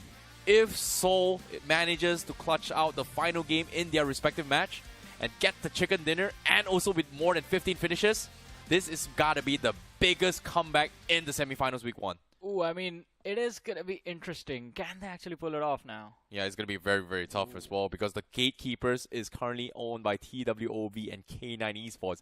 Genesis was able to stop the bleeding just now, but think about this. That was Genesis Esports' final game alongside the K9 Esports. So technically, to qualify safely, you are needing 90 points. So we have to see how much the marks actually show later on, at least for Seoul. Yeah, and it is going to be very interesting to see how things turn out. But is Seoul still playing in the last game? I think they're done, right? They are in Group D. There is one more Group D game. Oh, alright. Yeah. So next one is going to be Group D against Group A. for the final game. Well, I mean, we'll see. I think they're done with the matches. I think it's A versus B. Well, it's going to be a little bit interesting as well. Oh, yeah, I think they're done. It is A versus B. Yeah, that's the heartbreak. I also got confused. Yeah. So now it basically comes down to the overall rankings. We'll have to see do they have enough points to actually qualify or not. But yeah, someone needs to clip it and send it to White Tiger. That was a moment. We got to watch it from every single angle. I want to watch White Tiger's POV of it. I want to watch the entirety of Reckoning Esports' POV of that play. Like, how do you lose that? I mean, to be fair, one player was knocked out. That Molly got him those 2 knocks, and then the 2 players, he was able to isolate those fights brilliantly. But Legit over here just went ham, and this was an insane move. Yeah, this move here, you know, Apollo saw him running out and open, pre-fired on the right side, and Legit actually stopped right in the right pixel, picked the right side, and then took him out. So that was insane situational awareness coming from him as well. And I would say his mind games was just spot on. He was just better than Apollo. That was a complete outplay, hands down. I think this usually happens with players who are mechanically gifted, that they do not really care about how the macro of it all works. All they know is their mechanics and how to win those fights with those mechanics. And as you mentioned, Legit, he is a genius in that sense, and he has been an incredible addition to the side of Seoul. So far, every single time we have seen this team pop off, Legit was the man behind the play. Exactly. You know, even during medal days, right, especially for BGI, as Legit really popped off alongside with Prince. But things didn't really go well, unfortunately to say. We know what happened, but again, life goes on. We have to move on for better things. And but all things considered here, I want to see how things are going to be going here based on the overall standings later on here, because TWOB is going to be very close. They are in the borderline as well. Hero Ship Godlike was able to somewhat survive, but they're not exactly in top 8 yet. Just barely. I think just barely inside of the top 8. That's where they're going to be. But the problem is that their matches are also done. So there's going to be a sword of Damocles hanging on top of their neck, and the thread that holds the sword is burning. The only people who can put it out are going to be the other teams if they actually bomb their matches. But we had the MVP on our screens a few moments ago. It was White Tiger. Of course, why not? After that amazing clutch. And of course, now we have the top 5 players. Zap is going to be there. There's Hitler from Team Aryan. There's Kana from TWOB. And Jonathan from Godlike. Well, this is going to be a very interesting one as well. The top 5 players, obviously White Tiger single-handedly dismantling Reckoning was just insane. But now, with that being said, let's take a look at the match ranking for now. Seoul gets themselves 16 points, Genesis with 13 points, True Reapers with 11, Alibaba Raiders with 11, TWB with 11 as well, Godlike with 8. And of course, TWB is on the cutoff of the top 8 as of yet. So Hero Ship Godlike might not be able to overtake TWOB in this situation. So TWOB should be kind of safe. But again, one more game after today, TWOB still not exactly qualified into the Grand Finals yet. But now on screen, we will have the official scores. And yes, I was right. It is going to be NoNx still with one more game to go from Group 3. And also Group D still needs to play. You're right. A versus D is the matchup. So they still have one more opportunity. At least they can push through. But that brings the cutoff in a very interesting position. Look at that. There is TWOB is OG going to slip out? So OG might slip out if Godlike gets 6 points above. Because no, actually, Godlike needs 7 points because tiebreaker OG is still ahead because of placements. They don't have chicken dinner. So Godlike needs 7 points to overtake them. And then from Seoul's perspective, they make it to the top 16. It was like what? They need about 21 points? Yeah, let's just say 22 points. That's very far. It's actually doable. 22 points is doable. Yeah, in one game. So that means if they get 21 points, Godlike is not qualifying. Yeah.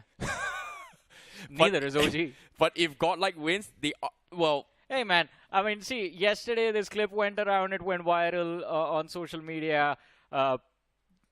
Fans have made sure that Godlike is going to be blessed by the gods. Okay, I saw that. Yeah. Okay. It's a big ritual, and hey, the blessings of the gods are upon them. Now they got to make it happen, right? Yeah, 7 points to take down OG. That is what Hero Ship Godlike's goal is. Seoul needs about a massive chicken dinner with more than 15 finishes in order to qualify. So it's got to be close, but TWOB just need 5-6 more points and they should be a part of it. Yeah, that's the easiest part for TWB, but they still need to get those 5-6 points. If they struggle, we've seen it happen. Last match, you need 2 points, you can't get them, and then you're like, yeah, what happened? But one more match to go, ladies and gentlemen, before the semifinals, week 1 come to an end. But before the last game, we're going to take a short break. Don't go anywhere. We'll be back after this.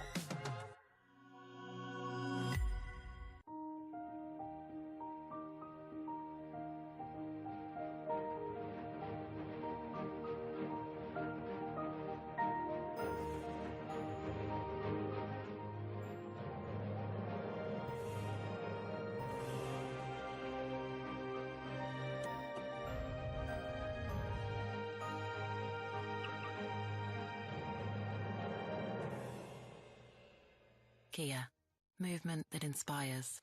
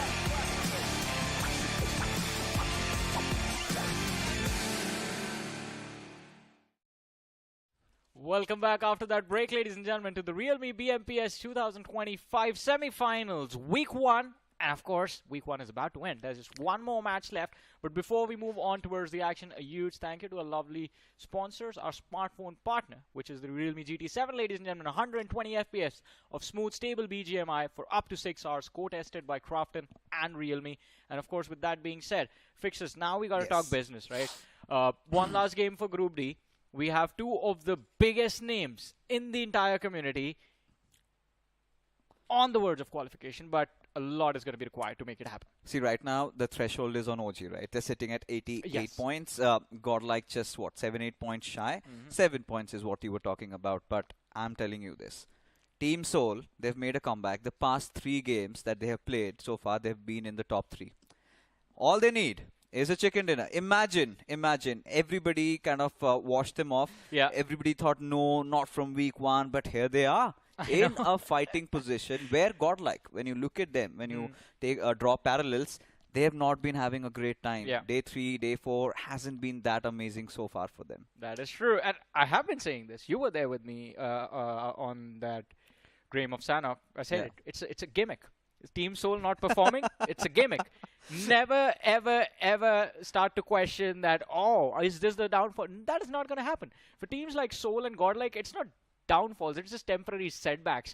And for, I don't know, some god-awful reason as well. But Group A versus Group D, ladies and gentlemen. Last 2 groups that are about to step into the battleground in a few short moments. And even here we have a few interesting names. Wyld Fangs. We had a lot of hope from Wyld Fangs at the start of the journey of the Realme BMPS. But now I think with semifinals week 1 coming to end, especially for me, and it breaks my heart to say this because Sensei is a very good friend of mine. I love and adore that boy. But it seems like Wyld Fangs is going to struggle, and finals might be a big challenge. Yeah, it's always been their story for them, right? In fact, I'm kind of proud for what Wyld Fangs have accomplished. They've punched way above their weight. But quick look at some comparisons that we have with Team Soul, right?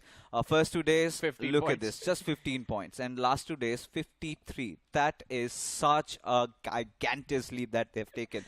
Also, I mean, usually you compare the stats, right? Like damage dealt, damage received shows you how much the teams were fighting. Well, when their performance was not coming, they just started fighting more. And now they've got the momentum swinging heavily in their favor. Coming back, Erangel has not really been the best of maps of Team Soul, but still the previous Erangel that they played, they performed quite well. So at this point, nothing can be left off. Yes, for Team Soul to qualify, they at least need 15 finishes chicken dinner, which is possible with how they have been progressing. I'm pretty sure they're starting to feel it, you know, that confidence is getting exuded.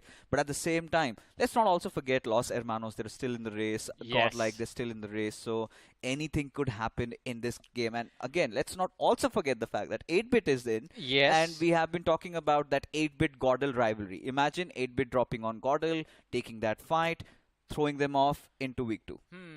It can happen, but I think that is just going to cause more trouble for everyone, because as you mentioned, 8-bit is there. If 8-bit are going towards Yasnaya, then you're going to have Reckoning Esports hearing all of that commotion, because Godlike also drops towards the west of Yasnaya looking for those early vehicle spawns, which has resulted in early conflicts between Godlike, Reckoning, Soul.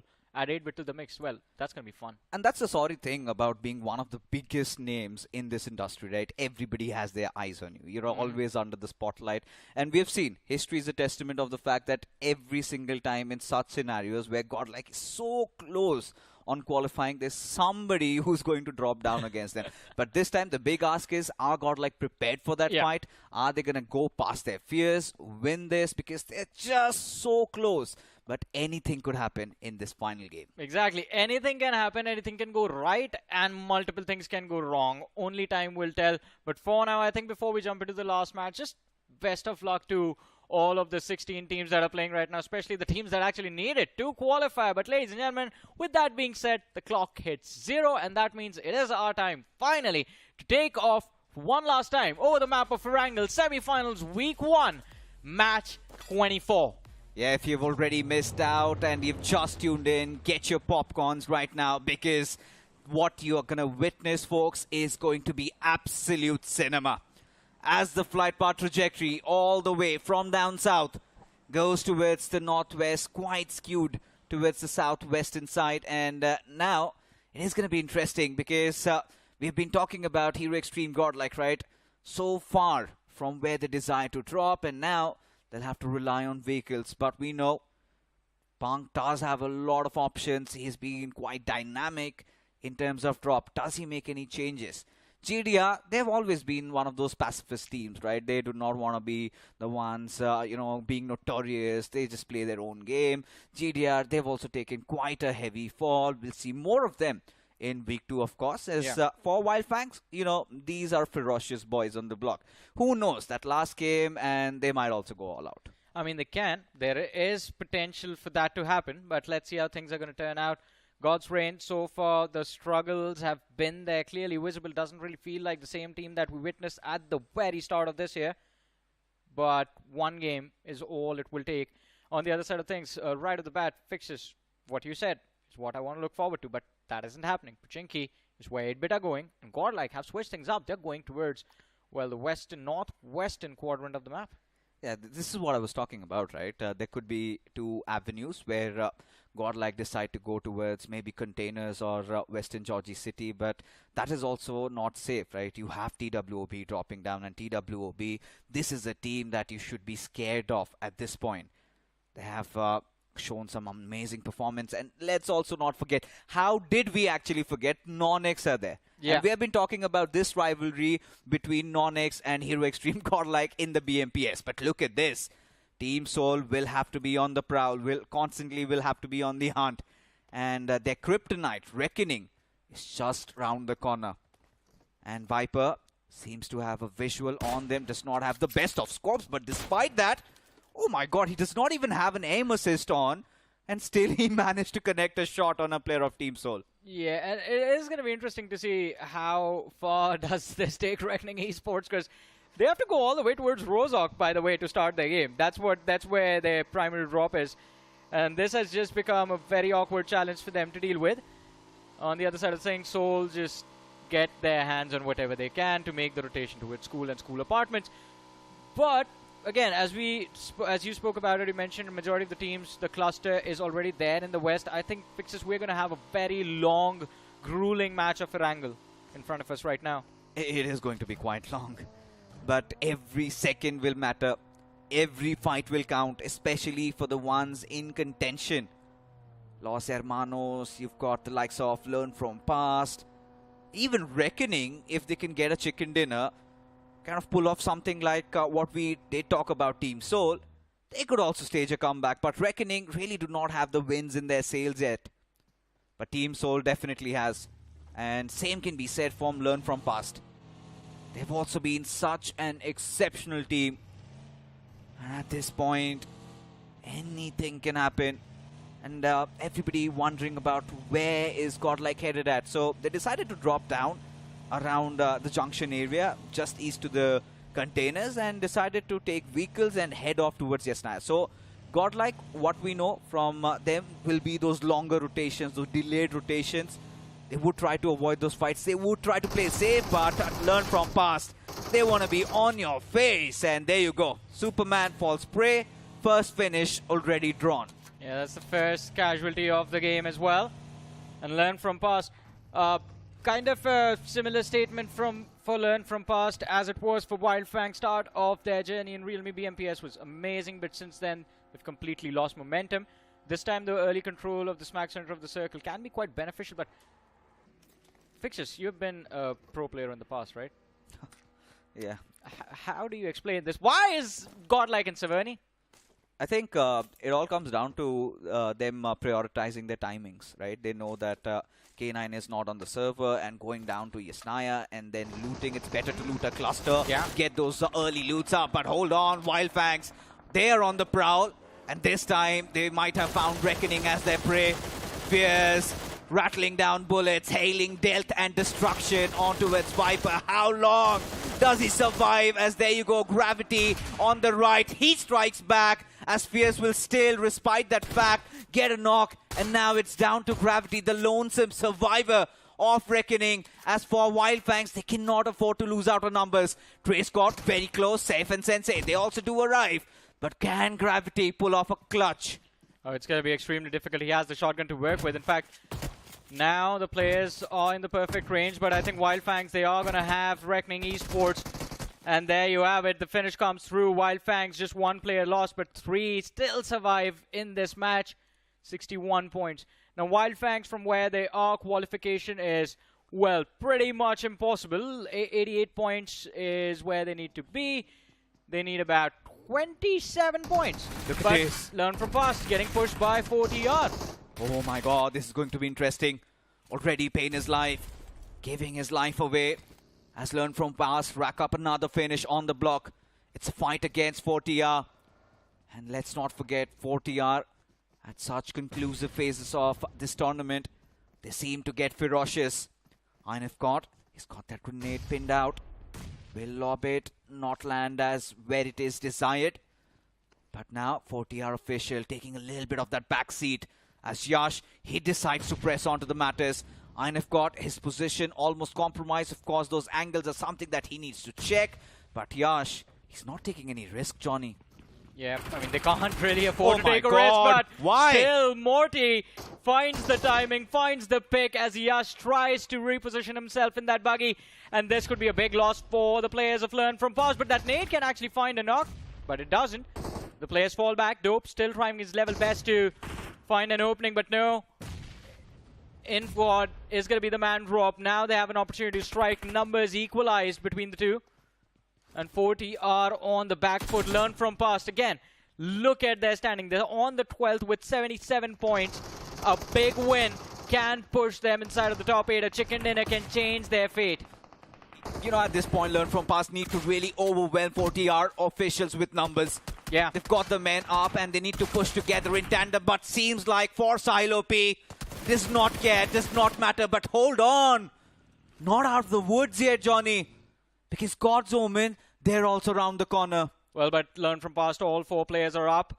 So the resets should come through. It should not be a big challenge for these lads.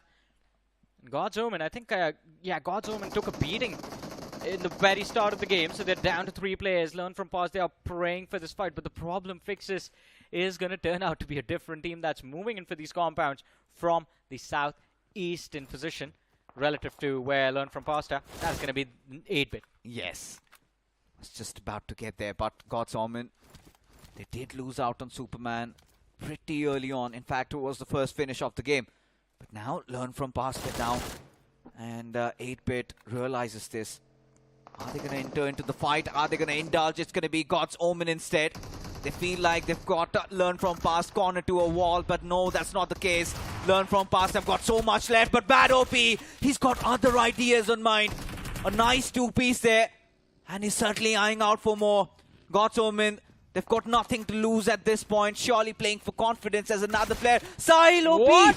Absolutely lost out in the open, and bad OP is going to make good work out of him. And look at this. This is where things are getting exciting, because even Team 8-bit, they've also gone for a slam in. Yeah, and 8-bit's timing for this is just perfect, because look at the bodies fall and the points come through. Learn from past. The dreams are about to shatter. He ran behind you. He ran behind you. What just happened? There was no smoke. There was no illusion. And learn from past are still in this fight. Bad OP just assumes that, yeah, 8-bit might have taken care of Dope, but no, Dope finally now gets picked up, because Somraj was upset over there. That was hilarious. My message to the production, if we could have a slow-mo replay of that, that would be lovely. It would be cinema. What the fish was that? I mean, at this point, 8-bit, really, okay, fine. They still survive, right? It's fine. And now, all right, we'll get the final player eliminated. 4 points secured, but 8-bit surely need to have more visual awareness, especially heading on into week 2. These mistakes are criminal. I mean, they are, but that also makes you question, could this be an FOV adjustment issue? Like, why did he not see him? Something like of that Yeah, sort? it was confusion, basically. Heat of the moment, you know, things tend to happen. But that's what I'm saying, right? You're champion squad. You should not be doing this, but yes, lots of learnings for 8-bit. Well, I mean, can be grateful that nothing bad came of it, right? Yes. No one lost their lives. All 4 players Straight are over alive. there. Yeah, so despite our hyper reaction to that moment, it was just a funny moment. We'll leave it at that, because otherwise 8-bit would have had nightmares. But this is it, right? Godlike in pursuit for 7 points. And they haven't gotten anything so far, but a quick replay. Johnny, finally our qualms have been answered. We want to see. That moment, I just want Yeah. one moment. I don't care about the whole fight.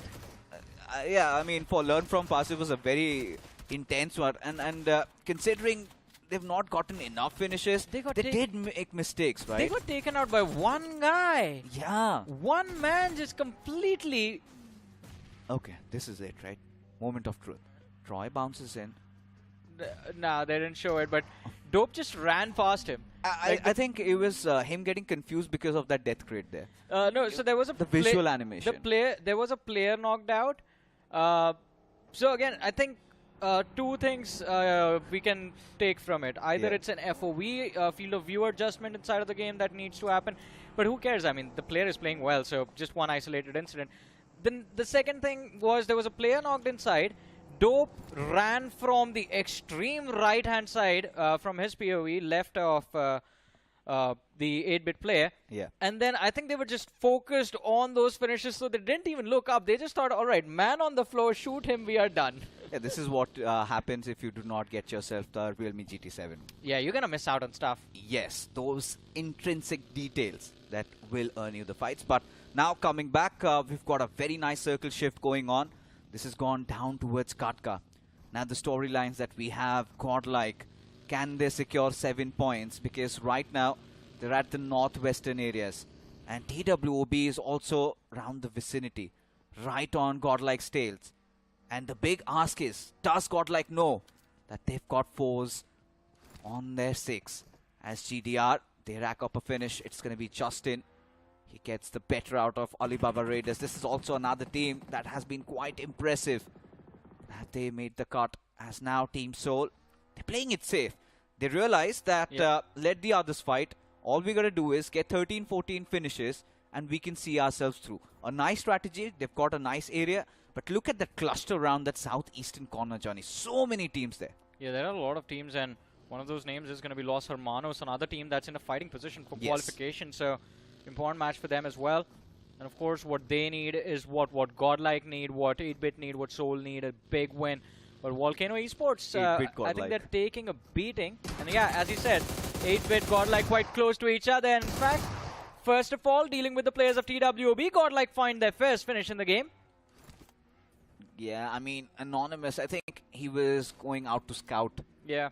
That's the best case scenario in this possible case. But now, the good thing is that both Godlike and TWOB are aware of each other's whereabouts. And TWOB, 89 points, they've got nothing to worry about.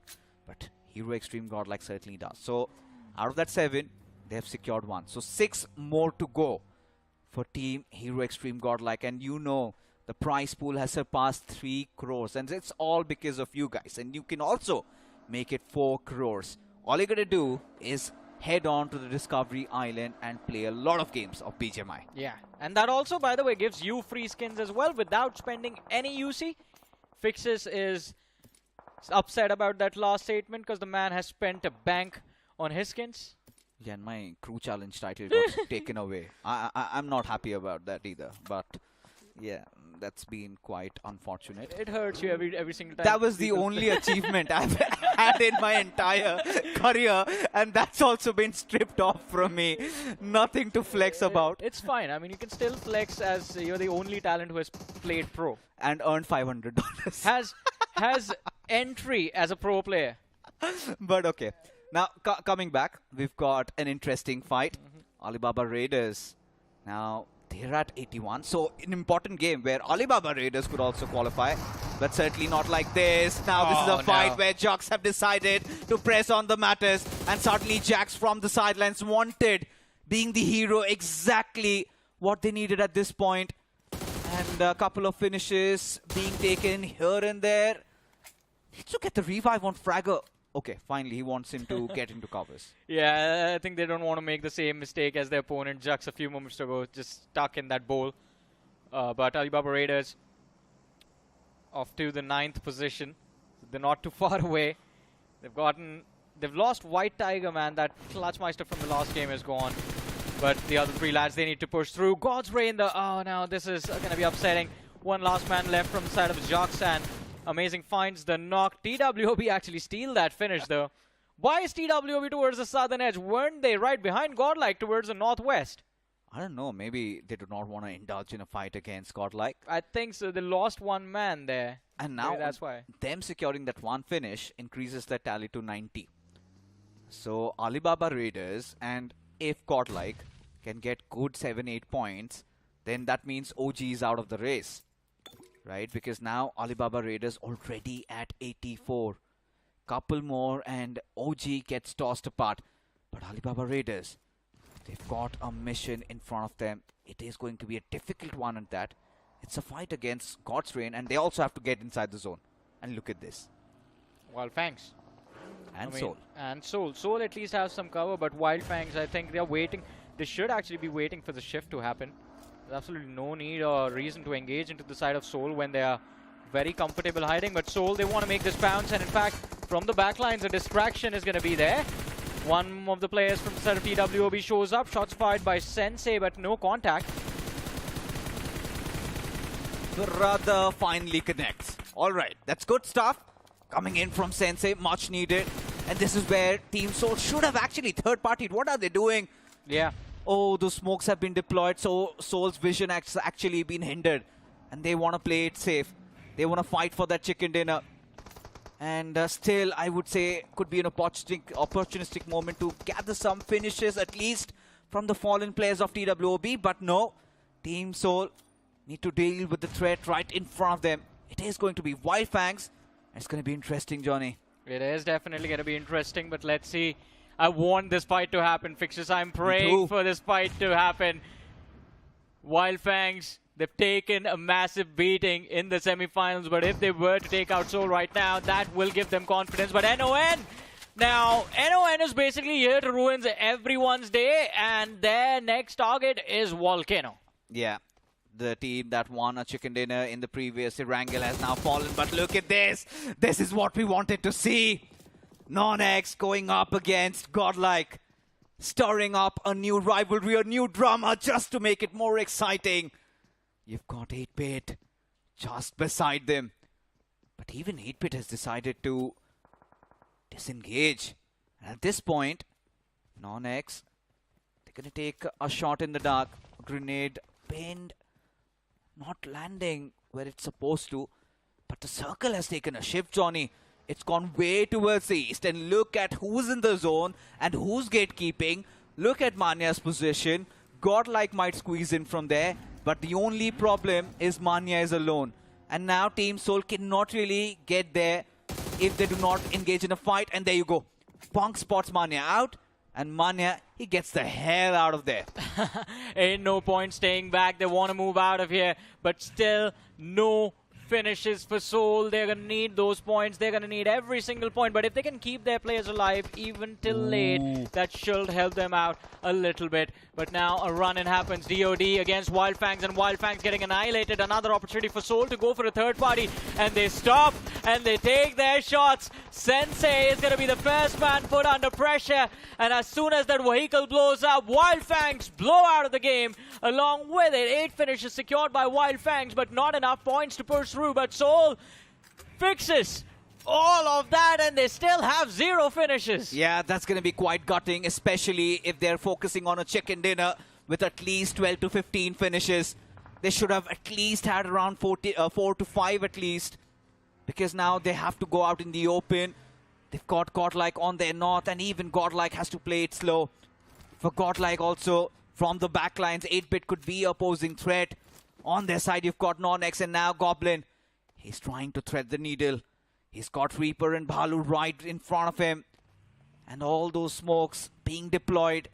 DOD sort of are giving their position away. Goblin has that one grenade to work with. The big question is, will Team Soul take that risk? But look at this. An interesting fight at that, as 8-bit decide to go pushing in on the players of Godlike. As his power, he's gone against his former comrade. He's managed to pull off a couple of knocks, and there you go. Manya, oh my god. Even Team Godlike, they have taken quite some hammering as Gamla Boy and Team 8-bit fall, and so has Johnny. Yeah.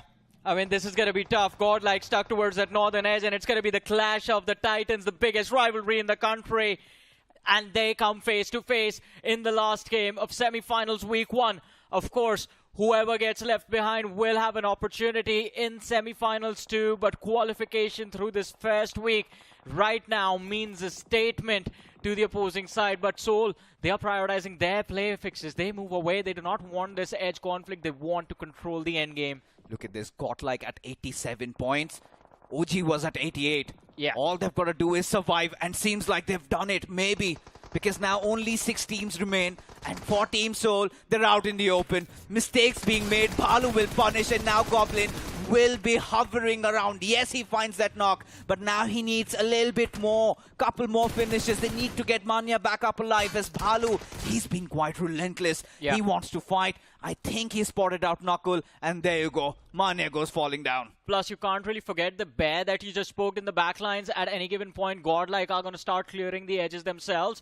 So it is going to be a big challenge. But God's Reign eliminated from the game on the 6th spot. And do or die, well, they are about to die, because this car is not going anywhere. This tornado is just going to vacuum all of that oxygen, and do or die are going to be cleaned up. But now we're down to the top 4 of this match. Los Hermanos with 3, NON with 3, Soul with 3, Godlike with 3. 4 teams, 12 players alive. Yeah, I mean, for and 0 in the play zone. Yes, 0 in the play zone. Everybody's got to inch in. But for Team Soul, they do not really have those finish numbers. But for Team Godlike, they surely do have a lot of finishes. And the position points are definitely there. And imagine how poetic it is, right? Team 8-bit comes in, they want to take a fight, and eventually end up giving their bodies away. Extra points for Team Godlike. And Team 8-bit might have unwantedly helped Godlike qualify into the Grand Finals. But now Los Hermanos, they're still in the mix. 3 finishes, a chicken dinner, much needed. Yeah, it is definitely much needed, but oh boy, I mean, this is going to be an intense endgame. And the only team that does not really care what happens, NON. And that's the only team that's taken control of the circle by now, by the way. That's the only team that's in the zone. And these open fields are about to turn into a death trap. That's an awkward run, and his vehicle, I believe, has slammed into a rock and stopped. S-Power is barely outside the edge. Soul moving in from the top of the ridge. Godlike, they need to be careful. Smoke slobbed out. Punk is trying to deny vision, deny the line of fire. But Godlike, where do they go? They have to take this fight. They can't avoid it. Look at this. Punk is inching in close to Goblin. He's got a nade already pinned out. And he's gonna not really hit his mark. Team Soul will have to focus on getting a chicken dinner. Nonetheless, a very nice recovery. But this is where every single point should have mattered. Now would be reminiscing had they got those extra points. But for Godlike, they can start enjoying 5 finishes inside the top 4. Closing in on the bare minimum. But what happens, what fate holds for Los Hermanos? Still a lot of questions, a lot of speculations. As now the epic rivalry that we're talking about, the oldest in BGMI, Hero Extreme Godlike going up against Team Soul. Make it happen already. Yeah, everyone is praying for it. And by the way, in order to have the perfect moment in front of us, I would like NON to bow out. Like, let the others play. Let others play for qualification as well. NON at this point is just dominating the circuit. I mean, this team has done so much in the semifinals. But Godlike, I think, under pressure, NON taking their shots. They do not really care about the distance. Although Lavish is about to run out of ammunition soon. Yeah, I mean, at this point, that's wise. Just single tapping and still connecting at Minnow. Oh, the final nick of time, he manages to administer that first aid. So he's going to be healthy. But now, even for Team Godlike, still an ego fight, right? Especially against Team Souls when you've got such fan bases involved. It's a fight till the very end, and this is what Soul fans wanted. Goblin getting a knock onto its Spunk, and now seems like Team Godlike is a little vulnerable. Yeah, I think they're quite vulnerable. In fact, that one man down, as soon as they fall back, I think Soul is going to start to move in. Admino as well, pinned out. And as you mentioned, outside the circle, that's extra pressure. 27 seconds left before all of these teams are going to start to move in. NON, look at them. They are playing for map control, man. This is going to be brutal on all 3 teams. I do not know what's going to happen next because NoNx have entered inside the zone. Los Hermanos really on the edges, and look at this. Just to make matters worse, Levi finds a knock onto its Admino, and Punk will also get taken down as well. Things not looking good for Godlike as S-Power, the lonely survivor, and he's also been dealt with. Godlike bow out at the 4th position with decent finishes. Should be enough, but domination spree coming in from NoNx. And this is what Los Hermanos were eyeing out for, a top 3 finish. They have already secured 3 finishes, but a chicken dinner will seal their fate inside of the Grand Finals. Pretty much. They are going to need that chicken dinner, but they need to clean up as well. It would be exciting if they do, but Soul still surviving. 3 finishes on the board. That is going to be 9 finishes and a chicken, 19 points. Yeah, that's not going to cut it. I think the opportunity has slipped out of their hands. You said 23 points were required, right, Fixtures? Yeah. Yeah, so no way they're getting anywhere close to 23, even if they clean the game right now. So even if Soul ends with a chicken, then I think qualification is not going to happen. Los Hermanos, though, keeping their heads down, found themselves inside of the circle. And right now, this team is just praying for Soul and NON to just fight, knock each other out, but not claim any finishes. They already have confirmed 8 points. And I think they need 2 more. Either a finish, or maybe hoping that NoNx and Team Soul fight it out, and they get the last laugh and get the chicken dinner and qualify. What a story it would be for Los Hermanos, but look at this. This is exactly what Los Hermanos wanted, but no Spy getting taken down like that. Not acceptable. As Team Soul keep increasing their tally. As 2 players alive still from Los Hermanos. Evil being spotted out. Goblin taking a couple of shots as Evil will go and get the revive back onto its Spy. Oh, and this again gets more intense by the second. Stage 8, 26 seconds remain before stage 9. Zone collapse happens, and Soul yet again pushed outside of the play zone itself. This team has been struggling for their position inside of the game since the very start. Started from school, the circle was for Gutka, and even till the end, the circle has been betraying them, but Goblin knocked out. Shadow looking to convert the finish, succeeds in doing so as well, and that is going to be unnecessary added pressure on the players of Soul. Ooh. Team Soul down to their final 2. NoNx, they've just got 1. There's no chance Levi can get that revive back up. Codex a little far from where he is. Means there's a golden opportunity for Los Hermanos to squeeze in a chicken dinner and earn themselves a ticket for the Grand Finals. And let's not also forget, if Los Hermanos go in, if Alibaba Raiders have secured enough points, godlike, their qualification could also be at question. Oh, yeah, that is actually true. Oh my God, what's happening? think Godlike might not have qualified. They finished 6th, right? No, not 6th. 6th was God's Grain. I think Godlike was 5th. 4th or 5th. Yeah. They had 5 finishes. But if they go through, if Alibaba Raiders have enough point, maybe that was not the case. Did not have a lot of finishes actually. Yeah, yeah. So it's going to actually really come down to once the overall standings come up. But for now, what matters is this game for Los Hermanos. For all of that speculation to actually turn into reality, they'll have to seize this chicken dinner. Everything on the line for them, and Levi making things worse for Team Soul. As legit, the only standing hero did miss out on the chicken dinner previous game, but can he seal this one off? It is harder than ever. Shadow Spy, everybody in front of him. This side, even Levi is back on his feet. He's managed to secure a knock. As Evil now eyeing on Godex. Levi repositioning, reorienting. Oh, that's a as brilliant there you nade. go. Good nade coming from Evil. And now Los Hermanos need to step up and take matters. Yeah, they know this chicken dinner is theirs, and they move out to claim it as well. Running towards Levi, finish him off. Last man left alive, legit from the side of Soul. And as the spray comes through, he finds one. Looking for the second, but too exposed. Goes prone, legit trying his level best to clutch out this last fight, get those 3 finishes in. And the Molotov can actually flush out the players, but his position is compromised. They know where to shoot, and they know where to lob those nades. It was almost missed, but Los Hermanos, the brothers coming together and securing an incredible win in the last match of semifinals week 1. Yes, it's not a chicken. It is a Mexican style fried chicken, which is spicy because now they can gloat in pride. A team that has been struggling for so long. I mean, what a treacherous journey, what an arduous journey they've had to take.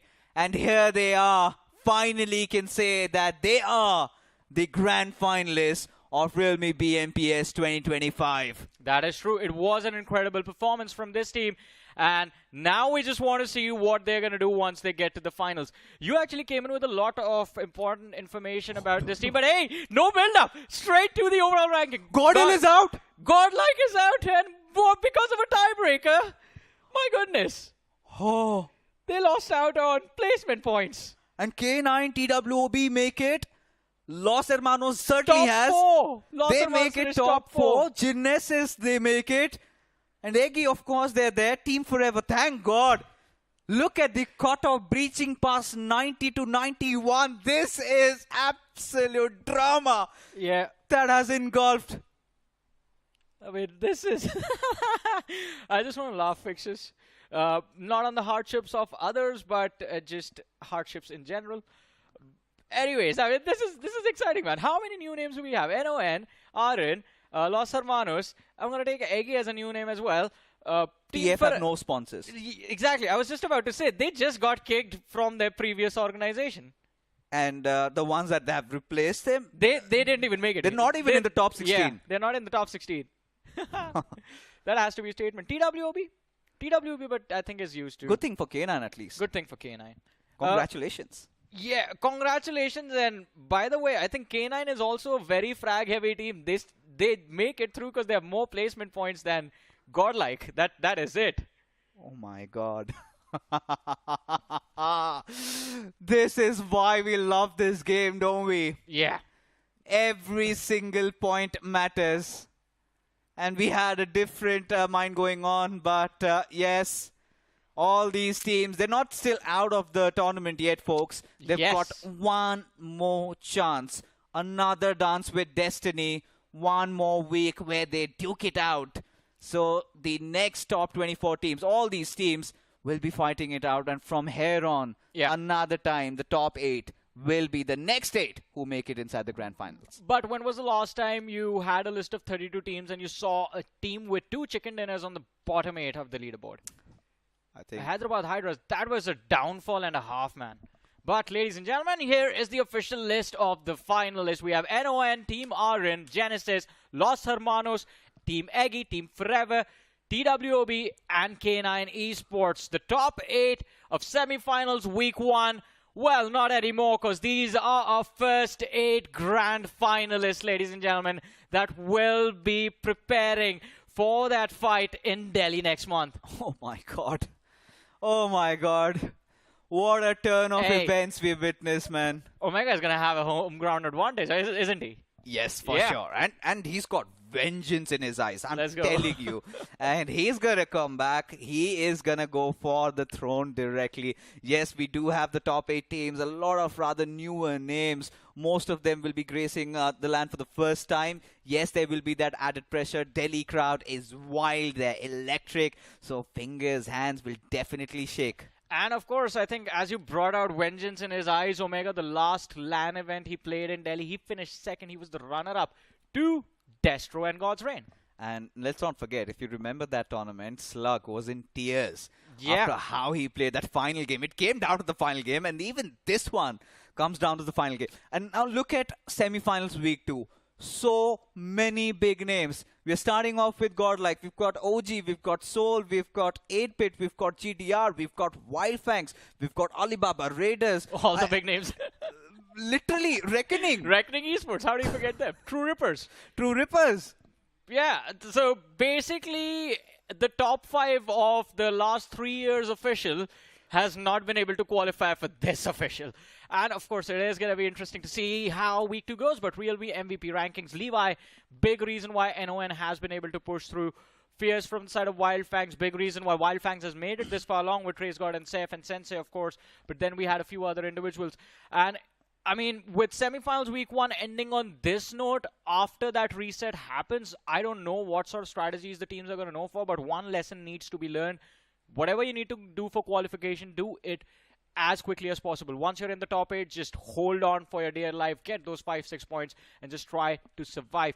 But as you see on your screens, it seems like we're going to have a conversation with Aryan. Yes, so let's take a look. I think there is time.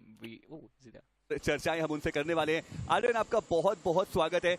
मैं आपसे बस समझना चाहूंगा कि official LAN finals आप BMPS का पहुंच चुके हैं. How is the feeling? What are you feeling right now? बढ़िया ही लग रहा है.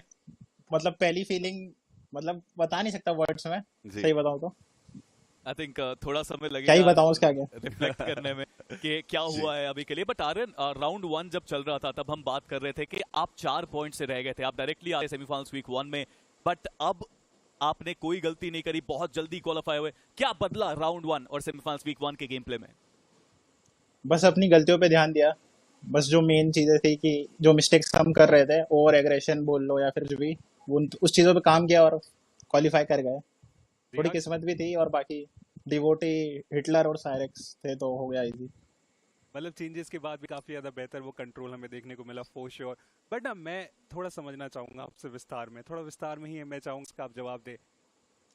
सेमीफाइनल वीक 1 इतना साधारण थोड़ा स्टार्ट हुआ था टीम आर्यन के लिए, बट आखिर के मैचेस में वो कमबैक, सीधा ग्रैंड फाइनल में जाने का सफर, वो मेंटली कितना ज्यादा आपको दिक्कत में डाला, लेकिन उसके बाद भी अपने आप को संभाले, इसको थोड़ा विस्तार में बताइएगा. हुआ यूँ था कि हम राउंड 3 पे #47 पे थे पहले 4 मैचेस होने के बाद, और फिर हमने 4 मैचेस में 46 पॉइंट निकाल के क्वालिफाई कर लिया था. वो सबसे प्रेशर सिचुएशन थी हमारे लिए. उसके बाद सेमीफाइनल इतना टफ लगा नहीं, मैं सही बताऊं तो. बस डे 1 हमारा बहुत खराब था, फिर डे 2 21 पॉइंट थे, फिर ऐसे ऐसे करते हुए हमने इजी कर लिया क्वालिफाई. बिल्कुल आर्यन, पर अब जो अगली चुनौती है वो तो ग्रैंड फाइनल्स की रहने वाली है. तो वहां पर आपको क्या लगता है, ये आपके साथ 7 टीम्स और आगे जा चुकी है. जैसे आपने बोला सेमीफाइनल्स का जो चुनौती है वो आपको उतना ज्यादा क्रेजी नहीं लगा, बट ग्रैंड फाइनल्स उसकी कुछ अलग तैयारी, क्योंकि समय भी बहुत ज्यादा है उसके लिए. बस वही प्रैक्टिस कर रहे हैं, देखते हैं ग्रैंड फाइनल्स के टाइम में पता चलेगा. क्या बात है आर्यन, आप काफी शॉर्ट में अपने पूरे जज्बात है वो बयान करके जा रहे हैं. बट अभी तो सेलिब्रेशन का टाइम है, जाइए सेलिब्रेट कीजिए अपनी टीम के साथ. Congratulations and all the very best for the grand finals. ठीक है, थैंक यू. आप देखिए वो खुशी जो है ना वो उतनी I love this story, man.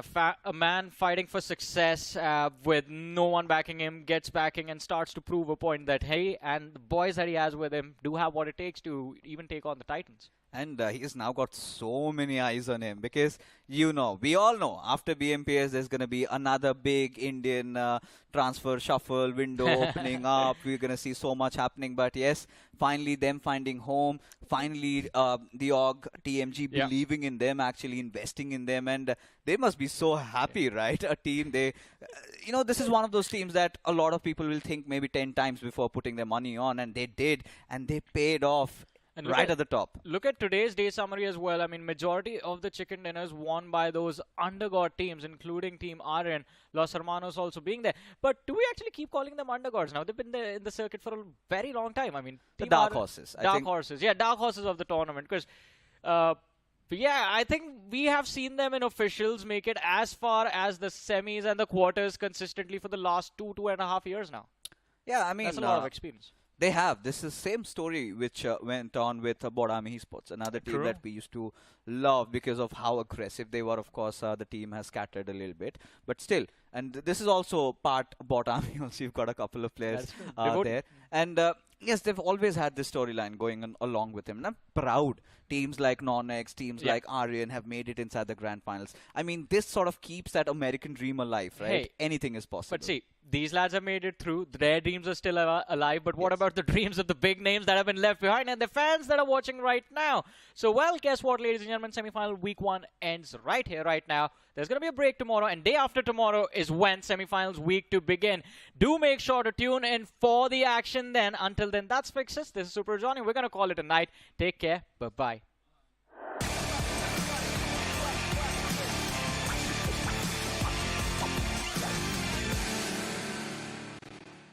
All right, team, we have got a chance. Good job, man. Good job.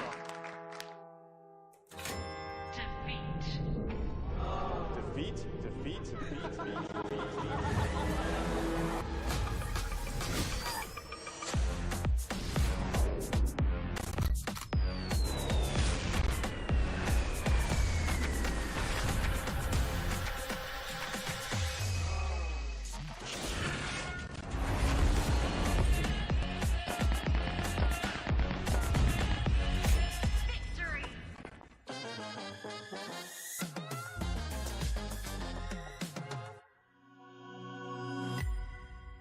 Scout भाई पेट्रोल भर दो ना।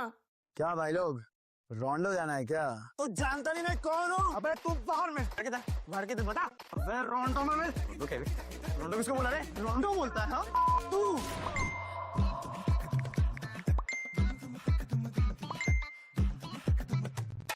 रोंडो? Run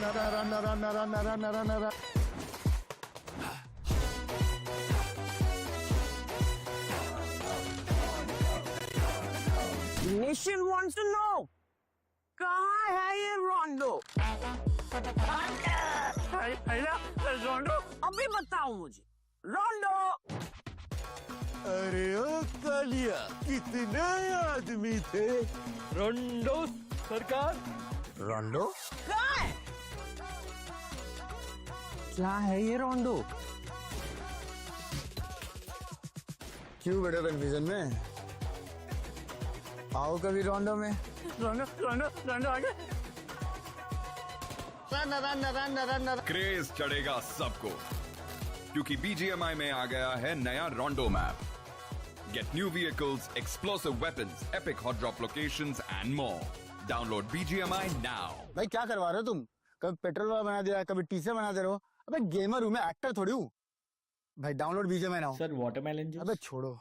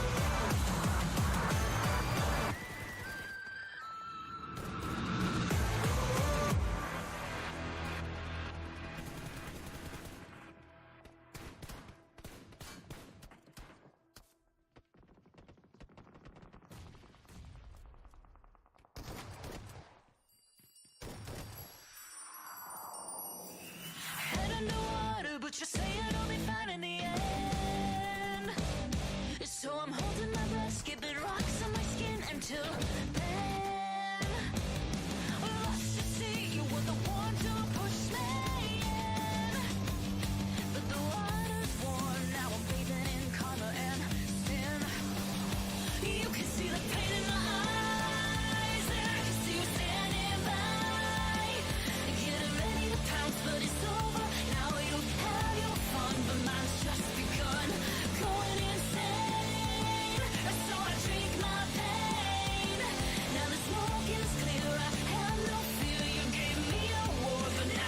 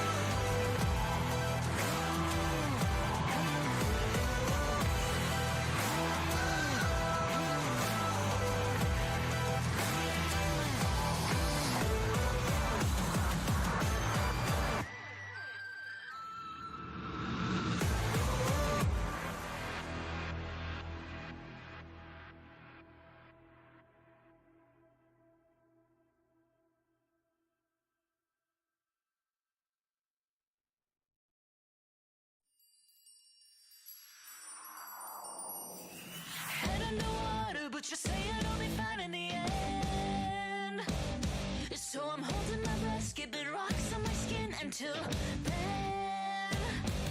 Lost at sea, you were the one to push me in.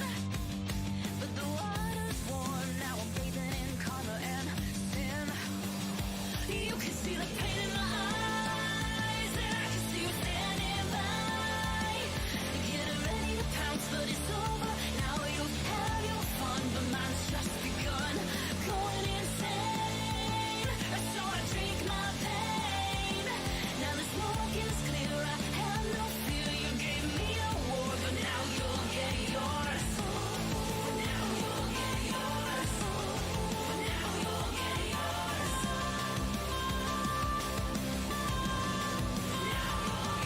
Wanna tear out my eyes from the things that you made me see.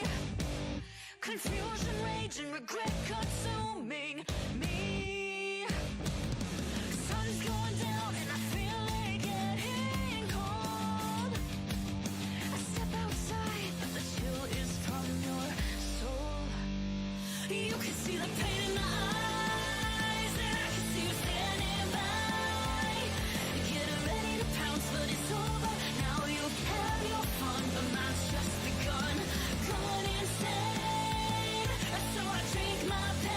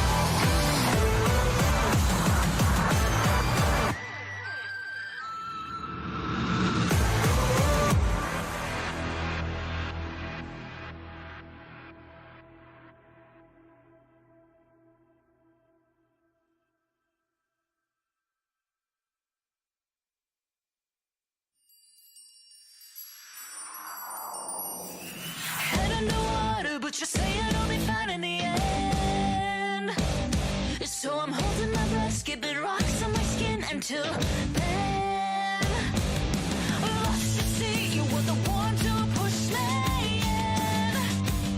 But the water's warm, now I'm bathing in karma and sin. You can see the pain in my eyes, and I can see you standing by. Getting ready to pounce, but it's over. Now you've had your fun, but mine's just begun. Going insane, so I drink my pain. Now the smoke is clear, I have no fear. You gave me a war, but now you'll get yours. For now you'll get yours. For now you'll get yours.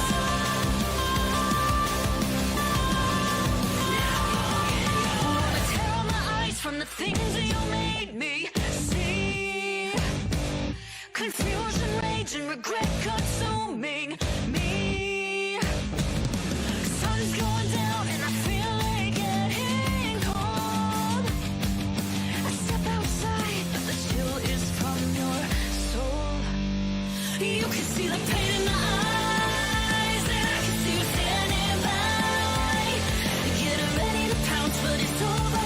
Now you've had your fun, but mine's just begun. Going insane, so I drink my pain. Now the smoke is clear, I have no fear. You gave me a war, but now you'll get yours. For now you'll get yours. For now you'll get yours.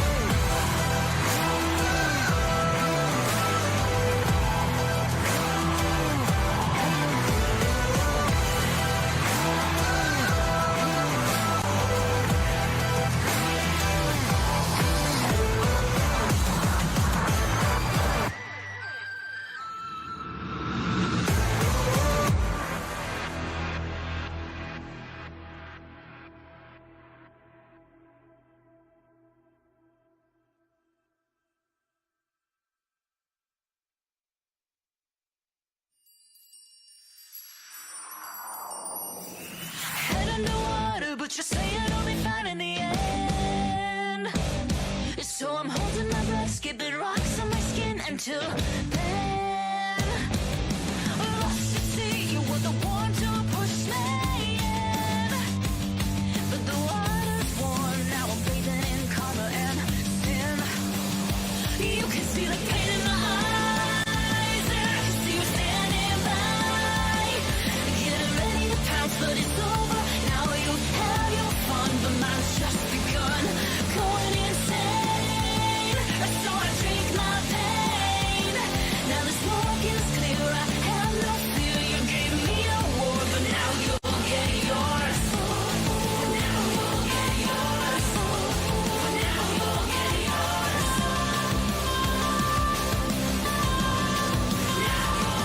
I wanna tear all my eyes from the things that you made me see. Confusion, rage, and regret consuming me. Sun's going down and I feel it getting cold. I step outside, but the chill is from your soul. You can see the pain in my eyes, and I can see you standing by. Getting ready to pounce, but it's over. Now you have your fun, but mine's just begun. Going insane, so I drink my pain. Now the smoke is clear, I have no fear. You gave me a war, but now you'll get yours. Now you'll get yours. Now you'll get yours. Now you'll get yours. You let my worst and let my best. I'm a mess inside, but so well dressed. You sing to me so sweetly. Running on glass, another level past. You're giving me a high, but it doesn't last. You sing to me so sweetly. And when you're gone, I'll be standing tall. Pull up a chair, singing what you want. Then I'll sing to you so sweetly.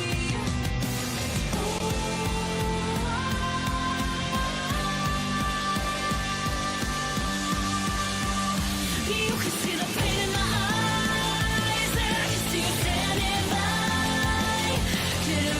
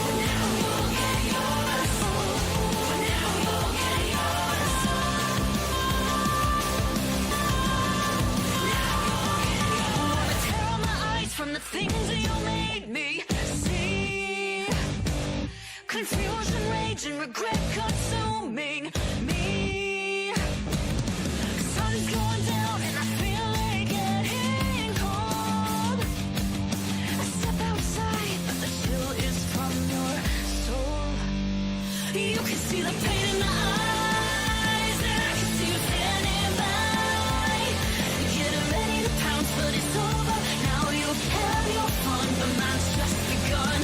Going insane, so I drink my pain. Now the smoke is clear, I have no fear. You gave me a war, but now you'll get yours. Now you'll get yours. Now you'll get yours.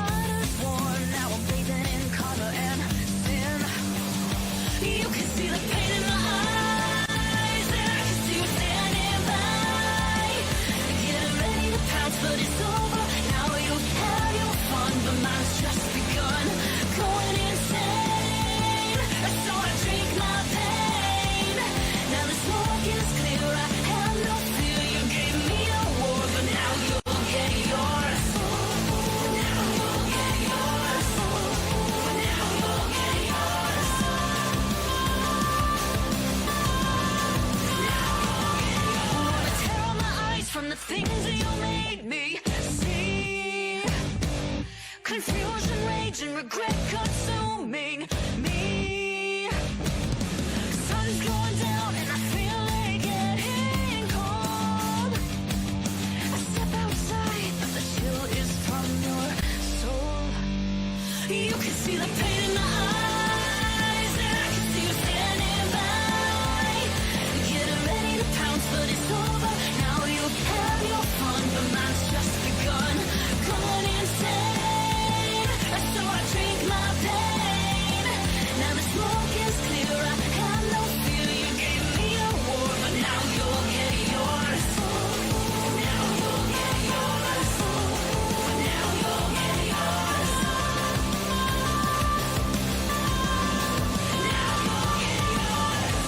You're at my worst and at my best, and I'm less inside, but so well dressed. You sing to me so sweetly. Running on glass, another level past. You're giving me a high, but it doesn't last. You sing to me so sweetly. And when you're gone, I'll be standing tall. Pull up a chair, singing what you want. Then I'll sing to you so sweetly.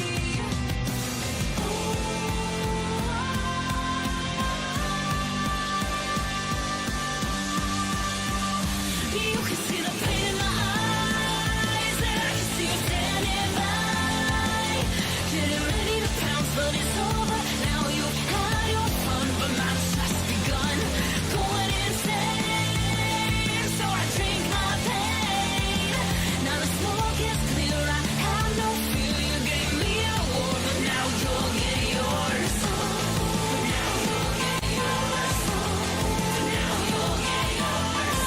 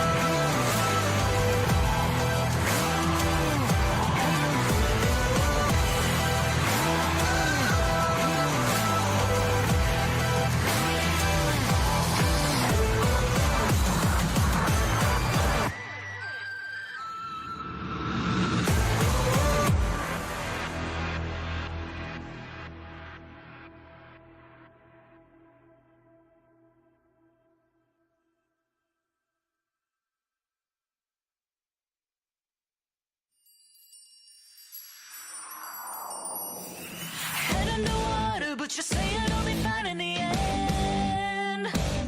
So I'm holding my breath, skipping rocks on my skin until then. Lost at sea, you were the one to push me in. But the water's warm, now I'm bathing in karma and sin. You can see the pain in my eyes, and I can see you standing by. Getting ready to pounce, but it's over. Now you have your fun, but mine's just begun. Going insane, so I drink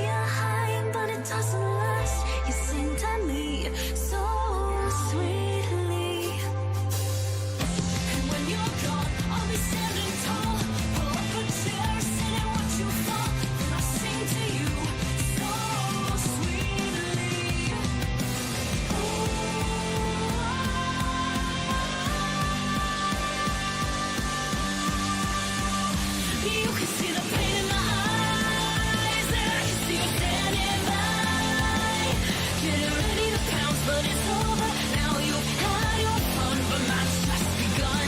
Going insane, so I drink my pain. Now the smoke is clear, I have no fear. You gave me a war, but now you'll get yours. But now you'll get yours. But now you'll get yours.